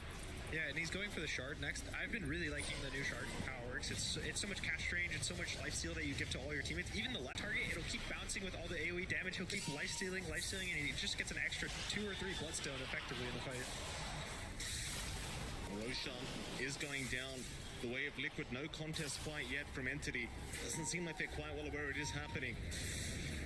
Roshan, I mean, it's getting way too low now. They haven't got the time anymore to try and contest this one. So first Roshan of the game, going to go to the side of Liquid. They'll be very happy with that. Looks like it was Mike who takes the Aegis. Naturally, the left track really enjoys that reset. Happy days for Liquid. Now with this Aegis, you'd assume you can keep this pace going. Yeah, it's the first Aegis of the game is generally just about pacing and gold. So Liquid's goal of this is they're 60 gold right now. They're going to go maybe like 8, 9k, depending on. And Entities just survive the Aegis, don't give up too much. Don't worry about the first Aegis doesn't matter too much. It's about the second Aegis that both teams are looking at as this is our go time, we have to go. So Entity's probably mentally, even though it's first right now, they're mentally prepping, all right, what are we doing in 10 minutes? When the next one spawns, what are we going to do? How are we going to fight this? He's not going to be 25, he's level 13. So what are they doing at this 20-30 minute mark where Liquid is prepping to end the game with his second Aegis? And at that point, you're going to be seeing a lot of items coming out from Liquid. Like Zai's probably going to have his blink in less time than that. You're just going to be finishing up that full shard, and Matumba getting that additional life steal off. And the BKB is going to be up for Mika soon. And it doesn't feel like they have any good answers for that prolonged spell immunity, especially as you talk about down the line. Once Matumba has his own BKB, I mean, that massive duration for him, it's all down to just Pure and the Slardar. I think Liquid right now just feels very comfortable with how the pace of the game is going. An Entity, you know, in the back of their head, they're still thinking that it's fine, but you're always worried if you're not the Arc Warden, because you're always like, you have to make sure that they have the tough job. He's the one who just just like, all right, don't worry guys, just trust me, I got this game. And everyone else has to be like, all right, what do we need to do to make sure that it's all going according to plan right now? And I think the way they use the starter right now is really nice. Dotame, nice avalanche away. Still Nether Strike, massive range once again from Boxy. The Dotame with a nice toss back, but Matumba, he's going to be there with the slows. You've got Fishman around to try and help out, but in the end, he really just can't do much through the range of Matumba. Is this a bot T2 tower to go down? It does seem like. Yeah, they're going to use the glyph, but I don't think Liquid has anything to fear. Entity doesn't want to force this fight, and they actually don't glyph it. Oh, interesting. The first tier 2 would have gotten a reset, maybe just stall out a bit. Not the biggest thing in the world. It's not too big of a deal. The worst is when you don't get a reset the glyph and you glyph the tier 2, and that's when it leads into maybe your tier 3s get a hit, maybe you lose all of your outer tower. So at least now they still, it's pretty much the same, it just the game is 6 seconds faster, which yeah, not the worst. Not the worst, yeah, although it does feel like for Entity every second does count, right? You're still trying to build up for Stormer. He is at the point where he has the blink and the maelstrom, but still miles off from that 25 talent where it does get ridiculous. If you're an Entity now, I mean, you mentioned it, right? You're looking for what you're going to do by the next Aegis. You're looking how to enable Stormer to hit those spikes. What are we looking for from them? They're going to have this blink on Kataomi soon, and it is up, but that's timed with Mike's own BKB. They're hitting a lot of timings on Entity soon. The Orchid's going to come out for Toby. BKB's going to come out for Pure. The Blink just finished, as you said, on the Tiny. So the others are hitting timings, and Art can play with his own team timings. He has so much range and damage that they're going to kind of hit this maybe ball where they will force a fight into the Aegis and be confident. But on the side of Liquid, they're actually hitting their own timings as well. Boxy almost has a full BKB. He actually has the full BKB right now on the Spirit Breaker, this is where you see the kind of difference, I guess, in terms of one team's being ahead and one team's other. A lot of it also comes down to the supports. You see that it's been 20 minutes and he just picked up the blink on Tiny, and on the other side, he's up 2,000 gold on the Spirit Breaker and has a BKB. Yeah, so it's going to feel a bit tough to kind of close out, and that's something with the support Tiny, right? Like that blink timing just feels so pivotal, and when you manage to only grab it after the initial BKBs come out, it can feel a little bit rougher. And that's him playing with the Philostone that they've had for a few minutes now. So it's just been a little bit slower for Kataomi. He has been copying the ganks, and he's 0-4-5. He has been kind of making that space for the team. He made the choice to go phase boots, which is generally if you want to make a lot of early moves and not force the blink and play with your team. But unfortunately, it didn't really end up working out except for that first TP play. Give me a rough estimation, you two. What's the time? Like, give me a time in the game where this Arc Warden's a problem. What is the exact time? I want predictions. Exact time on the clock. I don't want to get level 25. I want exact time. 42 minutes in the clock. I was going to say 43. Oh, there you go. Okay. Very close. See what happens. See which one of you is right. Entity grouped up. May go for a smoke. Chances are you don't really want to. Just group around Stormer, make sure he remains safe. Keep that farm going. Liquid, they have taken over that Radiant Triangle, so it's going to be a pretty nice bit of farm denial here inside of Liquid, but again, it doesn't seem like they're panicking. Entity, they're more than happy to drag this out. I also know we talked a lot about how Entity's kind of doing in there, but and like how they're behind, but they are actually very good at defending this high ground. They have Tiny and they have an Arc Ward. Both these heroes are amazing at defending the high ground. They have a Naga Song to reset if Liquid goes a little too far. So Liquid they're not too happy about going and forcing high ground until they're 100% sure that it's going to be good. Yeah, the tools are there on Entity to kind of stall out.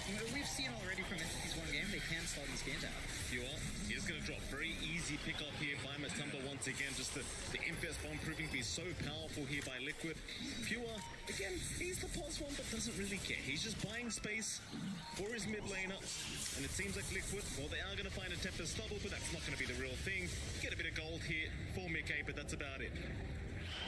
The gold injection's always nice. You are kind of working on what you're looking for with the Aegis, right? Gunnar mentioned use first Aegis to get 2-3k more gold. They are up 7 to 8 from that 6 to 4k lead they had a while ago. So they've worked the map really well here on Liquid. They're starting to shut down Entity from getting into that jungle, from trying to reach forward in those lanes because of how early some of those tier 1s fell. It's just a little bit more challenging now for Stormer to just farm. And as you mentioned, Gunnar, he's just eating all the farm now. The farm is still there for Stormer, but it's starting to feel like Pure and Toby are really being sacrificed for that. His BKB is so slow. It's going to be probably a 25-minute BKB on your carry, which is not the happiest. That's why he keeps dying. He's just getting run down by the Lifestealer. And even when he goes on them top, you can see how confident Liquid is to just walk away. They see all the TPs. They get the one kill starter. Fishman is just one hit away from dying to the Lifestealer because he's going to be so slow. But Liquid just walk away. They don't feel the need to make anything. They don't need a bigger win than they're getting right now. They just take a small win here, take a small win there, and just walk away. Well, save dotame and Fishman this time, though I say that. Nether Strike, Boxy, not going to go all the way, but does see Toby. He might try for the Naga Siren, but does end up thinking better of it. In fact, Ensnare is out from Toby. Just hold down the left track for a little bit, but it's not going to mean anything. They allow Mika to walk away. Liquid once again controlling that Radiant Triangle.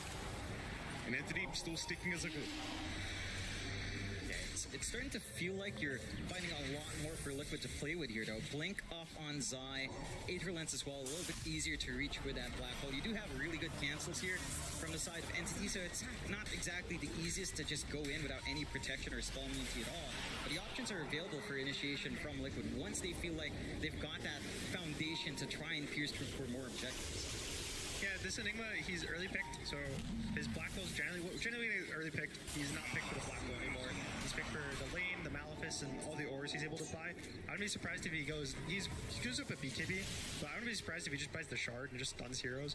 Because he doesn't need to do anything in these fights. He just needs to exist and scare Entity away from grouping up, clumping up, and being able to kind of protect each other. Because once you do that, that's how you get black hole. That's how the game ends. Oh, there's that Gleipnir up. This is where things get scary for me. I see that Gleipnir, I get shivers up my spine. It's so hard, just the Tempest double all over the map, able to solo you once he roots you with that Gleipnir up. And see what Stormstormer does done again. You guys kind of mentioned it's about 20 minutes away from him feeling completely busted, so we're going to give it a bit more time, but it does feel like it's getting to that point where even I'm getting a little bit scared now for Liquid. And you can also see at the exact same timing it's the Gleipnir, BKB finish on Starter, Pipe finish on Naga. All these timings are kind of lining up. Fishman has a lot of wards queued up, so we'll see those timings coming out soon. But this is where Entity's going to try to pick one hero up, maybe two, and then just call it a night, go away, keep farming. They just want the kills to delay the game, whereas Liquid want the kills to secure the next objective. With the smoke up, Matumba does read it well backing off. I am curious, Gunnar, we had a little bit of conversation in the back room about this, but Toby's queuing up the Ags here. Now, how do you feel about that Ensnare and reel in this kind of game? I don't even think of the reel in. If reel in got removed, I don't know if the Ags would change at all. Oh, this is dangerous. Boxy, he's going for a big charge. There's a lot of heroes from Entity around. He'll still go for Fishman. They might find the CM. Entity, do they want to try and force a fight? It doesn't seem like it, but this is a big timing. You talked about the second Roshan. It is now available in Liquid. They've spotted it out. Yeah, this is when the game starts going downhill very, very in Liquid favor. They're going to get Shard, they're going to get Aegis, and NCC hasn't really hit their timing. The Archorn, even level 18, really big timing. He almost have 100% uptime on the double. But he's level 15, just hit 16. So this is probably where Liquid's going to want to look to hit, maybe not mega creeps, but, super creeps in the mid lane, take out their racks, take out bot racks. At least one side is probably going to be the next goal. Yeah, they're going to be able to do that really well as everything's lined up. They find Toby. They are going to find Toby. They don't want that Song of the Siren available in this team fight. In comes the Tempest double, but it does end up expiring. Liquid, that's a big stun out from Pure. It's on to 3, but there's no follow-up to it. In they go. Onto Boxy, but he's got the BKB up. Song of the Siren's there, but Boxy, he just keeps going. Oh, with the tumble, they'll find at least one. And that's going to be Pure gone. Can you keep this fight going? Doesn't feel like it. Great first BKB use out from Boxy, interrupting that fight, isolating Pure, and still they managed to secure that Aegis. So everything Gunnar said, they're going to be able to start targeting some tier 2, start looking at some lanes of racks to take out and really build into that advantage, really start to choke out. Maybe not Stormstormer, he's still going to be able to reach out into some lanes, but the rest of the team is just going to start suffering on Entity's end. There's also really unfortunate timing for Entity. As you said, the Tempest double times out. There's a 28-second downtime where he has no Tempest double. So Stormstormer TP's mid. He's sitting there in the trees watching the fight the entire time. You watch his ult tick down because he doesn't want to go with this hero. He wants to use his illusion to be able to fight. But by the time Pure's dead, he gets the illusion. They don't have the... It's just very unfortunate how it timed out. It's just not quite shaping up in NCT. Mind you, they still have a lot of time to play for. Liquid looking to start to speed that game up. They've got the full basher up now on Matumba as well, so he's got some control coming through here, and it looks like the Mjolnir isn't too far off as well. So all the timing's really being met. Sharing farm nicely with Mike up there in the top two. Mike for his part, a little bit more armor on, going for the Lotus Sword next. For Entity, I mean, we talk about those key timings, you know, with the BKBs, with the blinks up. What else can they do? Maybe just execute better? Should they be the ones starting back? They're going. They're going to try now. Mickey, he's in. Fishman, no, they want Toby. They want the Naga Siren. They'll get Fishman first, but Toby is completely melting to the damage of Mickey. They even found another. They'll fight Pure. He'll try to BKB, but the Nether Strike right through it. They will secure the outpost, and Liquid just running circles around Entity. Pure tries to catch the backline. He knows he needs to kill the supports because those are the ones without armor, but he just gets black hole very the back. They hold him the entire time. He goes down. As you were saying, it's hard for Entity to take a fight, I think, outside their base. They need to force, I think they need a toss back. They need to secure one hero, get him isolated in the fight, burst him down with all of their stuns, their damage. And playing these elongated fights or getting jumped at all by Liquid is kind of impossible, it feels. Yeah, they've got the tools to do that. Of course, they can stall with the Arc Warden, as you mentioned. They've got really good high ground hold, although they're going to be able to find the illusion at least. There goes that Tempest double. Charges out. They see Storm. It's just a matter of whether they want to try and make the jump in. Seems like it was just Boxy trying to give the vision over to the Tier 3 tower. It was clipped up. Seems like Liquid, they're in no rush. They've still got 2.5 minutes on that Aegis. They'll retreat, they'll reset, and maybe come back another day. Tone bought up by the Arc Warden, trying to get this level 18. This is the small timing. The level 20 timing, not that big. It's a lot of damage, but he's fairly the same hero. It's all about the 18 and the 25. Those are the big timings. And whenever you're behind, you get so much XP winning a fight. You get so many levels, they're on kill streaks, they're so much higher level than you. But do they win the fight to get there? Yeah, it's tough to see that from Entity. Maybe, as you mentioned, just getting tossed back. Although, that's the real hero. Stormer looking like he may have found an opening. They're going to try and summon Tumba. It'll be a big pickoff. A nice avalanche. A nice toss. Kataomi trying to set up. They'll at least find the Aegis on Matumba, but they're going to try and focus down Boxy. But through the BKB, they can't do too much. Song of the Siren out. It's still only 2 heroes, but Liquid, they're coming in. They're trying to make something happen, but it seems like Entity, they are well and truly out. They'll find the Aegis. That's going to be enough for them. That was pretty nice. They didn't even use the BKB on the Slardar. And again, this Aegis, maybe he gets tossed back to do a Slardar stun. Maybe he just gets killed instantly when he goes high ground. So maybe the game's delayed, but now the BKB is forcible. Okay, has he gone too far? BKB is there. Stormer is being chased down. It's just the Tempest double though. So Mickey, very confident with the BKB, is not going to drop, not in too much danger. Can they really go for this Tier 3 tower though, like without the Aegis up? It feels so risky. Like that, just all the jump from Entity makes it feel like you don't want that without protection. You kind of want that next Roche. And for Entity, that's good. They get more time to try to build up. They get more time to try and hit that level 25, 18, 20 talent timings for Stormer, and just kind of play the Arc Warden game going forward. We also get to hit our 42 to 43 minute timing. Yes. Casters. Very important. Very important indeed. I'm kind of wondering, like, Zai's been very quiet this game as well, right? Like, we haven't seen one black hole. We did see one. There was one solo black hole early in the game. Apparently there was another. We just didn't quite catch it. What are you thinking with Zai? Like, is it an easy game for these black holes to come out? Is it important? Hold that thought, because mid lane, we might see one soon. Pure, he's in danger. Nice toss back from Kataomi. Saves the day, but will drop himself. Very nice sacrifice. Yeah, I don't know. Zai, he just has nothing on his shoulders. He doesn't have to do anything. He just has to exist, and it's enough. It's scary. The hero's scary just existing. He always feels like, oh guys, we're gonna get black hole. We're gonna get black hole. Careful, careful. You always are talking about it. It's always the threat. I don't think he has to click it. Yeah. He can just wait for this Pure to walk forward, go to the back line, go a little too far. Black hole one hero, and it's gonna be enough for them. Yeah, and just going back to that pickoff, without the tiny, that threat of the toss back is gone, so high ground completely opens up, even though you have some setup with the song here. Try and chase a little bit, but it doesn't seem like they can keep up. In fact, hold that forward. Kataomi with a nice toss back has found Matumba man. This could be the big one. There's your black hole out from the low ground. Zai.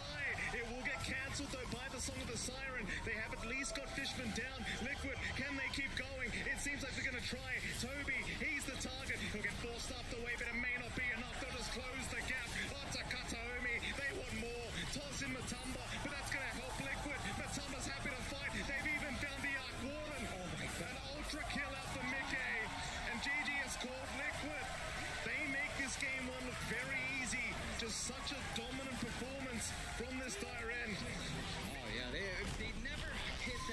42, 43-minute mark we talk about. I mean, and we heard Blitz, right? They wanted to play a faster game on Liquid. Went a little bit slower in lanes, but they hit this point where they just start getting that build-up. They hit these initial timings, and with all of those tools on hand, they just managed to run it down. From that first Roche where they increased their lead, just went from there. I think the standout was the Matu Boxy combo. They had so many fast kills. They keep killing. They killed Slardar 3 times on the side lanes. They pressured Stormstormer mid. Obviously didn't work out, but just the constant pressuring and forcing it so that they only have really one hero that is able to farm. That's what speeds the game up for you. That's what makes it Liquid up 4K, 5K, 6K so early, and they just keep growing the lead over and over. So wait, boys, before we do get into Game 2's draft, is there anything you guys would like to see changed up? Maybe you just don't go for the arc. Right. Liquid's playing fast today, it seems, and you might just want to match the tempo, get one of their standard, just quick, fast-paced lineups. You just kind of play, you want to play to the style of being able to play the game and not feeling like you have to hit your timings and you have to play later and just a slower game. Yeah, I think that's the one thing for Entity, right? The last time we saw them up against RNG, that did go a long time. They tried to take it slower here as well. We got to see them go a little bit speedier, and we'll see if they adjust for Game 2. Well, I love the advice you guys are giving. Just don't pick Arc Warden. That's my favorite kind of advice. I hope my teammates and my pubs are listening too. We're gonna head over to the panel, see what they thought about this game number 1. It sounds so simple. Just don't pick Arc Warden. Words from our commentary team. And is it that simple? I'm going to also ask that same question to my panel. Is it that simple? Jenkins, don't pick Arc Warden.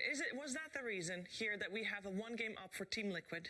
I mean, they actually play the Arc Warden pretty well. Like I feel like the Arc Warden maybe wasn't the issue. It's more along the lines of like Liquid, I think, like figured out, if you pick Enigma, well, you don't really care about going late game. They were playing the map a lot better, out farming. There's a lot of like inaction for the first 20 minutes, and it's like, oh, the Arc Warden, of course that favors them. You look on the other side, there's Enigma. It doesn't. It was kind of slow, especially from Entity's side, where I was this offlane Naga Siren just didn't feel like it worked out. Didn't do much. Yeah. You want to have something else. I don't think you need to be as greedy, considering that you have Arc Warden, so you have a lot of these boxes checked. Whether we're talking about, getting the Gleipnir, holding the game for long enough, you needed to have something that actually plays Dota until your Arc Warden comes online. I 100% agree, and we touched up on it a little bit in the draft, but they don't really have a high success rate with this offlane Naga Siren, and I understand the desire to make it work. I know what it can give them by way of teamfight and wave clear, and also it was their early black hole cancel, but the hero just doesn't do enough. They would be better off just trying to get something like a Primal Beast for the offlane if they're going to run an Arc Warden, right? Something that can fight early on without items, without the need to soak up any farm. And I think, all things considered, Stormstormer did what he could. He read smokes really well, actually. There was a couple of smokes where Liquid were hunting him, and he was just able to dodge it. And of course, one of his supports tanked it, but it really just wasn't enough. Their draft was way too slow.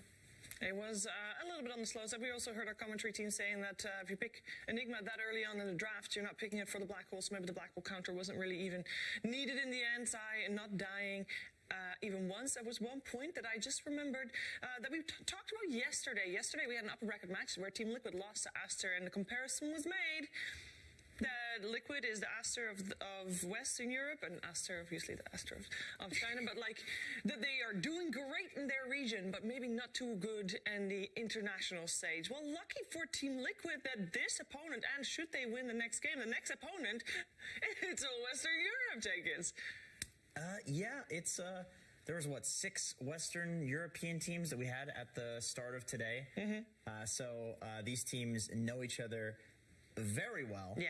I mean, I would have said this last game, so maybe this doesn't hold that much salt because it's TI and everything changes at TI. But you'd think if one team wins game 1, it's like, oh, this is one of those matchups, rock paper scissors. Like we know Liquid can beat Entity, but yeah, like I said, it's TI. So even though it is Western Europe, everything changes. Yeah, they do know each other very well. And speaking of knowledge is something that Tsunami is going to test us on. What's happening, Tsunami? Please explain. Yeah, you thought that I'm going to be bringing the knowledge, but this time I want to really benchmark all this analysis that you guys have been giving. I want to really put it to the test. So I'm going to play a little game show with you, a little quiz. And you at home, feel free to participate.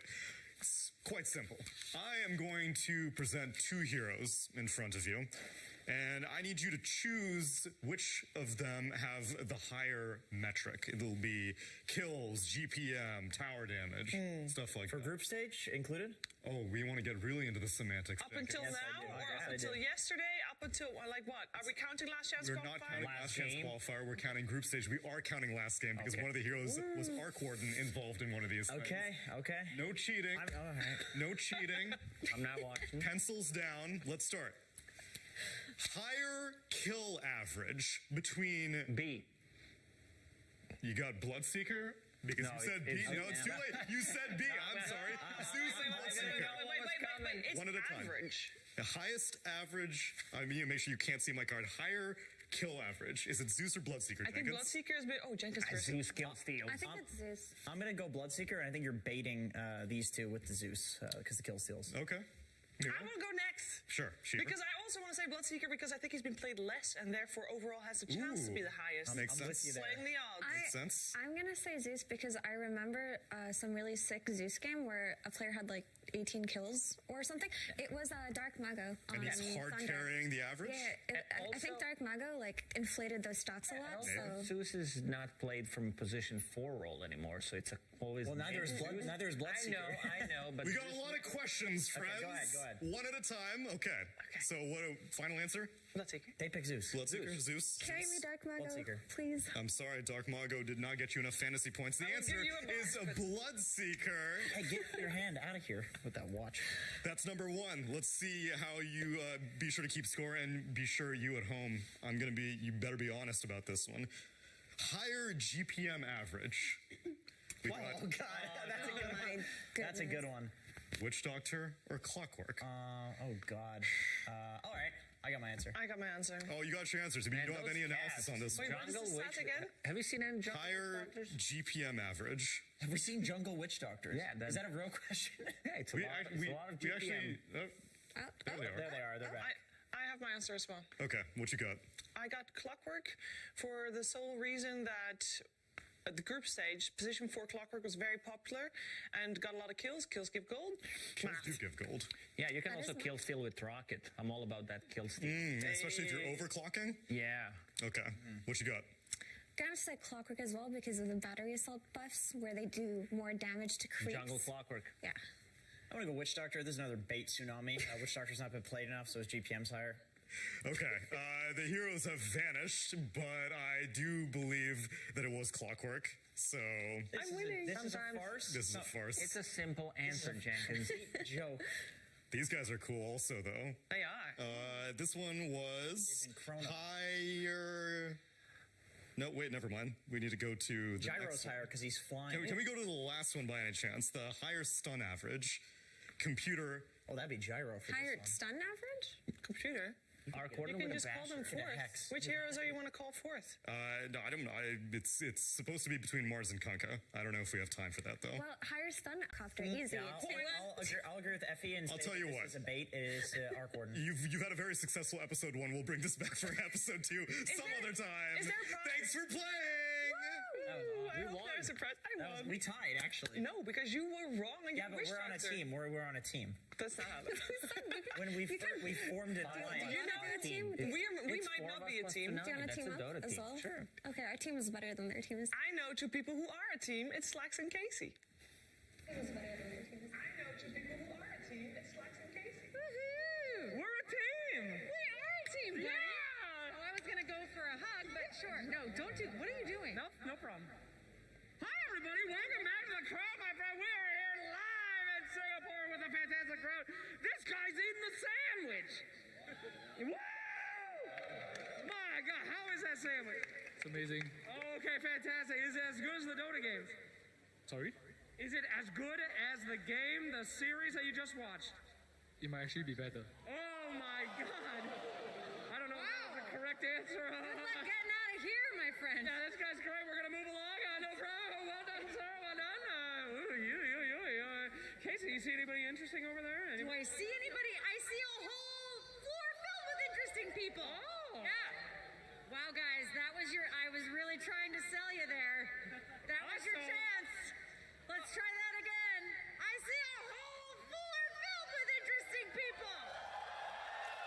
All right. Yeah, it out here. Sir, the entire Dota world is watching right now. More people than you will ever have the opportunity to talk to is listening. Is there anything you want to say to the Dota world at large?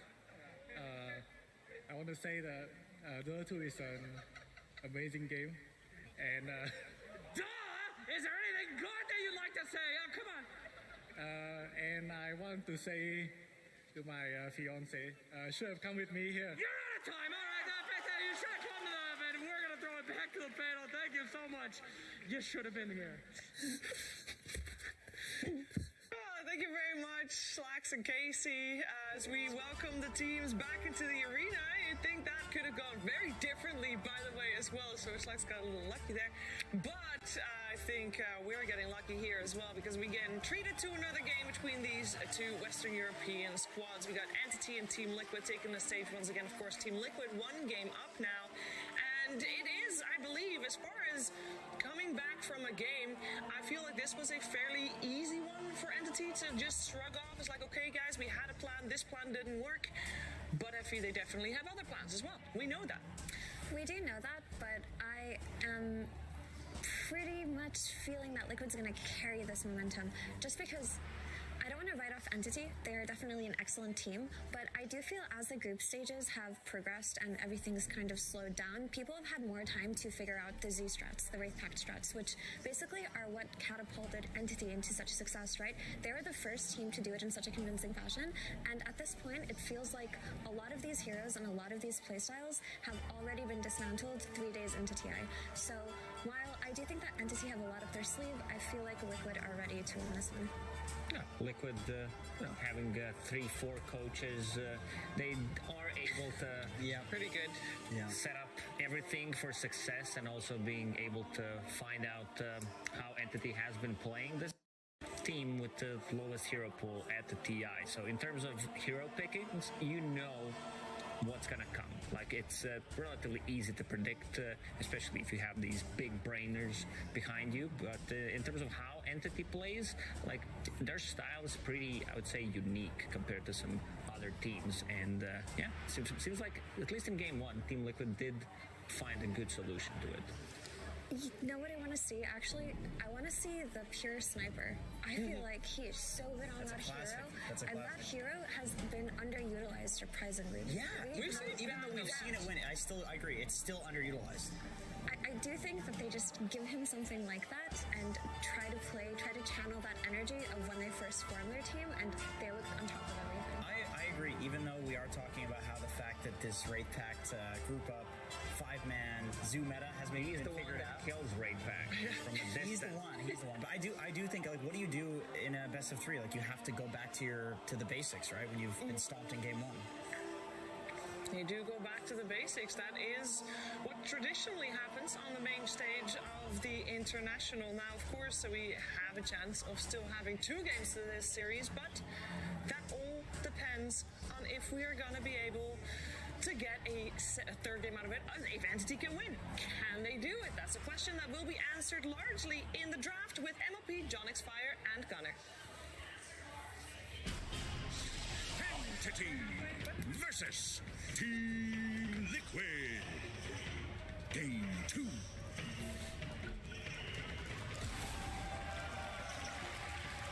Yes, ladies and gentlemen, welcome back. It is MLP Dota, John X and of course the lovely Gunner Dota. We're going to head into Game 2's draft here between Liquid and of course Entity. Boys, you talked about it. The strategy is just don't choose our quarter. Just statements, the best thing ever, just win the game, just stun the heroes, just get your items. That's all you need. Yeah, it's simple.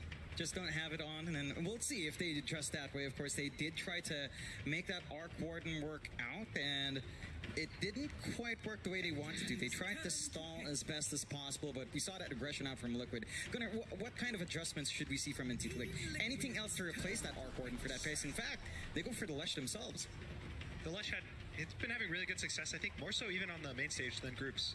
Groups, I was seeing it have mixed bags, but I think teams started to kind of prioritize the hero a little more in terms of that it's their win condition.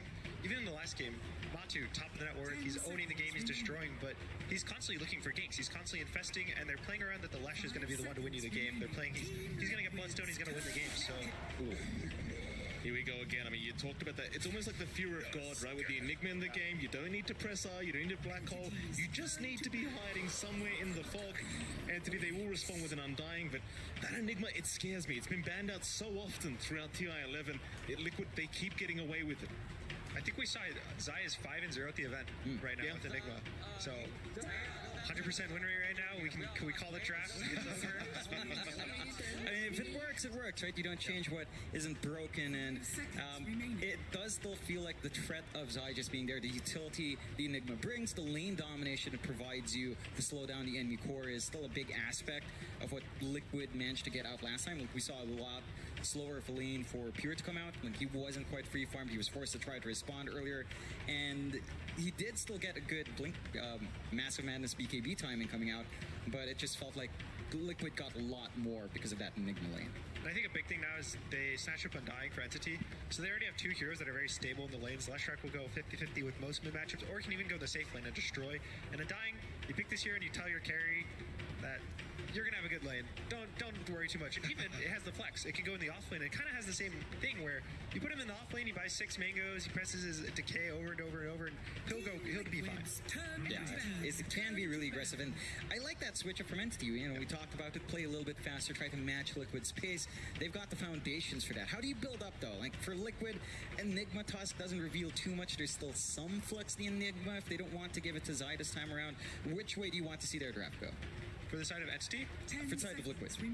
Liquid, I think they should just keep doing very basic things where they're doing, where they just have Zai and Enigma. I think they shouldn't do much flexing. I know I've talked about how Enigma can go to the 5, but Zai kind of crushes every game with this hero. It's just some silent impact, constantly winning his lane, pushing out lanes with Eidolons, always getting this nice black holes that you don't need a 5-man black hole to win the game. He's always just great with the black hole usage. And I think the Tusk, I think Boxy's Tusk is really nice. I think when he plays these melee heroes, he's very enabled to just his Marcy, I think, is actually one of his best heroes. The way he plays the early game on these melee stuns are really nice. So probably just something that enables these heroes. Maybe looking for Matu, just a standard strength carry goes in. He's been playing a lot of Low Druid, Pudge, Bloodseeker. I don't know if he's actually done the Bloodseeker yet, but I think something along those routes, and then giving Mickey just a nice ranged carry spellcaster mid. Like SF is what they've been usually doing a lot of the tournament. I think something along those lines are just a bread and butter. They don't need to do anything special. Well, talk to me about the mentality right now. We saw the panel talk about it just for a moment there before they did throw to us, but Entity, I mean, they're one game down, they're one game away from being eliminated from TI11. Do you guys think they've reset? Like, is it that easy? I mean, obviously not, but how do you reset, and do you think they've managed to do it here? It's not easy to reset, but the best way is to go out playing your style, playing your thing, and not changing everything at the last minute, throwing, you have one game, you're like, let's just throw out the book, let's pick what Dota2, what Dota Buff says is the highest win rates, let's just pick the best heroes in the game and just hope for the best. So I think probably they're going to play to just win their lanes, more so than they did the last game, and play their fast. As you said, the Wraith Pack, the Zoo style, I think that's kind of what they're aiming for. Just picking really stable lanes all across the board. Yeah, and I think the one thing as well, it does feel like you don't have as much time to reset in between games, right? It does feel like the turnaround time is rather quick. So it really tests how mentally strong a team is, because you don't have that interim period where you're allowed to pump yourself up a little bit more. And I think that's one of the bigger tests that we've seen at TI, maybe contributing to a lot more of those 2-0 series here. You can also see on the side of Liquid, I think they have a similar read. They're banning up the Visage Beast. They take the Enigma. So a lot of these Zoos, Wraith Pack buyers are getting banned or snatched up. So it's kind of limiting Entity's pool right now for how they want to progress the draft in their way, in their style. Which is, it's pretty interesting. Even the Brute was banned in the first phase. So all these Zoos are kind of out of the pool. Speaking of Zoo, while we have you, Gunnar, do you miss Necrobook? I like Necro 1. Okay. And maybe 2. I think the true side of level 3 was a questionable. True. Yes. You're a support player, I assume. You like being able to D-ward for free and have a gem. You know why I'm a support player, Gunnar? Because Necrobook doesn't exist. I used to be a mid player. I used to be that Brood Mother spammer back in the day. You buy the Necrobook, you buy the Orchid, and you just terrorize everyone in the game. Now they took it away from me, Gunnar. I've got nothing. I've got to play Pulse 5 every game. It's sickening. Oh, we've got a Pudge in the game. Yeah. They actually flex it between both. Both players play it in both lanes. Mickey's played it safe. He's played it mid. Matu also, I don't know if he's played it mid, but he's played it in the safe lane a lot. So a lot of options right now, which is pretty much Entity has to make the call of, do we think this Pudge is a mid or a carry? And, if it's mid, do you want the Flesh versus it? The the numbers of the Lush add up very similar to Fleshy for Edict. So there's 6-7 seconds in the fight where the Pudge is actually invincible for fighting the Lush. And so, do you want this Lush to be your mid versus the Pudge and have some weird timings? Do you want it to be your safe lane? This is kind of the 16-17, you make the choice in how the draft is playing out, and then after that, it's just filling in the holes. Oh, here we go. Yeah, there's a response sniper coming out instantly, along with the timing once more. So just going back to that, how do you feel about the sniper here? Like, it does feel like you're going to have some good distance here. Your best jump in is probably the Tusk with a snowball. Is it well protected enough to just have that standard sniper game? Yeah, I think there's actually 3 factors of heroes that make it really cool for the sniper pick. One is it can go safe lane, and it lanes really well versus the Enigma. Shrapnel destroys. He also in the game, he is so far back that it's hard to black hole him, and anytime he black holes your team, you kind of just kill the Enigma. 2, it's that Pudge, he just kind of destroys. Pudge wants to always walk in the fight, and you just kill him. And 3 is that when people pick Pudge, they want to pick a ranged mid that carries the game, such as Shadow Fiend and Lina.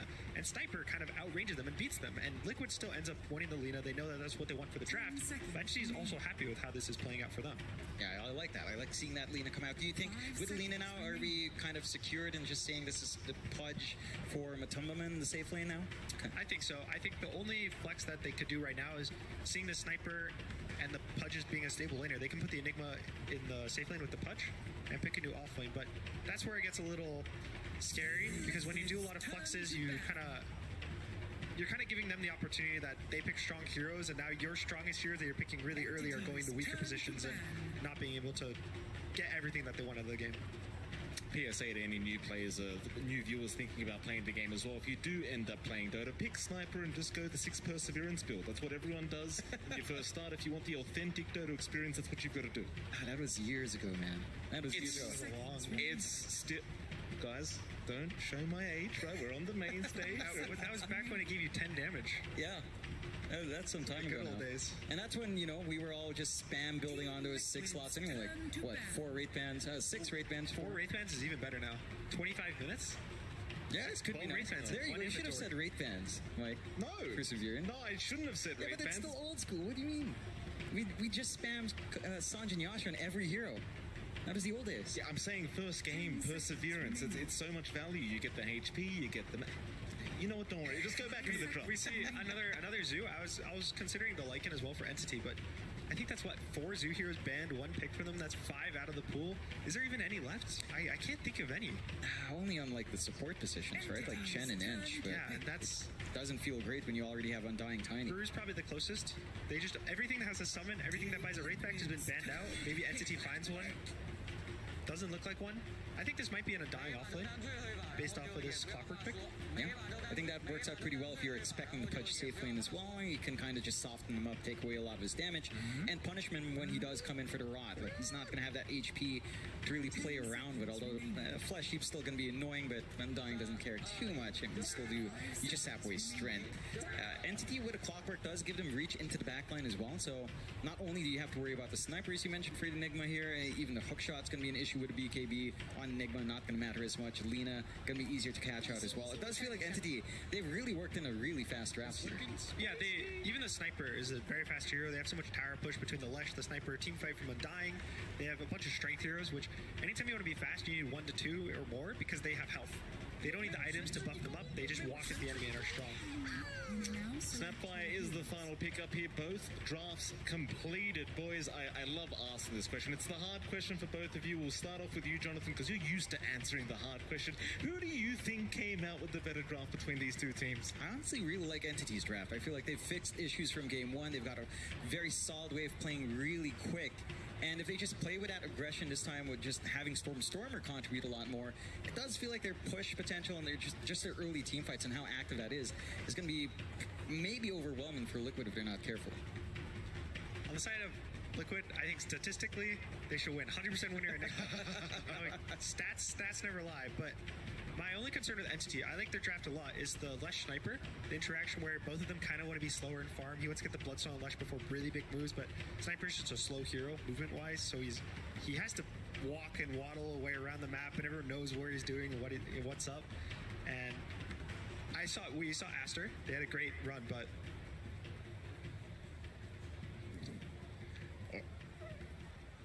All right, with that, we are going to head over to Slacks. Welcome to the panel here, my friends. We are here to talk to Metrum Coach Anthony. How are the boys feeling? This is the first time I've had an opportunity to talk to you guys on the main stage, especially after a loss. Team morale okay? You feeling good getting into game 2? I mean, it was a rough game, not gonna lie. Like, they completely destroyed us. But we instantly knew what was the problem in first game. So it's kind of easier to reset when you understand what you actually have to do, rather than reset when you like just don't know what's happening. So like we had some speech, we talked a bit, we talked a lot in this tournament already. Yeah, we hug each other. Like I'm sure we going into this game with the right mindset. All right, well, we'll see if that right mindset is enough to take us to a game 3. Ladies and gentlemen, give it up for our boys as we get into the game, and we'll throw it to the casters. Thank you so much, Lex. We do get into it. Game number 2 here between Liquid and Entity. A hell of a draft from both sides. Can't wait to see how this one pans out. Seems like both of you guys were leaning towards Liquid just because of the 100% win rate. You'd like to say stats don't lie. Seems like the safe answer to me. Personally, I love the Entity draft, and I'm going to go against both of you here. What are we expecting? I mean, early level 1 team fights, is there any chance? There is. Pudge is really strong level 1. Now, ever since they buffed the hook, there's so many times where you'll just smoke up, or even you just hook the bounty rune and you'll just get a hero instead, and you just first blood's a lot more gold than a bounty rune. Yeah, and you've got the Radiant side as well, so you could always go for the tree cut. If you want to trap someone in, doesn't quite look like Liquid's really prioritizing that. But they are putting themselves in a nice aggressive position and see if they find anything. We'll see. Toby's got a front line here on the Undying. Doesn't really want to take too much damage from this Lina, so it does seem like he might back off as Insania. Oh, that's going to be a nice shot. He's trapped 3 of them in there. Boxing with the perfect position. Oh, Toby's going to give away first blood, and that's a dangerous point to try and fight in when you're against a Tusk. Yeah, they just get the perfect block from coming out, and Matome, he's got the damage, as Gunnar said. Level 1 hook feels pretty damn good. That does give them a lot. Yeah, so much damage coming out. Just pure damage as well. So they'd lose a bounty, but they get a lot more in exchange. Mid lane, I mean, Stormer against Mickey. Talk to me about it, Gunnar. Like this mid lane, do you think one side or the other has an inherent advantage between these two heroes? I think Lina has a pretty big advantage, but we've seen Lina's kind of fallen off recently in favor, at least in this tournament, because they nerfed her armor a little. I think she lost a little damage, so she's a lot more manageable than she used to be. But just the way these heroes both want to play the lane, it's very Lina favored. A lot of damage. Leshrac can't outrange you. You just get to hit him on and on and on and on, and he just has to sit there.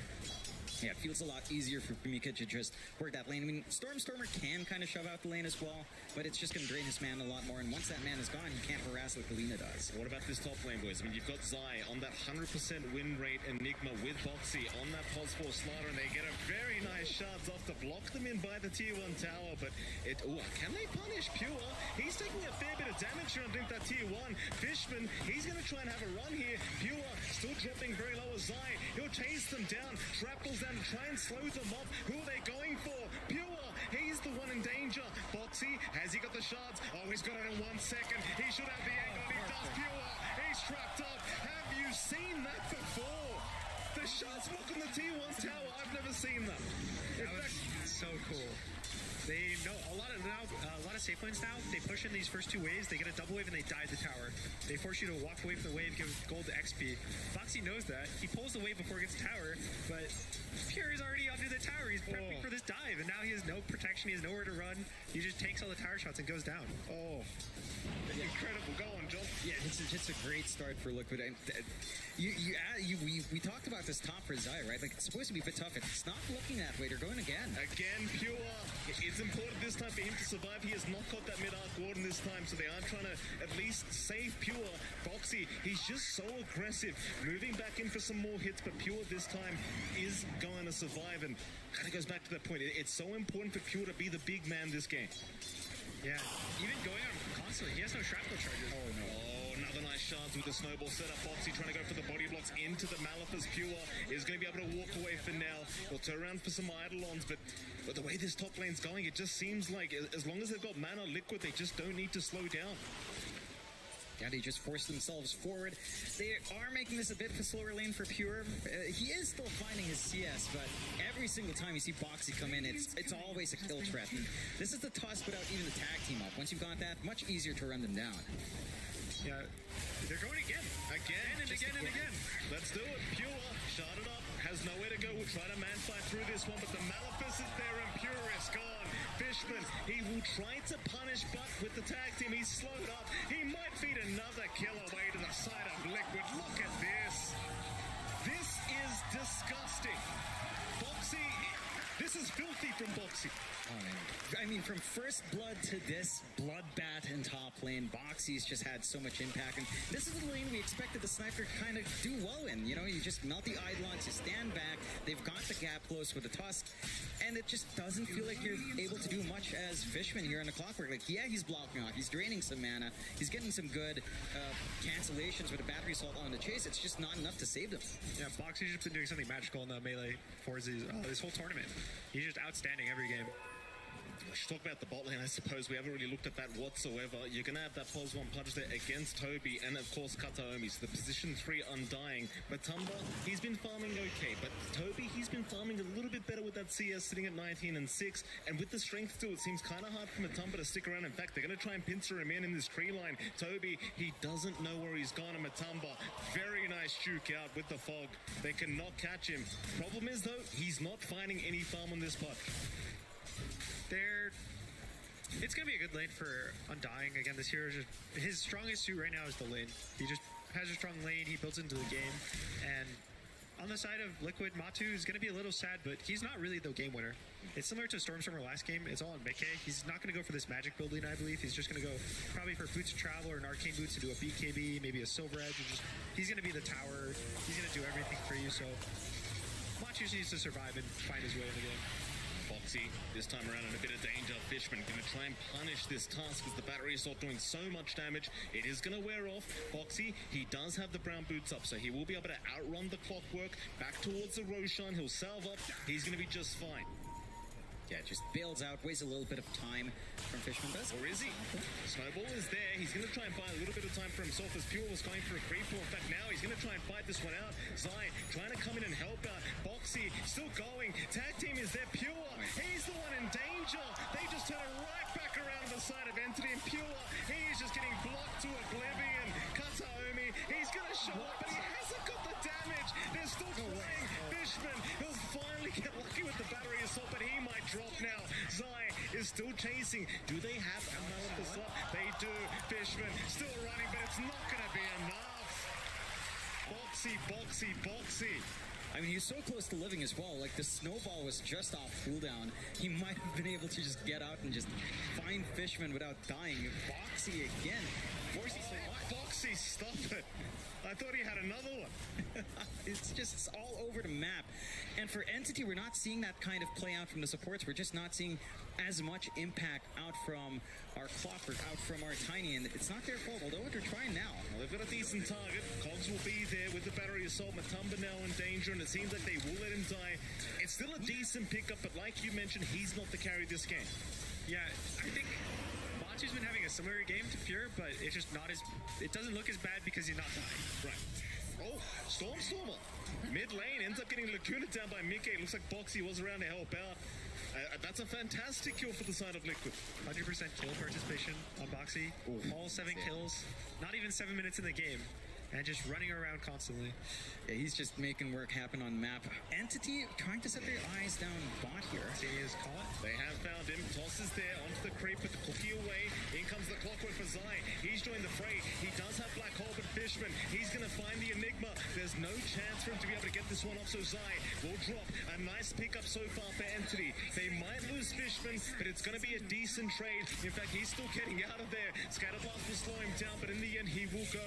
As Stormstormer, he shows up. Boxy's around, but against the Undying with the Tombstone, it's too hard of a team fight that they're still going to try with this little shredder. They'll take it out, but they are losing bodies left, right, and center. Liquid, they'll lose a third now, maybe even a fourth. As Insania, he was the initial one getting caught out, and eventually he'll be the last one to get caught out. Really good rotations coming out from Entity. They wrap around for a long time down bot. It looks a little bit awkward to start off with, but it does pay off dividends. You are getting space out here for Liquid onto Matumba, but considering all you find with Stormstormer around, that's a good gold injection for our Lesh. This is just nice. They fully wrap around the tower. Clockwork's in. Zai just expecting to TP in those trees and get a black hole from the tree line, get a free kill, but he TP's in. Clockwork's already on him. He just gets solo killed almost by the Clockwork and doesn't press black hole. And now this whole top lane is they're kind of feeding away the gold. Yeah. It does feel like you're reeling it back in here for Entity, staying in this game. You're buying space out for Pure as well. He's managed to just stay in the jungle away from this activity, and Storm is the one just working the map with that Lesh.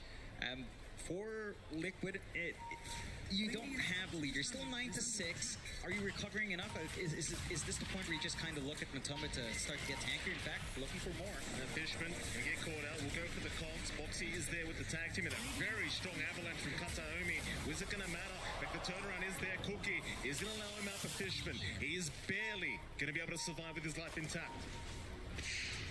I think there's not going to be much on Matu. He didn't even go for the Vanguard this game. He went for the Hood, noticing how much magic damage is on Entity. So he's just probably going to play for his really big timings. I think Ags is probably where he looks to join the game. I would actually be surprised if he ends up going BKB after his phase boost, just a first item BKB, and just all-in commit for this Lina, doing everything for you. Yeah, we'll see if that's something that Tumbo will want. There was a little bit of pressure coming out on the mid. Entity, again, still clumping around. It's rather interesting for Entity to keep taking this aggression as well. We don't even have a hook shot coming out yet on Fishman.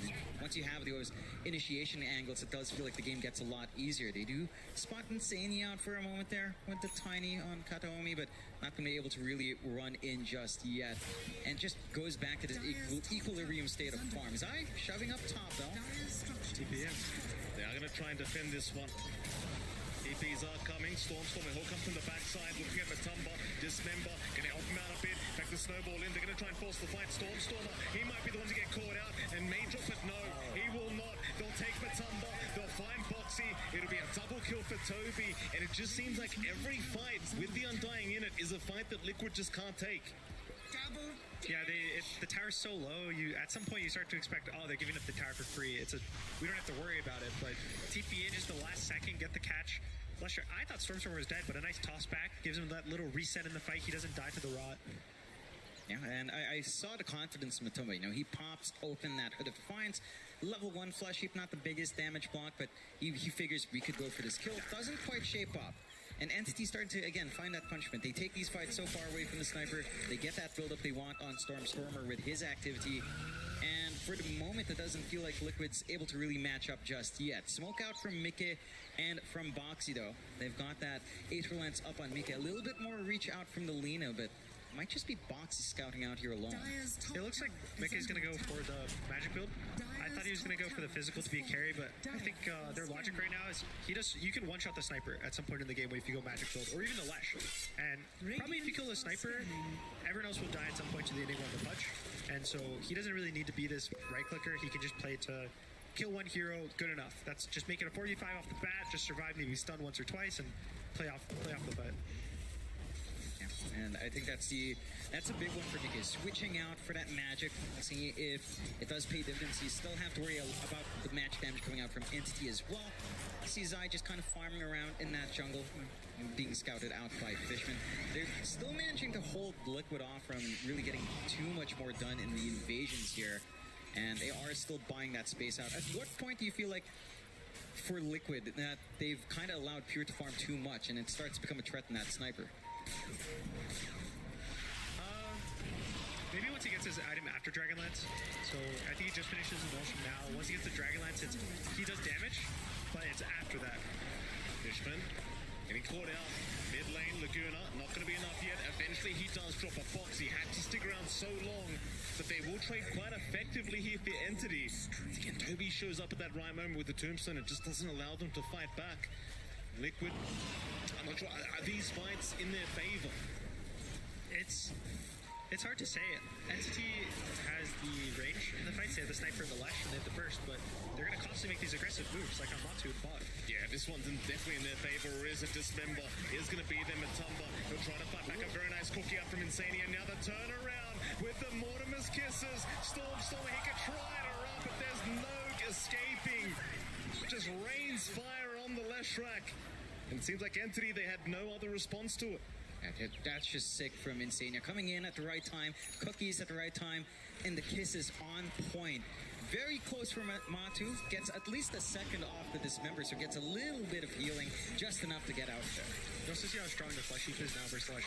Every tick of Celestial only does 20 damage when the Flesh Heap's active, so really tanky versus the hero. Sounds very, very balanced indeed. It's fun. Yeah, I imagine it is. Fun is balance. Yeah, absolutely, and Dota is supposed to be a fun game, so that's how we balance around here. Of course, for Entity, I mean, it's not all gloom and doom. They're still having these massive stacks being taken here by Stormer. His Bloodstone doesn't feel like it's going to be too long, although the timing isn't maybe as fast as what we saw from Mika in game 1, but it's still going to be there. And once you do have that frontline sustain, all that damage coming out from Stormer, you can make some work happen. You do have the full raid pack up on Zydo. So again, we're reaching that point where the Enigma is just going to be holding back a lot of what Entity will want to do up front there. Yeah, the big difference is Pure is top net worth now after that rough lane. 3 deaths in the 1 lane, and he's also very good versus Wraith Pack. One of the things as Sniper is he can just kill the Wraith Pack very quickly, not much to worry, and he's hard to jump. It's going to be on the back of probably Boxy, who ends up going for a Force Staff. I think Force Staff's really nice versus the Clock, versus the Luna versus the Tiny, but no Blink. They're not really going to have any of these Blink daggers to catch the Sniper in the early game, so it's a lot of just maybe wrapping around on the Sniper, catching him first, or just trying to fight away from him where you see him on the run. The smoke up behind Mickey, they're going to rotate into that dire triangle. Oh, they'd love to find Stormer, but he's quite low. He's going to go for a reset back at the fountain. Nice timing here for Stormer, just clearing out the triangle while he could. Instead, maybe into the mid lane they go. They'd love to find a pick-off and perhaps move into that tier 1 mid tower. Thing is, Toby is the one they'd have to aim. He's hiding in that tree line for now. It's just not going to be that easy to try and burst down this Undying.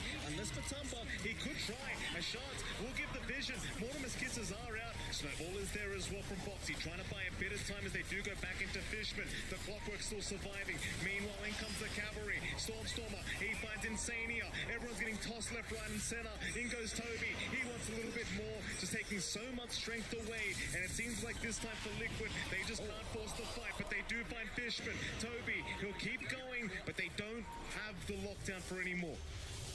Yeah, you can just see the response out from Entity. Instant TPs in the moment they see these heroes break out from the smoke, and they just commit to hold off. They know how important that mid-tier 1 is. They just toss all their bodies in Liquid. They just don't have enough to really get it done. They also kind of fragment themselves inside. Like you saw Insane just trying to target out the Tombstone, couldn't really do much. It's also just how strong a die is when you dive. You go past, your team kind of gets stretched out, the Tombstone gets dropped, you can't kill it because not everyone's around it. And then you just keep slowing, the Tiny TP's in, you get shrapnel, and just so much slows for when Liquid has to chase, just walking in. See what they can do now. Liquid falling a little bit further behind. 2k net worth now, the way of entering. You already talked about this for Pure, just escalating out of control now with that net worth, and it's a struggle to find what kind of anti you have for this Sniper. The Toby just doing such a fantastic job on the Undying, second in net worth right now, and just so tanky, so hard to deal with, and it's just not the target you want to try and burst down first, but Toby's just giving them no options whatsoever. So Liquid maybe feel like they're a little bit trapped at the moment, maybe need to slow down the pace of the game, get a few more items up, but it's kind of hard to know exactly what they need at the moment. The only item they can really wait for is his Pudge Axe. Everything else is, the Lena Axe, 3,000 gold away. The Enigma Blink is 1,000 gold away. You don't want to wait for so many different timings, but probably once they get the Ags, they're going to smoke up and look for a fight. Yeah, they've got to build off the back of Matu, and that nice timing you do get with a Pudge, the damage output he does have on hand, it does feel really tough. I think, talking about Toby again, he does have the look sort of up. They do get a good hook here. And Insania, let's get caught out. He'll try to run towards the north and try to juke out Fishman, but it's just so hard with the battery assault. Even the Tombstone being dropped just in case they needed the vision, and Toby, he'll take his 5th kill of the game. Got it. It's just getting way too much in this Undying. Again, he's got the Lotus Orb up. He's already got a casual cloak up going to the Hood of Defiance. And with all the strength he's stealing, with the way he has to save his teammates from the snowball potentially, it's going to feel really hard for Liquid to kind of come in. All their control, most of it, is single target outside of Snowball, not the most reliable to catch a group, or the LSA. So you're always going to have some value from just that Dispel coming out, and Toby's just been really, really massive in the front line. Yeah, and on the side of Liquid, they don't really have the front line right now. Matu hasn't had the opportunity to group up with his team and be this body. He just... The one time they did it, they won the fight. The jungle he jumped and they turned it on Stormstormer. But outside of that, he's kind of had to struggle trying to find the front line. Entity's still grouped up. Everyone just hanging around Pure, making sure the sniper remains safe. They're going to find a double damage rune with a smoke up. This could be perfect timing for Entity. They are hanging around though on the high ground, just waiting to see. Somebody does take the rune away. But never mind, they don't have the vision. Boxy did not see it. In fact, now Mickey, he's the one to get spotted out. But they can't hold him down. Stormstormer, he will move in, but again, just doesn't see the angle. Be about it. They won't be able to abuse the double damage quite yet. Really close to getting tossed back all the way in, but thankfully for Mickey, he walks away, doesn't get tossed. And dodging a gank, that was the less track Bloodstone timing. That's the biggest timing for the hero. You get this item, you want to go fight constantly for the rest of the game. And they weren't able to get a catch with it. Yeah, it's missing out a little bit on time, giving Liquid a little bit more room to breathe. They've got their own ags up now in Matu. So the punch is kind of ready to go if they find something here. Hook shot in, very, very nice from Fishman, finding the angle, but there's Insania. Get the cookie away. They turn this one around now. That's a big avalanche up from Kataomi, but where's your follow-up? In comes Pure. He's got the double damage. That's like gone. He find more. Snowball in. Boxy has no choice in the matter. He's going to go down. Kisses are still going, but Pure, he jukes them out for now. They just don't have any more follow-up. In the meantime, they do at least find Toby. In they go again, though. Insania, he's being targeted. He'll be the third target to go down for the side of Liquid. They only find one in the mid lane. It's just a little bit too fragmented. You're super strong on Matu. He just melts through Toby in the mid, but he's not there to help his team. He's not there to try to, do a little bit more damage, poke them down with a rod. And they were just really clumped up there from the side of Liquid up top. There's a nice ward on the cliff, which is what lets them get the Hosha on Boxy. But nice disengage. You see what Liquid wants to do? They want to kite them into this ward. They want to keep running backwards. And the second entity went too far, they want to turn. But nice avalanche, big 4-man stun into toss. And once that happens, everyone's caught up from entity. They're all grouped up now. Now Liquid's the one fighting into the entity. Just didn't feel that good in the end. I mean, the idea was good. Just doesn't quite shape up. They've got the blink on side. We still haven't seen a black hole this game. Again, not the biggest thing for the Enigma and more, but it does feel like in those situations you're looking for that lineup. Or maybe just, again, targeting Pure as we saw in game 1, where Zai would just kind of find an angle around and take away that big core. Pure is starting to feel like that massive core. He's working on to the BKB next, and we just saw his damage out. But sure, with a double damage rune, but yeah, if you can't gap close on the sniper, he just does so much. And that fight enables him to get this BKB now. He's about 700 gold away. And now, Lina's going magic damage, not right click. Pudge is all magic. Tusk is mostly magic. Who's going to kill him in the BKB? Do you black hole? He might not even die in a black hole BKB. Very, very fair point. Liquid got to find some answers here. Entity just going to keep doing what they're doing. 3k advantage, 13 to 15, 21 minutes in. Seems like as the game goes on, the sniper just becomes a bigger and bigger issue. And even if you gain the lead as Liquid, trying to go high ground against the sniper Undying and the Leshrac, it's just never going to be easy. They do hang around across the map on both sides. Neither side really wanting to try and force a fight. We'll see a casual scan out on the Roshan pit, but nobody hanging around there either. And it seems like the Axe is on the way very soon for Mickey. It's got a lot of cast range with that neutral item as well as the Aether Lens.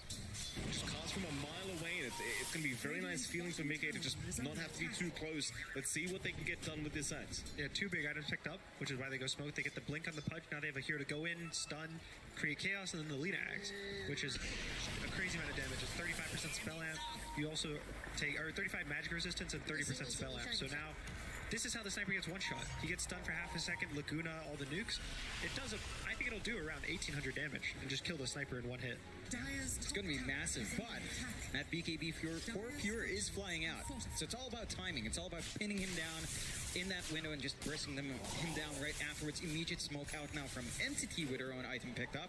And it's going to be an interesting position for Liquid right around that ramp area once more. In we go. 4-man smoke up, Entity running right towards Liquid, but Boxy, he's around with the vision. They'll see the Undying, so Liquid know they need to back off, but Entity, they are still trying to rush forward. Have they got the advantage? They've got the high ground, and they'll move into Matamba man, but a cookie is going to be there. Tombstone immediately being targeted, but it's not going to be enough from Insania. They're still trying. It looks like the Snapfire does get caught out, but that's only the pos 5 of Liquid. You'd like a little bit more for your trouble if you are Entity. but it seems like that's all they're going to be able to afford to get.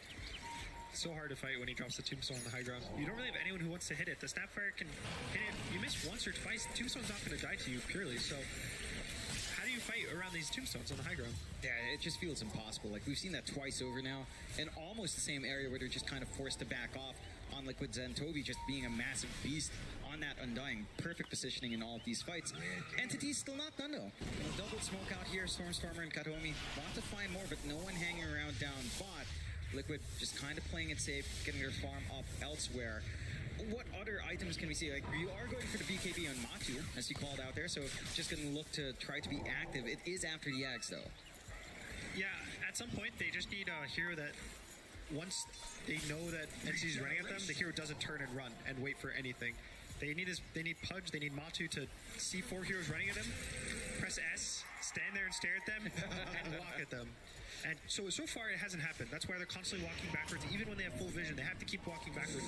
Mickey doesn't want to do it. Sayo doesn't want to do it. Foxy doesn't really want to be the one. He wants to save the one with the snowball. And so a lot of it's going to be on whether Matu feels strong enough to be that frontliner. Right now, he certainly doesn't feel like he does. Maybe a bit more time with the BKB to come out. Zai narrowly avoiding any kind of hookshot attempt there from Fishman. Breaking back towards the south. More defensive itemization from Liquid, as you do see Insania now with the 4-staff up. Looking at Pure, just going for the full damage build as well. Scary stuff, just going right into the Daedalus, and that's going to be very, very concerning. Like, if you can't find this guy, he's just going to delete your whole team. Also going for the stats over Assassinate. Oh yeah. Pure damage. Yeah. Radiant all about the right clicks. Nice pun, Gunner. We've seen that a couple times, you know. If you don't need the Assassinate, if you don't need that longer reach, it really doesn't feel like Entity has to, because no one's really highly mobile on the side of Liquid. You just go in the stats, you fatten up, you get a little bit more durable for Pure, and you just get so much more out of it as well. Liquid, for their part, again, waiting for those items to come in. They're working towards a blink now for Mike. So just going to have a little bit more follow-through to jump in when needed or jump out when needed and just kind of dance around. They're also, they are saving up for the blink on Boxy. So again, that blink save from the Tusk or blink initiation is also going to be up there.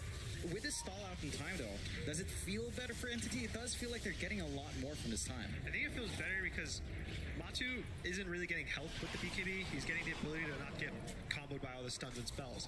But Pure's buying damage. So now that Matu's not really buying the health, the matchup of being able to survive the damage is kind of going Entity's favor until the plate mail. But that's, you know, you're asking Matu to get 5,000 gold when they're already 5,000 gold back. So not an easy ask. It's a huge gap to kind of clear out. And, you know, Pudge does farm fairly fast, but it's still going to take some time. And he's still sharing that space with Zai and with Mika. Both of them are kind of occupying the jungle as well. Anything else that kind of helps Liquid out here? Entity does feel like they've got almost everything lined up.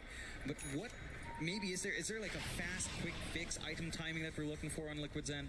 I don't know if it's so much an item timing rather than getting the proper jump of vision. Because again, you need the frontliner for vision. They don't have any heroes that provide vision besides the Pudge bodying up. So if they catch the sniper, he will die to the Lina. He will die to, you know, Tusk Lina combo, just the two of them. And it's just hard to see him. You'll never see him. He'll always be in the back. He has so much vision and range on the sniper. Even at night, he has 1,800 vision. So just the inability to catch him is the issue. He's still grouped up pretty much as 4, just not splitting up, just really just frontlining and making sure Pure can farm. That's literally all they're doing is staying in front of Pure, just making sure that nobody can gank him up. Stormstormer will take care of the side lane. Liquid, they're doing a very, very similar thing across the map, just sticking as a team, not trying to give any openings away to Entity. It's clear they have some timing they're looking for, maybe even the blink to come out on both Foxy and Mickey very, very soon, but you are giving Pure that time to get that Daedalus up. And well, like you said, if you catch the sniper, it's not, who cares if he has Daedalus? He's not going to be able to use the damage anyway, but for now, they are going to smoke up. As for, towards the top side they go. Who do they find? Zai, think away immediately. Matumba, he might be a bigger target here for Entity as they do try to make their way through the right-hand triangle. Matumba, great read on the movement, and now the hook. It's not going to be on target. Entity, they'll try to force Roshan instead. Yeah, they've got the time to do that, but there is a lot of AoE out from Liquid with the BKBs here and blinks. Hookshot wasted just on an illusion, so at least you know one spell's down for Fishman, at least for the next minute. Roshan is still being targeted. They're trying to abuse that tombstone and flesh golem timing here on the Undying. Liquid, can they fight this one out? Insania is going to make his way in, but does Cookie away. It seems like they have so much trouble getting close. Roshan, though, is still relatively healthy. They've still got time. Half HP here for the Roshan as Liquid. Still hanging around. Shards are there. Smoke is out. Liquid, can they make it in time? They're going to rush for it. There's the kiss. Matamba, he's in, but Pure, he's the one to pick the Aegis up. They will not get away with it. Karaomi, he is going to drop as Matamba. He's trying to tank for the team by a bit more time, and now the black hole. Zai, he's only got 2 of them, but it's set up perfectly. They cannot save a Pure. He's trying to man up through it. He does take down one. Aegis is gone. Onto the Leshrac. They've got Mickey on the Lena. He is going to drop. Pure, he'll just keep going for more now as Zai does get caught as well. A full team wipe for Entity. They play it so clean. Liquid, they try to find the flank. They might find a full team wipe here. This is a dieback on Boxy if he is caught. He'll go for a snowball out, and he is gone. That'll be a dieback immediately for Boxy. That hurts. That's his blink dagger. You need the blink to catch the sniper. Even in that fight, you see Matu has the blink to the hit. If he gets that Aegis, maybe the whole fight's different. But now you've committed so much into the growth pit that Mickey gets a kill, the support buys back. They kill the clock, he buys back too. The supports don't really matter. It's just so hard for them to keep constantly fighting into the Undying. It's just so tough, and they did find a good angle. You did see Zai try to be really patient in that black hole, but doesn't really manage to catch enough for that massive impact you'd want, and Pure managed to reposition himself further into pit, so he had more usage out of that Aegis, and it takes way too long for Liquid to kind of get on top, and Entity just punished so nicely. We're going to find Insania on that Sapphire. More stuff away, not going to be enough. Entity really feeling themselves now. They just want to keep this aggression up. They understand how much more powerful they are. Even without the Aegis, they might just go for these tier 2 towers. Seems like they are setting up for the mid-tier 2 now. Don't really have a free wave to go off, but they are just going to stick around and control this map. Make sure Liquid can't catch up in this net worth. When you go magic on Lina, a lot of your damage is based on your cooldowns. You're not constantly sitting there right-clicking every single time, so your damage isn't consistent. It's very high in bursts, but you have to wait 4 or 5 seconds and you do it again. And in the fight, Zai black holes, and Mickey wasn't there. He wasn't able to nuke, he wasn't able to burst the Leshrac. Leshrac survives the whole black hole. Pure doesn't even die at the beginning of the fight either. He gets to hit for 10, 15 seconds, and then he just respawns with Aegis anyway. So it's mostly about connecting Mickey to the fights at the right time. He was struggling to deal with Katomi on the Tiny for the beginning of the fight, and him and Matu have to just connect. Every single time in the fights, they have to connect. We have to go again. Matamba, he does get spotted, forced the BKB up, but can't really utilize that BKB whatsoever apart from escaping. What a great item Ogre Seal Totem is. It's just Tumbler Totem, but even better. You always see the hero and they pause for like that half second where they're cast pointing it, and then a little bounce into bounce. It's an amazing animation to always watch. And that blink you mentioned on Boxy is up and running. We got away from Milo. Got him again. This time, no BKB available. Matamba, can he survive through? He'll pop the flesh golem, but it's just so much damage flying in from Pure. He is gonna melt. The tier 2 bot is completely open now for Entity. It's getting a little bit tough for Liquid. It just goes back to maybe Mika going for that magic build-up and the earlier BKB use for Matu. Now high ground's opened up. They can try to death. They don't have the threat of black hole in the defense just yet. It will be up. They still have the blink snowball saves if they want to kind of take a risk. Entity though, they do look confident in this one.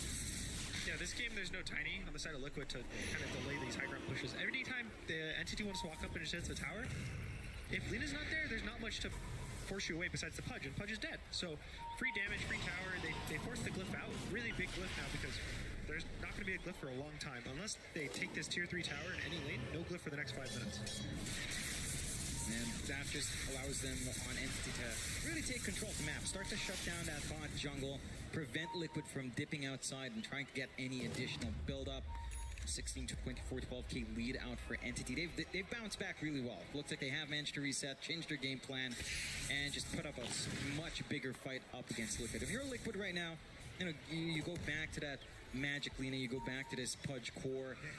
What else is there? Is it still down to just trying to catch the back line? It's still all just about catching the sniper. They have the 2 blinks online, I guess 3 with the Pudge. Four. They have 4 blinks. NA math, it's hard to count so And it is all about catching the sniper. He has a Lincoln's now to block the Laguna Blade. It's pretty hard to pop the Lincoln through BKB. So, is it even possible to catch him? If you catch him now, he has so many defensive tools. The Tiny can toss him away, he can force him away. And once you have to commit so far to just catch the sniper, that's where all the slows come out, all the stuns, all the AoE, that even if you kill the sniper, maybe you just get cleaned up. In that point, Entity, they're just going for the tier 2s. Nothing to stop them from Liquid's end. Liquid trying to get a bit of a shove out themselves up top, but the Fortify is still there to stall. Entity do manage to, again, shrink that map down even further and just really have a great game. For Liquid, that jump angle onto Pure, it just doesn't feel great. Maybe down the line, if Boxy, say, picks up an axe, you could have options, but that doesn't feel like it's going to be coming out anytime soon, if at all. There's a nice scan out there. No, they're in the Radiant Triangle right now, so Liquid immediately dissipating and just trying to get back towards the fountain. Just avoid a Stormstormer. He's going to rush forward, but won't be able to find Fox. He'll be just fine to TP away, back towards his team. And they'll just try and get another part of the map. It's all you can do right now. Just play the avoid game. As we see Mickey has got even more Magic Amp now on the Lena. I mean, you kind of already said it. He can already one-shot them as it is. It's the ability to do it, right? Yeah. It's not the damage. Damage is not the issue for Liquid. It's just doing the damage. Foxy, he's in. Kataomi, he'll be the one snowballed out. Foxy, he's going all across the bot. And it will end up going down. Liquid, is this really the fight? It doesn't seem like it. They're going to try and back out. Entity, they're the ones that try to force it. Once again, Liquid, it seemed that they were trying to go for some kind of initiation, but nobody was really ready for it. They don't manage to hook up in time, or maybe just kind of stalling tactic out from Boxy, and just try to buy its time for his team to make that executive call to group up or back off. And just going back to Mika, right? Like, he has so much damage. I think the one thing with the E-Blade, at least you've got Lincoln's Popper. If you do feel that need to jump onto Pure, bait the BKB out, and just waste the Lincolns, provide an opening perhaps for Matu to come in with his BKB dismember. I think the one thing with that is that it doesn't feel like Matu's that tanky. I mean, he's got the plate mail up. He doesn't have the highest HP in the world. Mind you, if you do manage to dismember the sniper, you don't really need to worry about any other source of big physical damage anyway. It's really just the Leshrac kind of twacking away at you. So there could be value there, but in the execution, Entity, I think it's more about Entity just being able to play this way, where Pure's just so far out that Liquid just never finds the angle. Yeah, it is honestly all about this angle, and it feels like it keeps getting smaller and smaller as the game goes. Sniper is this kind of hero where the later the game goes, the harder it is to catch him, because it's not that he gets weaker, it's that everyone else just gets stronger. Everyone else has more tools to save him or to stun you or to kind of disable and catch him. It's only when it gets to the very, very late, where now on the other side, Liquid now has 6 items of every single hero. They have the axe and the tusk. That's when it kind of flips back to their favor. But Boxy's having a rough game. He hasn't been able to get much farm. He's had a lot on his shoulders after this amazing early game he had. It hasn't really kind of transferred into this mid-late game. I remember speaking to some of the boys from Liquid as well just before the series started, and I did ask them, is this going to be an action-packed game? And they said, well, ask Entity. We're the ones that want to fight. And right now, it's kind of the opposite way. Liquid, they're the ones that just want to try and stay away from this dire side. And I suppose that plays into the hand of Entity, because they are a team that enjoys playing a slower-paced game. They're not afraid of going into the later stages. And Liquid, they're in a position where they're forced to try and play that game that Entity already enjoys playing. It's kind of like you're in their arena and they've got the buff. Here is Entity. To be fair to them, they are the ones chasing right now as they do drive some lines down to the bottom side. Liquid, they are going to go for a 4-man smoke. Let's see if this one pays off. Kataomi, he's ready on the high ground to break the smoke, and they've got some decent vision in that triangle, at least for the Entity side. Nice scout by the Eidolons. Gonna see them all. It is Otamba. He's gonna jump in. They see Toby first. They'll try to blow up with the Laguna. That's a lot of damage. They've got Toby. They've got Fishman. Now the black hole is out. They've got the Leshrac. It's only one, but it's a big target. Foxy in the meantime, he has gone down. He's gonna try and burst down this Tiny. Matamba still taking through all the damage to the cookie. It's not gonna land with the hook shot. It is Kataomi trying to run away with the Sill Totem. He's gonna make it out. Matamba, he is gonna go down. Meanwhile, towards the north side, still trying to run with the battery assault. Oh, Fishman barely in time is gonna make it. Who wins out the team fight? It does seem like it's Entity once again. Yeah, again, they have to buy back on both supports. Every fight, it seems Entity wins. 2 supports have to buy back, but it doesn't really matter. The cores keep getting bigger and bigger, and there's how do they black hole? The Leshrax black hole for free for 4 seconds. They no stops, and he takes 200 damage total during the whole black hole. They have nothing for the BKBs. It just goes back to that. Going for the Magic Lina, going for the Core Podge. Once the BKBs are up, you just don't have a way of piercing. And if that happens to the Lesh, you can expect that same thing to happen if Pure was around as well. Like, the Sniper has the same defensiveness once the BKB's up. Liquid, they've got to find a way to fix that issue. Is there any way to fix that issue, though? You've gone all in on Magic. There is the 25 talent for Lina. It makes it Pure and Pierce BKB. And that's maybe 1 kill, but the counter to 1 kill is an Aegis.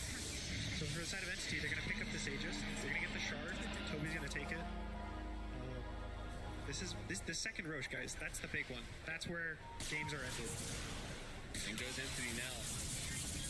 See if they want to try and force the end. There's still a T2 tower at this top lane, but they can easily get through with the damage of Pure. Even a Scythe device now up and available for Stormstormer. So much more control from this Leshrac. Well, he isn't with his team yet, but he's got those BOTs up, so he can join at any time. Do they want to continue?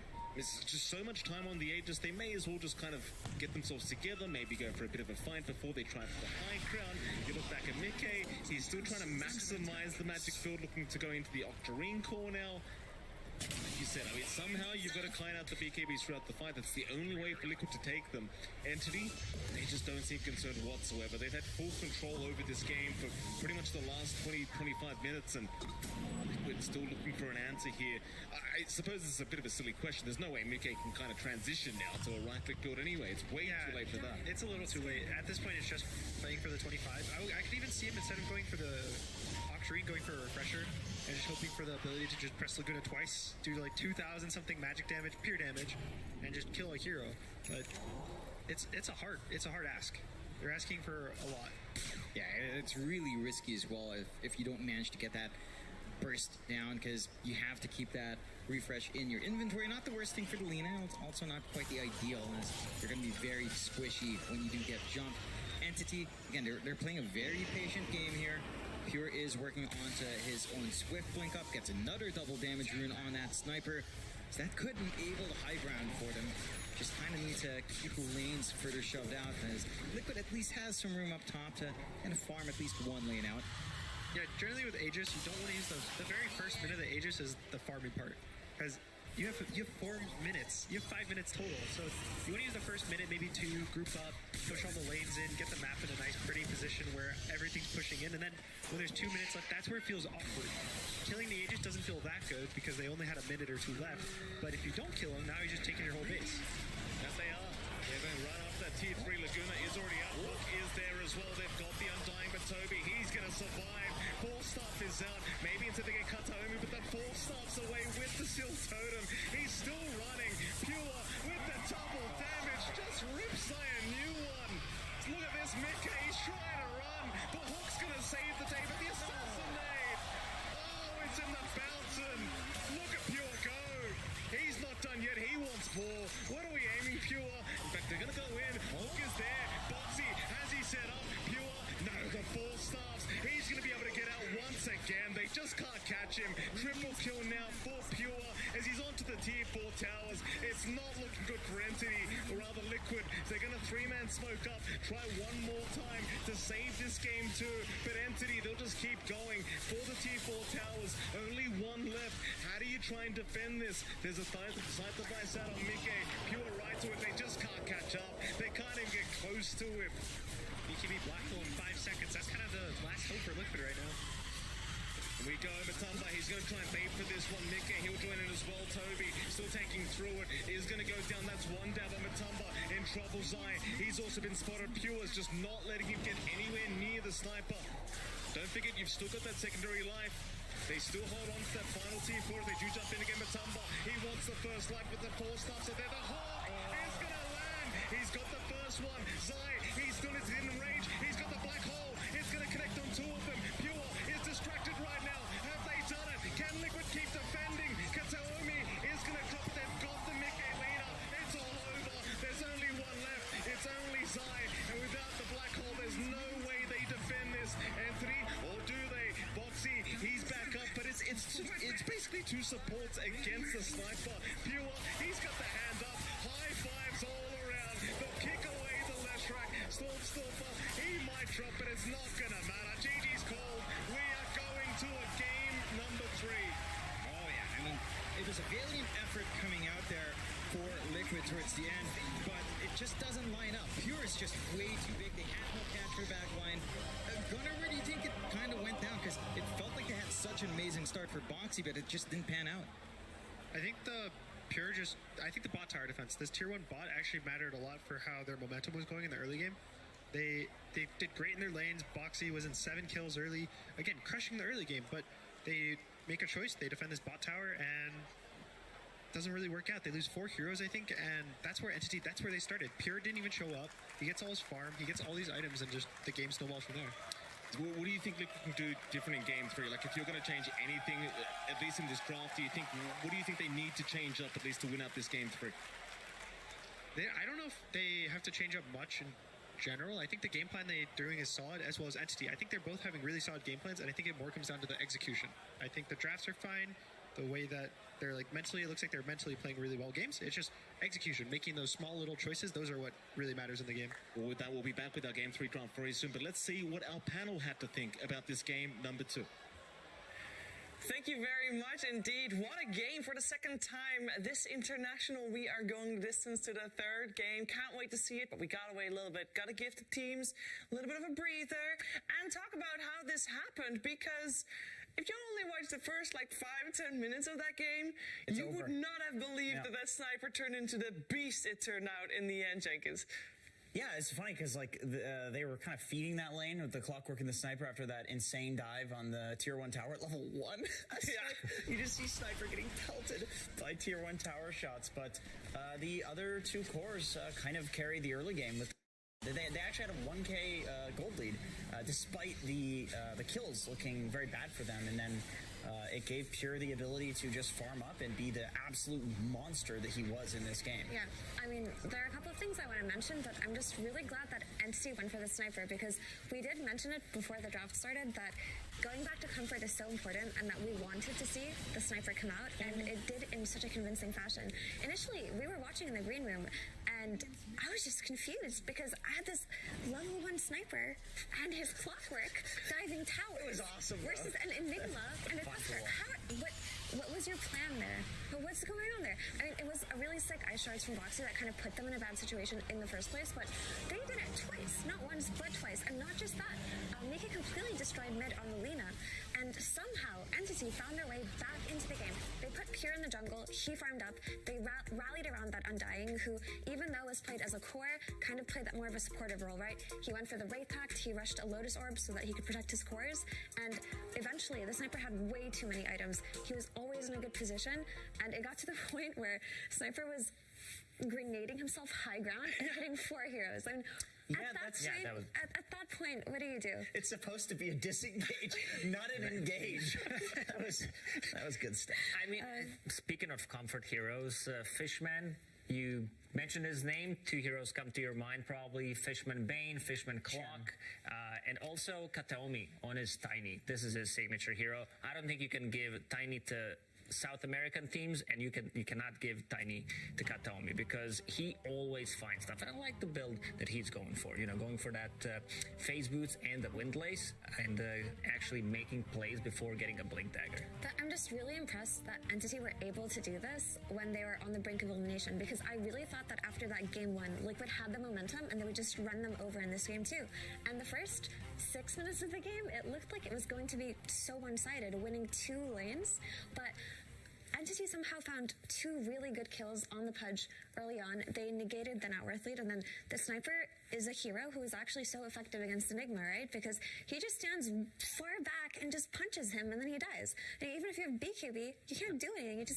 You're dying to a dwarf right-clicking you, critting you for 1,000 damage. Yeah. Having vision from Tombstone and also from Shrapnel does make things a lot difficult for Enigma to engage. Once he picks up the Blink Dagger, it's still very, very hard. As you said, Sniper staying away from everything. I feel like maybe Matu needed to join these earlier fights. One of those. He was farming his Aghanim Scepter against the Bloodstone Lash. Like, you need to have some kind of regeneration reduction. But yeah, I felt maybe things would be slightly different if he was there to potentially hook the sniper, get him inside when he was not at his peak. Once that blink on him. Yeah, once that hero gets 5-6 item, gets very difficult. I mean, we talked about comfort and about how we like seeing Entity on their comfort. You can look at the draft of Team Liquid and say, wait a second, but Liquid was also playing on comfort heroes. Because why didn't it work better for them? Well, number one, I think Entity, it's not just Pure that plays really well on the sniper. I think they play around the sniper very well. There were so many force staffs and just like disengages coming from his team that were making it so that he looked like the god that he was in that game. And as Effie mentioned, Toby, even though his game was incredible, he still built the support items, trusting that even though the top lane was going quite horribly, that Pure on the sniper eventually would get to the point where he was going to carry the game and be worth protecting like that. And it was a good call. It worked out.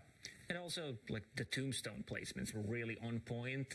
We saw time and time Insania trying to go for it, kill it with Low Strider. He immediately uses Soul Reap, heals it, and there was not that second hero that's going to go in and try to kill a tombstone with Insania. Normally, it's supposed to be Lina, right? Yeah, but this is like Spellcaster Lina, and BKB came in a bit later, and she didn't feel... And like, Sniper already hit his critical mass, and if she gets close, she's just going to get peeped. Oh, yeah. Yep, she did get peeped. Everybody got peeped, actually, in that game. And, yeah, Insania, no, he also got peeped that game. This was a rough game because from a draft perspective, if you look at it on paper, it was fairly even, and then I kind of feel like Liquid got outplayed in this match. So when we're talking about comeback, we knew that for Entity coming into game number 2, it was going to be fairly doable for them to reset and just go for a different plan. How is Liquid going to fare with that, Effie, you think? I mean, I would hope that a team as seasoned and experienced as Liquid would be able to reset in the same way. And like we mentioned earlier, if you're losing this game 2 and you're going to the game 3, don't spend too long talking about the game 2. It's over. It happened. If you win, talk about it later. But for the most part, what's your game plan going in next, right? Are you going to have the sniper in mind? Are you still going for your Enigma? Are you potentially going for something more active on Mike? Are you going to go back to the SF? This is something they're going to be discussing right now in this downtime. Or builds, like Lacoste was mentioning. I think in retrospect, you know, you look at the Pudge and it's like, okay, we have Alina, we have an Enigma. These are 2 late game heroes. Pudge doesn't necessarily need to farm. Let's go for an early Blink Dagger, kind of play like a mid Pudge. But like defining 1 or 2 things that they could have done differently. Okay, reset, we'll do that this game. We're going to beat them next time. Yeah, and we know, of course, Team Liquid does have a lot of experience facing Entity. And I do want to point out, it's not, the last couple times did not look good. Lacoste. Yeah, in the TI qualifier, they did lose 2-0 to Entity. Yeah. They did beat them in Tour 3, and they did beat them in Tour 2 as well. Yeah. So, I mean, Liquid does have tendency to play, like, slightly below what you expect at them when they're at LAN. Like, you always have high hopes, but, yeah, I think they need to reset, and they need to come up with something really good. Metrum, coach from Team Entity, did, you know, say, game 1, doesn't matter. Yeah. You know, we have a good draft for game number 2, and yeah, the confidence speaks. They knew exactly what the mistakes were. They didn't make those same mistakes, and Liquid also needs to make an adjustment. Yeah, I'm gonna imagine though. I mean, Metrum is a great coach. Yes. Liquid's got 3 great coaches. Someone's got to be able to give the speech that is needed. I'm sure in terms of support system, they are not lacking at all. It feels like Liquid got handed the ball and then they fumbled, right? Because that was almost a perfect early game for them. They got the heroes that they wanted. They killed the sniper, 3 times in the early game? The Lina was out farming the Leshrac.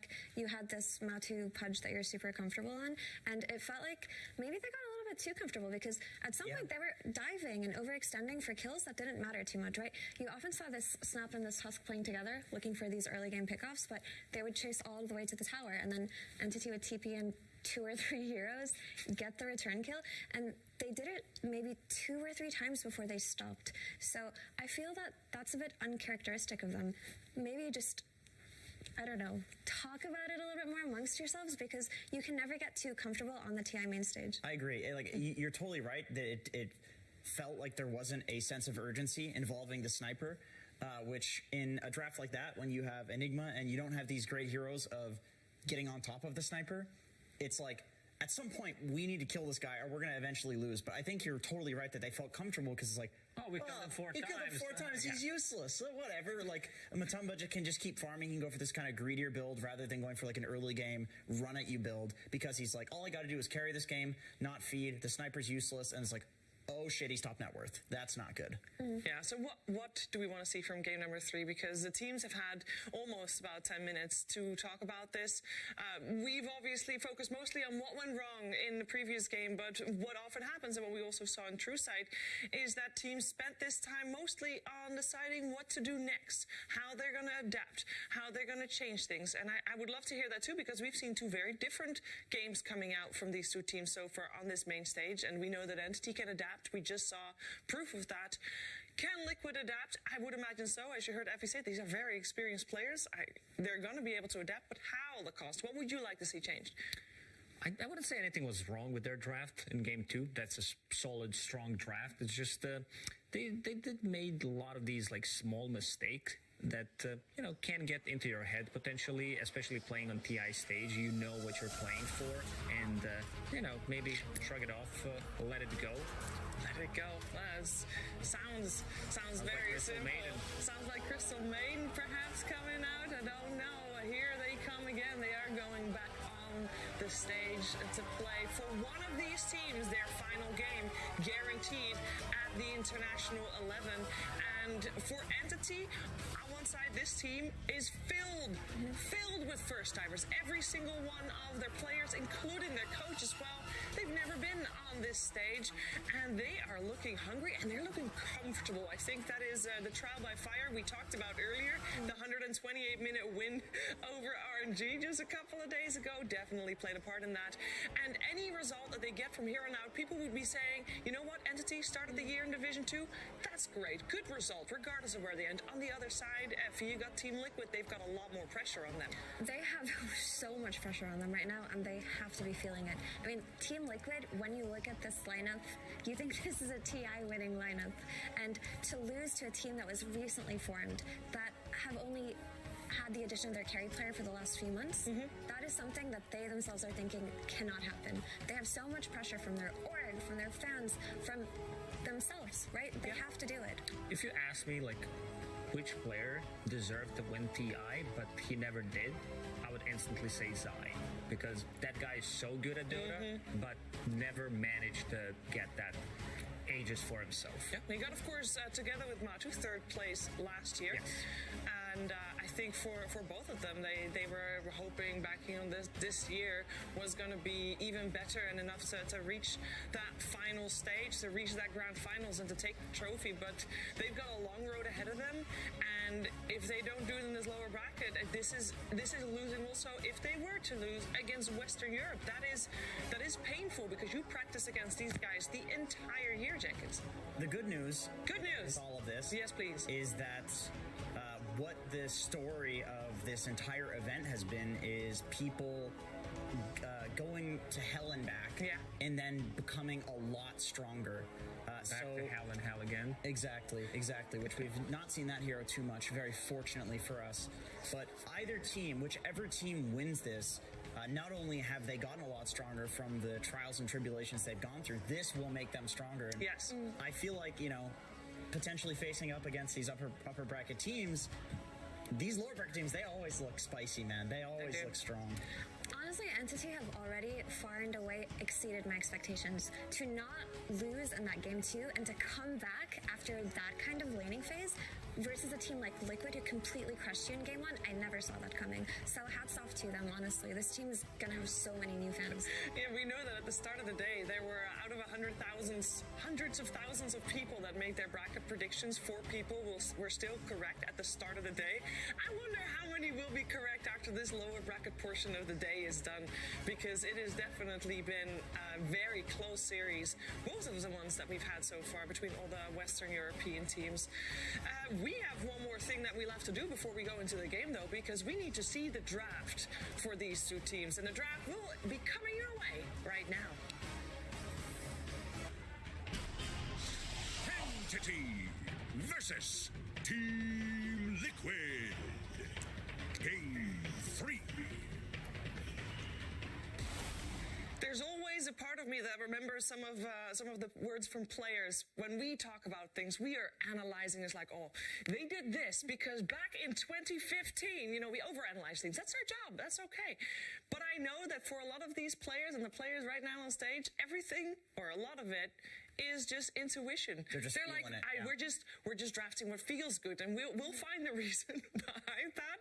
But we're live. We have to. Yeah, but we will find theory craft. I'd like to say. You know what?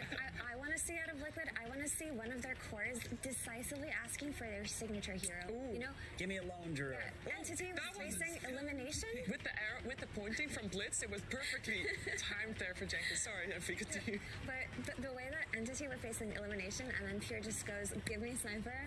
I will defeat them." I want someone Liquid to say, "You know what? Give me that lone droid. Give me the Shadow Fiend back. We can play it even though people have figured it out." Maybe also ban the sniper as well. That's also a good call out to make. They had 3 bans in the second phase. Entity, we've talked about how their hero pools have been limited. Still, Katomi, still 5 heroes. Yeah, that's right. But he looked so good on that tiny as well that I am surprised to see it through every single time. He practiced it, but he practiced it at TI. All you need is 5 heroes.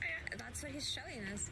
What about Sniper? I would not be surprised if Team Liquid takes it. Not right now? It looked really good in Matu's hand. I feel like this is actually a first phase hero, and I'm fairly certain that both of my panelists agree with that. From what we've been talking about, this hero is OP. Sniper is A tier, potentially an S tier hero right now, and so underutilized. And how we saw this Sven and SF become really popular, the Sven plus Sniper is even better. But not enough teams are willing to dip their toes there quite yet. It is TI main stage, which they don't want to lose, but the ones who have done it have looked really convincing. Yeah, it's scary because he's too goofy. You don't want to pick this goofy guy on your team. That's what it is. And they go for the CM. Man, I feel like a silencer. You have 2 channeled ultis. Enigma on the side. Don't you just silencer here? A Fishman does play it. You have to play it. You have to, but also do you have to pick it now? I kind of feel like it's too good to pass up on. I think it's too good to be true, but we'll see. This is Entity we're talking about here. What about that hero, Sniper? It still looks good. We saw he's keeping the distance between Enigma. Ooh, okay, all right. Okay.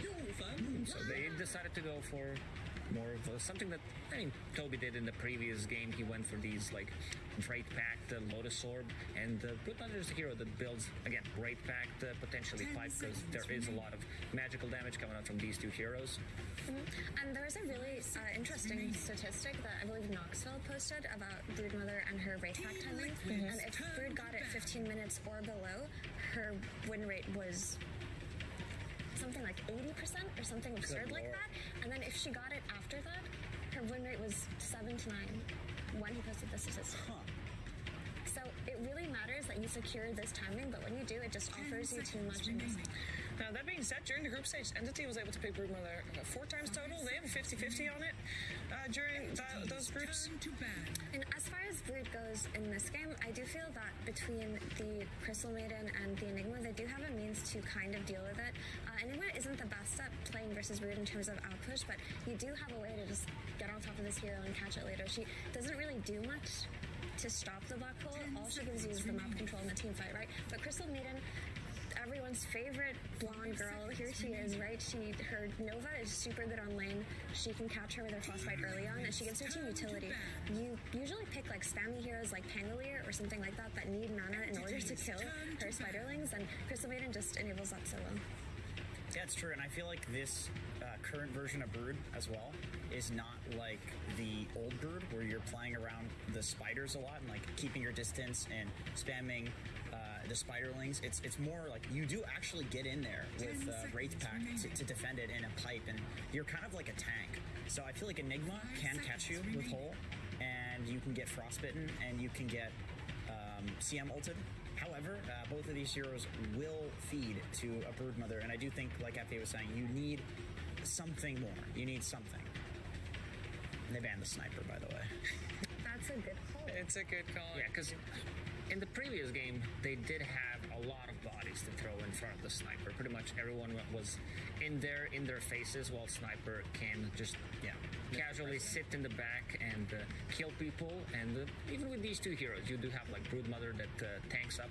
And the thing about the Raid Pact, it's an item that reduces enemy damage, and it also gives damage to your own team, especially carries who do have like lifesteal.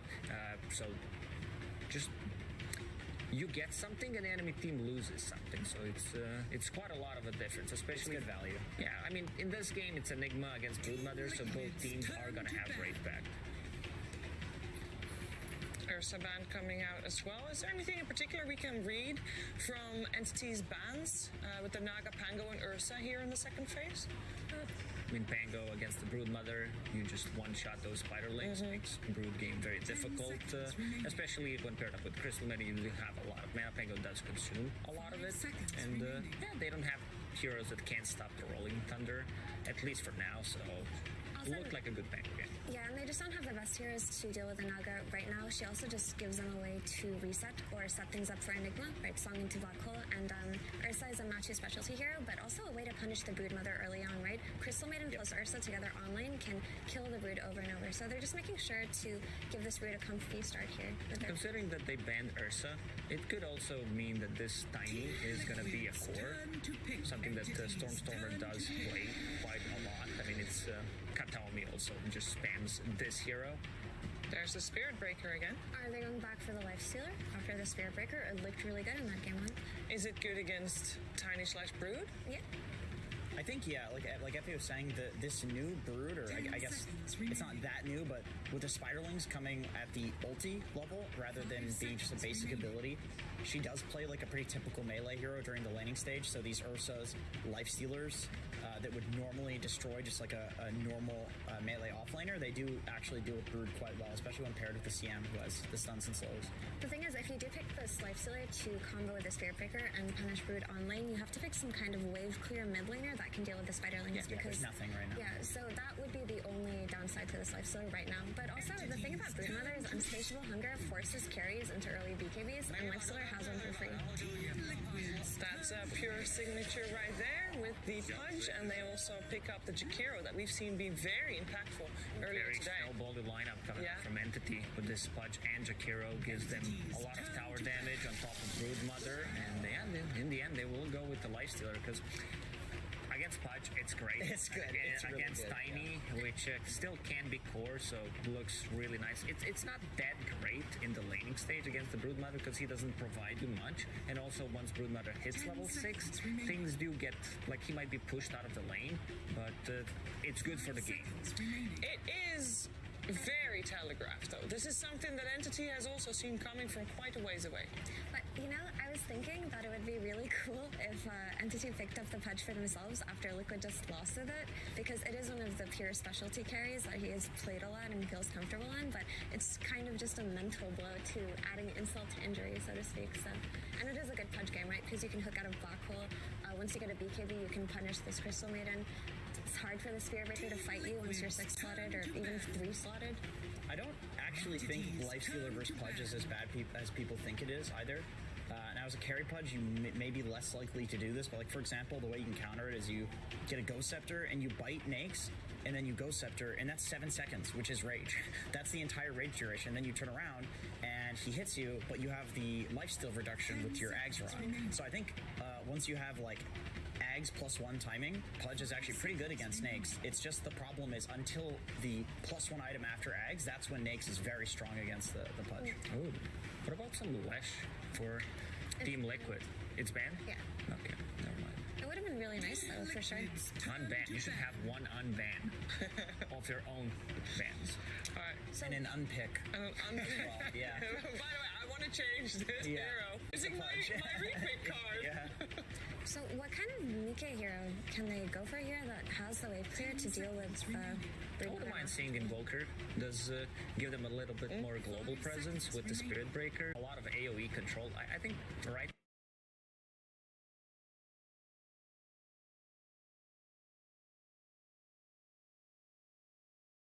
now they are lacking a little bit of damage. because Enigma is slow, so is Lifestealer. They do need some fast mid-hero to play with, right? They need to be able to exploit the Spirit Breaker. It's good Storm game, because they don't have much lockdown. It's basically just Tiny. I was looking at Mickey's hero pool, and Invoker and Storm are the only ones that don't get really hard countered by the Tiny mid. Like they could, Queen of Pain, they could Puck, but like these are heroes that don't do that well against Tiny because of the ability to just walk up an avalanche toss and they're dead from full HP. They banned the Quap anyway. This isn't a mid-Tiny though, so I don't think it's that much of a concern. It could still be a mid-Tiny. That's true, it's flexible, but it is Entity, right? It's one of Cat's 5 years. It's going to be Team Liquid that has the overall last pick, so we'll see if Entity tries to keep it somewhat flexible maybe in their heads before Team Liquid gets their choice, but I'm going to assume that we're going to see mid-hero come out here as well, and it seems like Team Liquid was expecting the same with the Invoker ban and the Visage ban, two of Storm's heroes. Are they looking at Bat Rider potentially? I know the hero hasn't had a great win rate, but it would be nice to be able to lasso the Enigma and the Lifestealer, yeah. Maybe with the Quap ban, but the only issue is you get the counter pick if you're Liquid. So he's going to lose the lane, and then against Nakes, it's not that great either. And Spirit Breaker with the status resistance. It's going to be the Puck. I do feel as though that's the best option. They could have gone for it in the situation where Liquid have last pick on them, because Puck can disjoint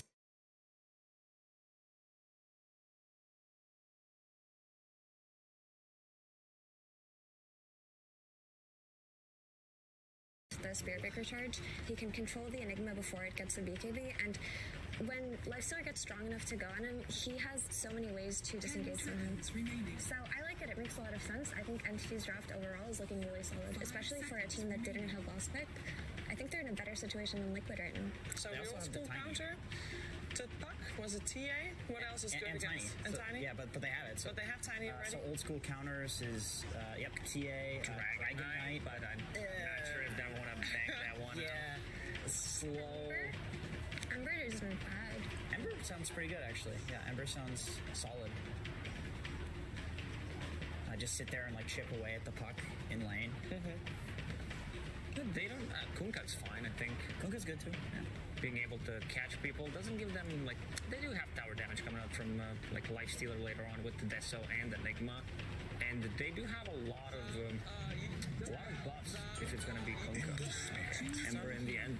Yeah, so Ember is it's good. It can run into situations, especially when it gets dream coiled and just run at. But it gives you a strong lane versus Puck. It gives you chains to catch, which isn't bad, but also wave clear for the spiders, especially if you go Maelstrom or something like that and you slide with this. You slide for so long. Yeah, it's an easy way to deal with it. It does seem punishable, but I think that's the best that they could have gone for in this situation. I don't really. Something about the Liquid draft just doesn't feel right to me, and I feel like Entity are in such a good position, but I think anything could happen in this game 3. Yeah, is it really going to be dependent on the draft? That's the main question, I guess, Jenkins. I forget the draft. So then it's not going to be dependent on the draft. Yeah, there was a Pudge. Like cost? Yeah, Pudge. Yeah, I'm going to go. I had the same problem as Jenkins. All right, guys, it is time. I loved hearing everything you guys said, but I would also prefer to hear the words of the coach. It's Blitz and Slacks. Thank you so much, Fever. I am here with Blitz, of course, coach of Team Liquid. And ladies and gentlemen, Blitz, a lot of scary picks coming out of there. You know, you see the Brood Mother coming your way, slithering across. You got that Puck, a terrifying pick there. Do you have enough bug stompers to get through this one? Yeah, I mean, I think so. I think we should be able to address it. We kind of knew it was coming because we've been to Lesh, and we know that that's their flavor. And so, yeah, it was kind of just a calculated risk. Absolutely. Now, I saw you went down to 2 seconds left on reserve time. What were you guys talking about? Anything, scary on that last pick, or was it more motivation for the game? No, Matu really he thinks it's funny to troll Insania. Can possibly get. I'm being serious. Like, we do it all the time in this tournament. It's not, we knew we were going to pick Ember for like 45 seconds. We just think it's funny. All right. Well, any words to say maybe to Entity before you get in, or to anybody watching before we end up in this last game? Yeah, you know, in competition, there's always a loser, and if we're meant to be out here, couldn't have happened to better guys. You know, when we made it through last chance qualifier, so came up and hugged us all. He was really excited for us, and so hopefully we can be just as great. They're great people in life, and I hope it's okay. All right, thank you so much. Okay, thank you so much, Blitz. We'll get into this game. All right, now let's throw it to our casters. Thank you very much, Lex. We do get into it. Game number 3. We've got some great people. We've got some great Dota here, boys. What are we thinking? You've seen both the drafts. Do you think one team came out on top of the other? I think the puck pick was really nice, but Ember, every time I see puck Ember, it's a little scary. This pucks get nerfed. The lane is a little weaker, so it can be scary from that matchup. Yeah, I have a lot of dancing here for Mike. I feel like the Ember should be able to kind of jump in and out as long as the puck doesn't fully commit towards him. So you've got a lot of play, and I think that back and forth is going to be key here for the side of Liquid and how well that mid comes back. It's interesting as well, Gunnar, a little bit, but they do go back into the Enigma this entire series, and you know, they've managed to trade blows, so we'll see who does get the better win percentage out of this one. Yeah, and it's also the one thing that you have to make sure when you play this game here is like mentally resetting. Because you play very stressful games, you're like, and the game ends, you're mentally thinking like, I'm level 16, I have these items, and then you go back to level 1. You have nothing, you're slow, no spells, just starting from the bottom. So yeah, it does turn out. Both these teams hanging around the mid lanes for now. Standard stuff. A level 1 team fight could break out. You kind of mentioned it last game, but you've got the Pudge available, and that's always a painful kind of hero to have to go up against level 1. See, yeah, we saw last game, Matu got the first blood, or he helped secure the first blood, and Entity is another team that has been playing carry Pudge for a really long time, so it's kind of their flavor, and last game it didn't work out. I think this game it has some better matchups than it did last game, not as much damage, but again, light straight throws. Entity now going to move in, bully them out from the bottom side. It is going to be a 3-for-1 trade the way of Entity, so they'll be very happy with that banner rune start. Nice little bonus for them to get started. Of course, we'll look back into the mid lane straight off the bat, see how this one goes. We are going to have the Ember. Of course, Mike going to be up against the puck of Entity. How does this matchup work out? It's okay for the puck if he can do really well in the first 3 levels specifically, but at some point, whenever it hits level 3-4, that's when it gets very hard. Puck has no armor, the sleight of fist spam just pushes him out of the lane very easily, and you can't really pop flame guard without overcommitting onto you. Yeah, it does feel like the early timings of an Ember just feel a lot better as well. I think just going for an early Orb of Corrosion, even just the Blightstone into face boots can feel really nice, and the puck just doesn't sustain through that all too well. Yeah, puck. The mana nerfs and the small cap removal hurt a lot, that you can't just spam the orb every time you have it. You have to think about when you use it. And now that you also have to use all your mana, you don't really want to get waiting grips, so you can't break the shield, and then if you can't break the shield, you can't man up, so now you need phase shift, and it's just a lot of things that have hurt the matchup over time. Bot lane Insania dropping rather low, but does find the courier of Toby, because you're going to have the Tumberman against Toby on that Broodmother, and Katomi will be there to support that Brood.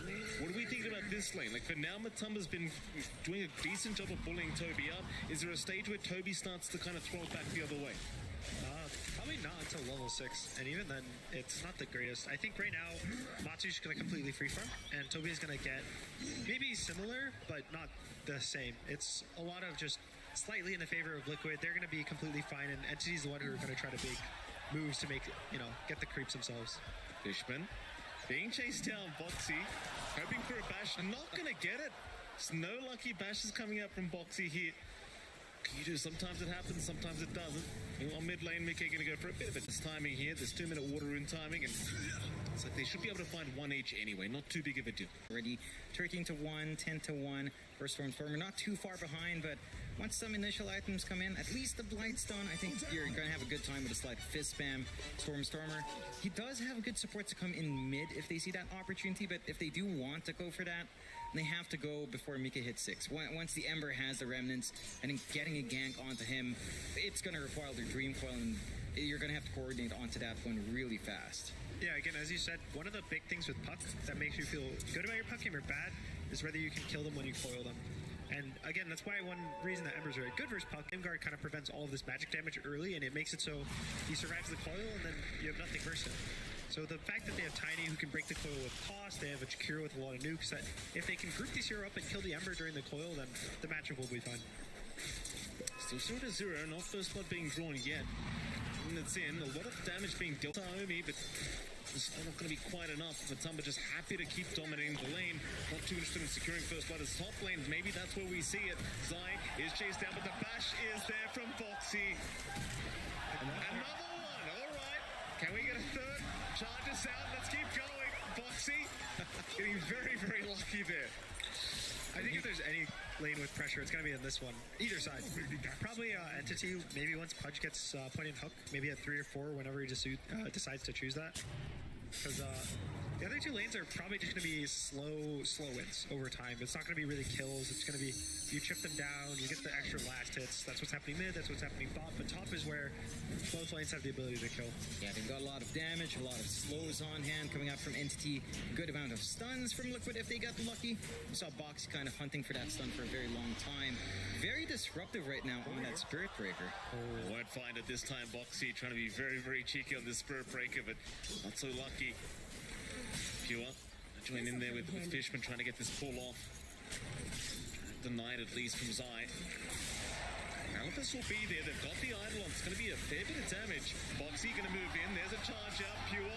Is he going to get bashed here? Not quite. It looks like instead onto Fishman. There's your bash shot. Boxy still getting very lucky. Fishman trying to run.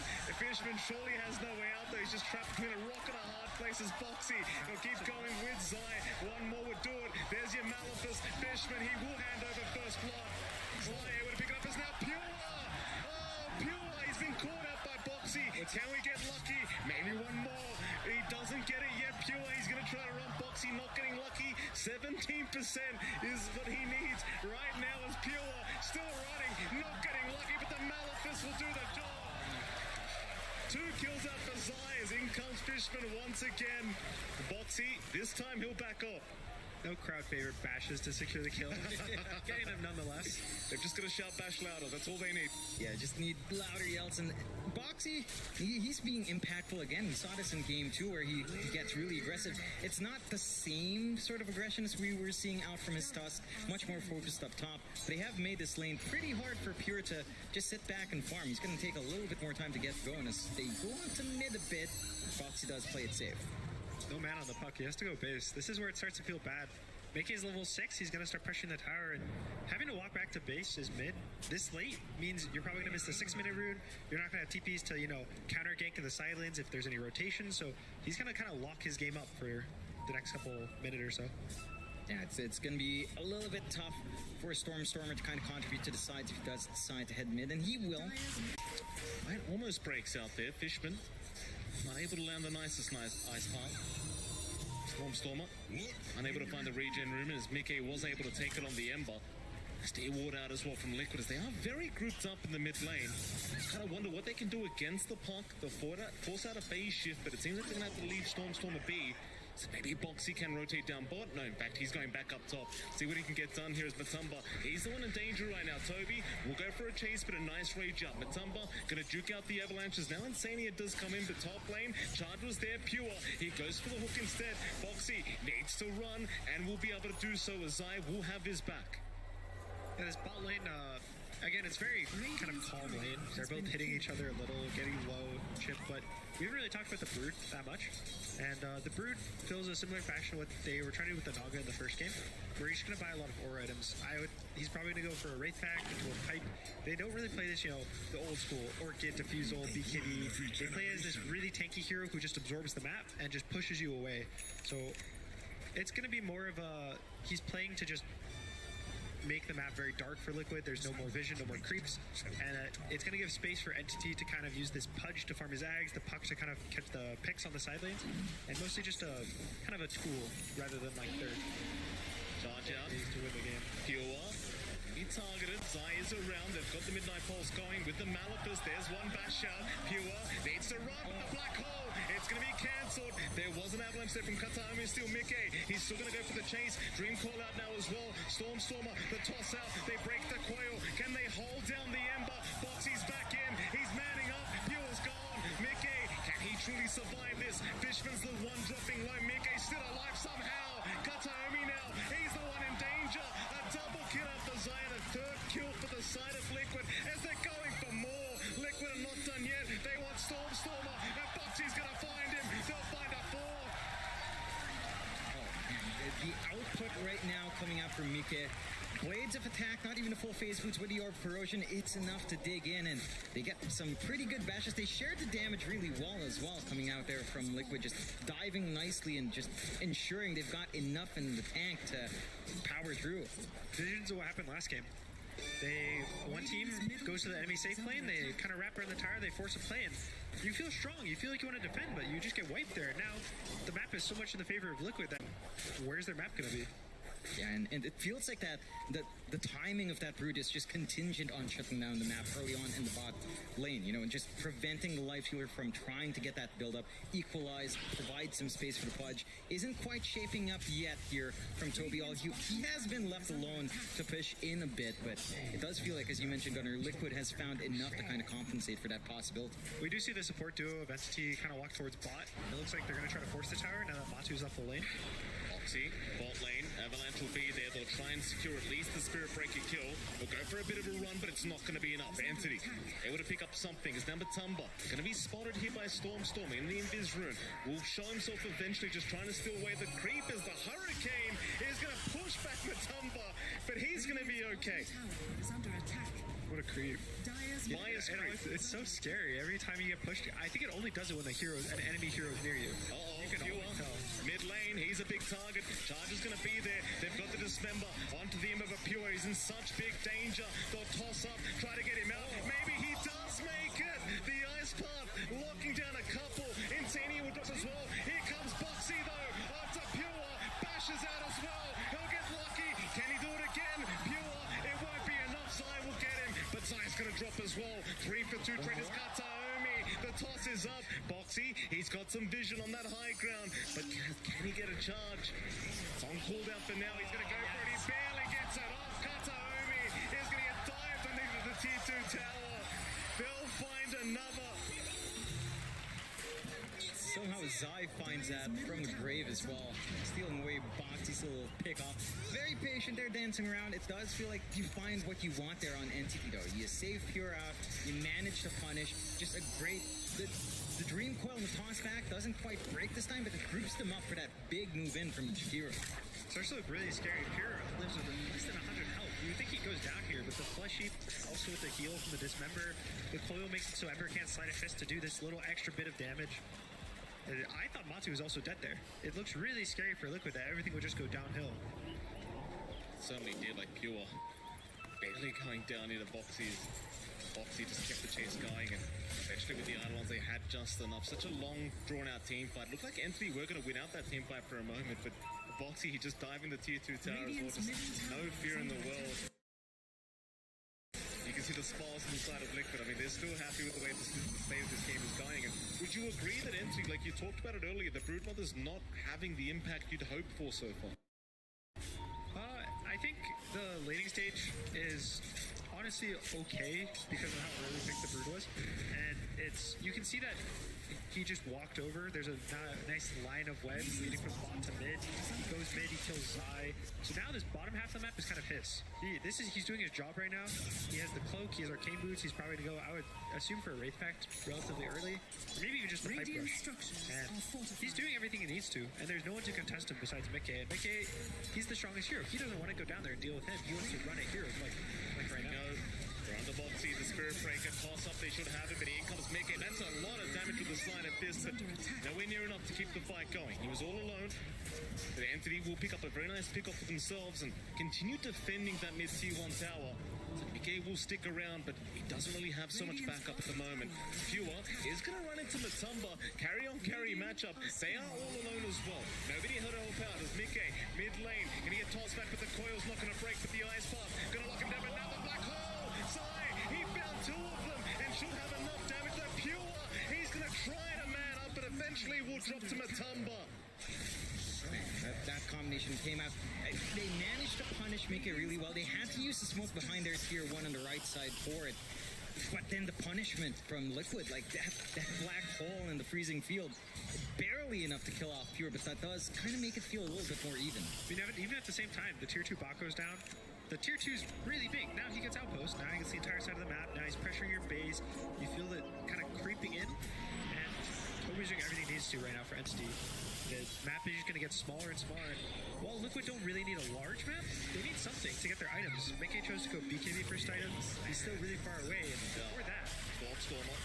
It is Angie here. Fishman trying to slow them down with an ice path. The charge is still going to give the vision, but in comes Kataomi to try and break them off the Stormer. In comes Boxy.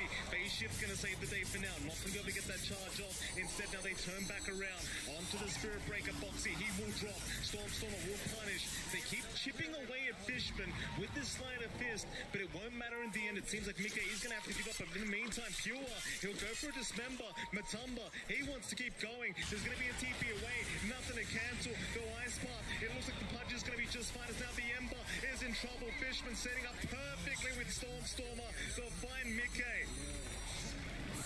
Like we said, if you have to be happy with Puck, you have to kill them in the coil. Every time the Ember gets coiled, he goes down. It's so hard for him to survive. The Brood walks over both, maybe one support. It's always 2 cores, always 4 heroes together, always getting the kills on Mickey. Yeah, the coordination coming out from Entity's been spot on. They've just been able to play off the back of all these combinations well enough. Try mid lane. Domi setting up the Insania with a great ice path from Fishman. Land on 2. Still seems like Liquid want to try and force this fight, but can they really get it done? They're going to try and break the gap. Mickey, he'll remnant in. Chain's not going to land on anyone. Toby, he'll turn around onto Matumba. Happy to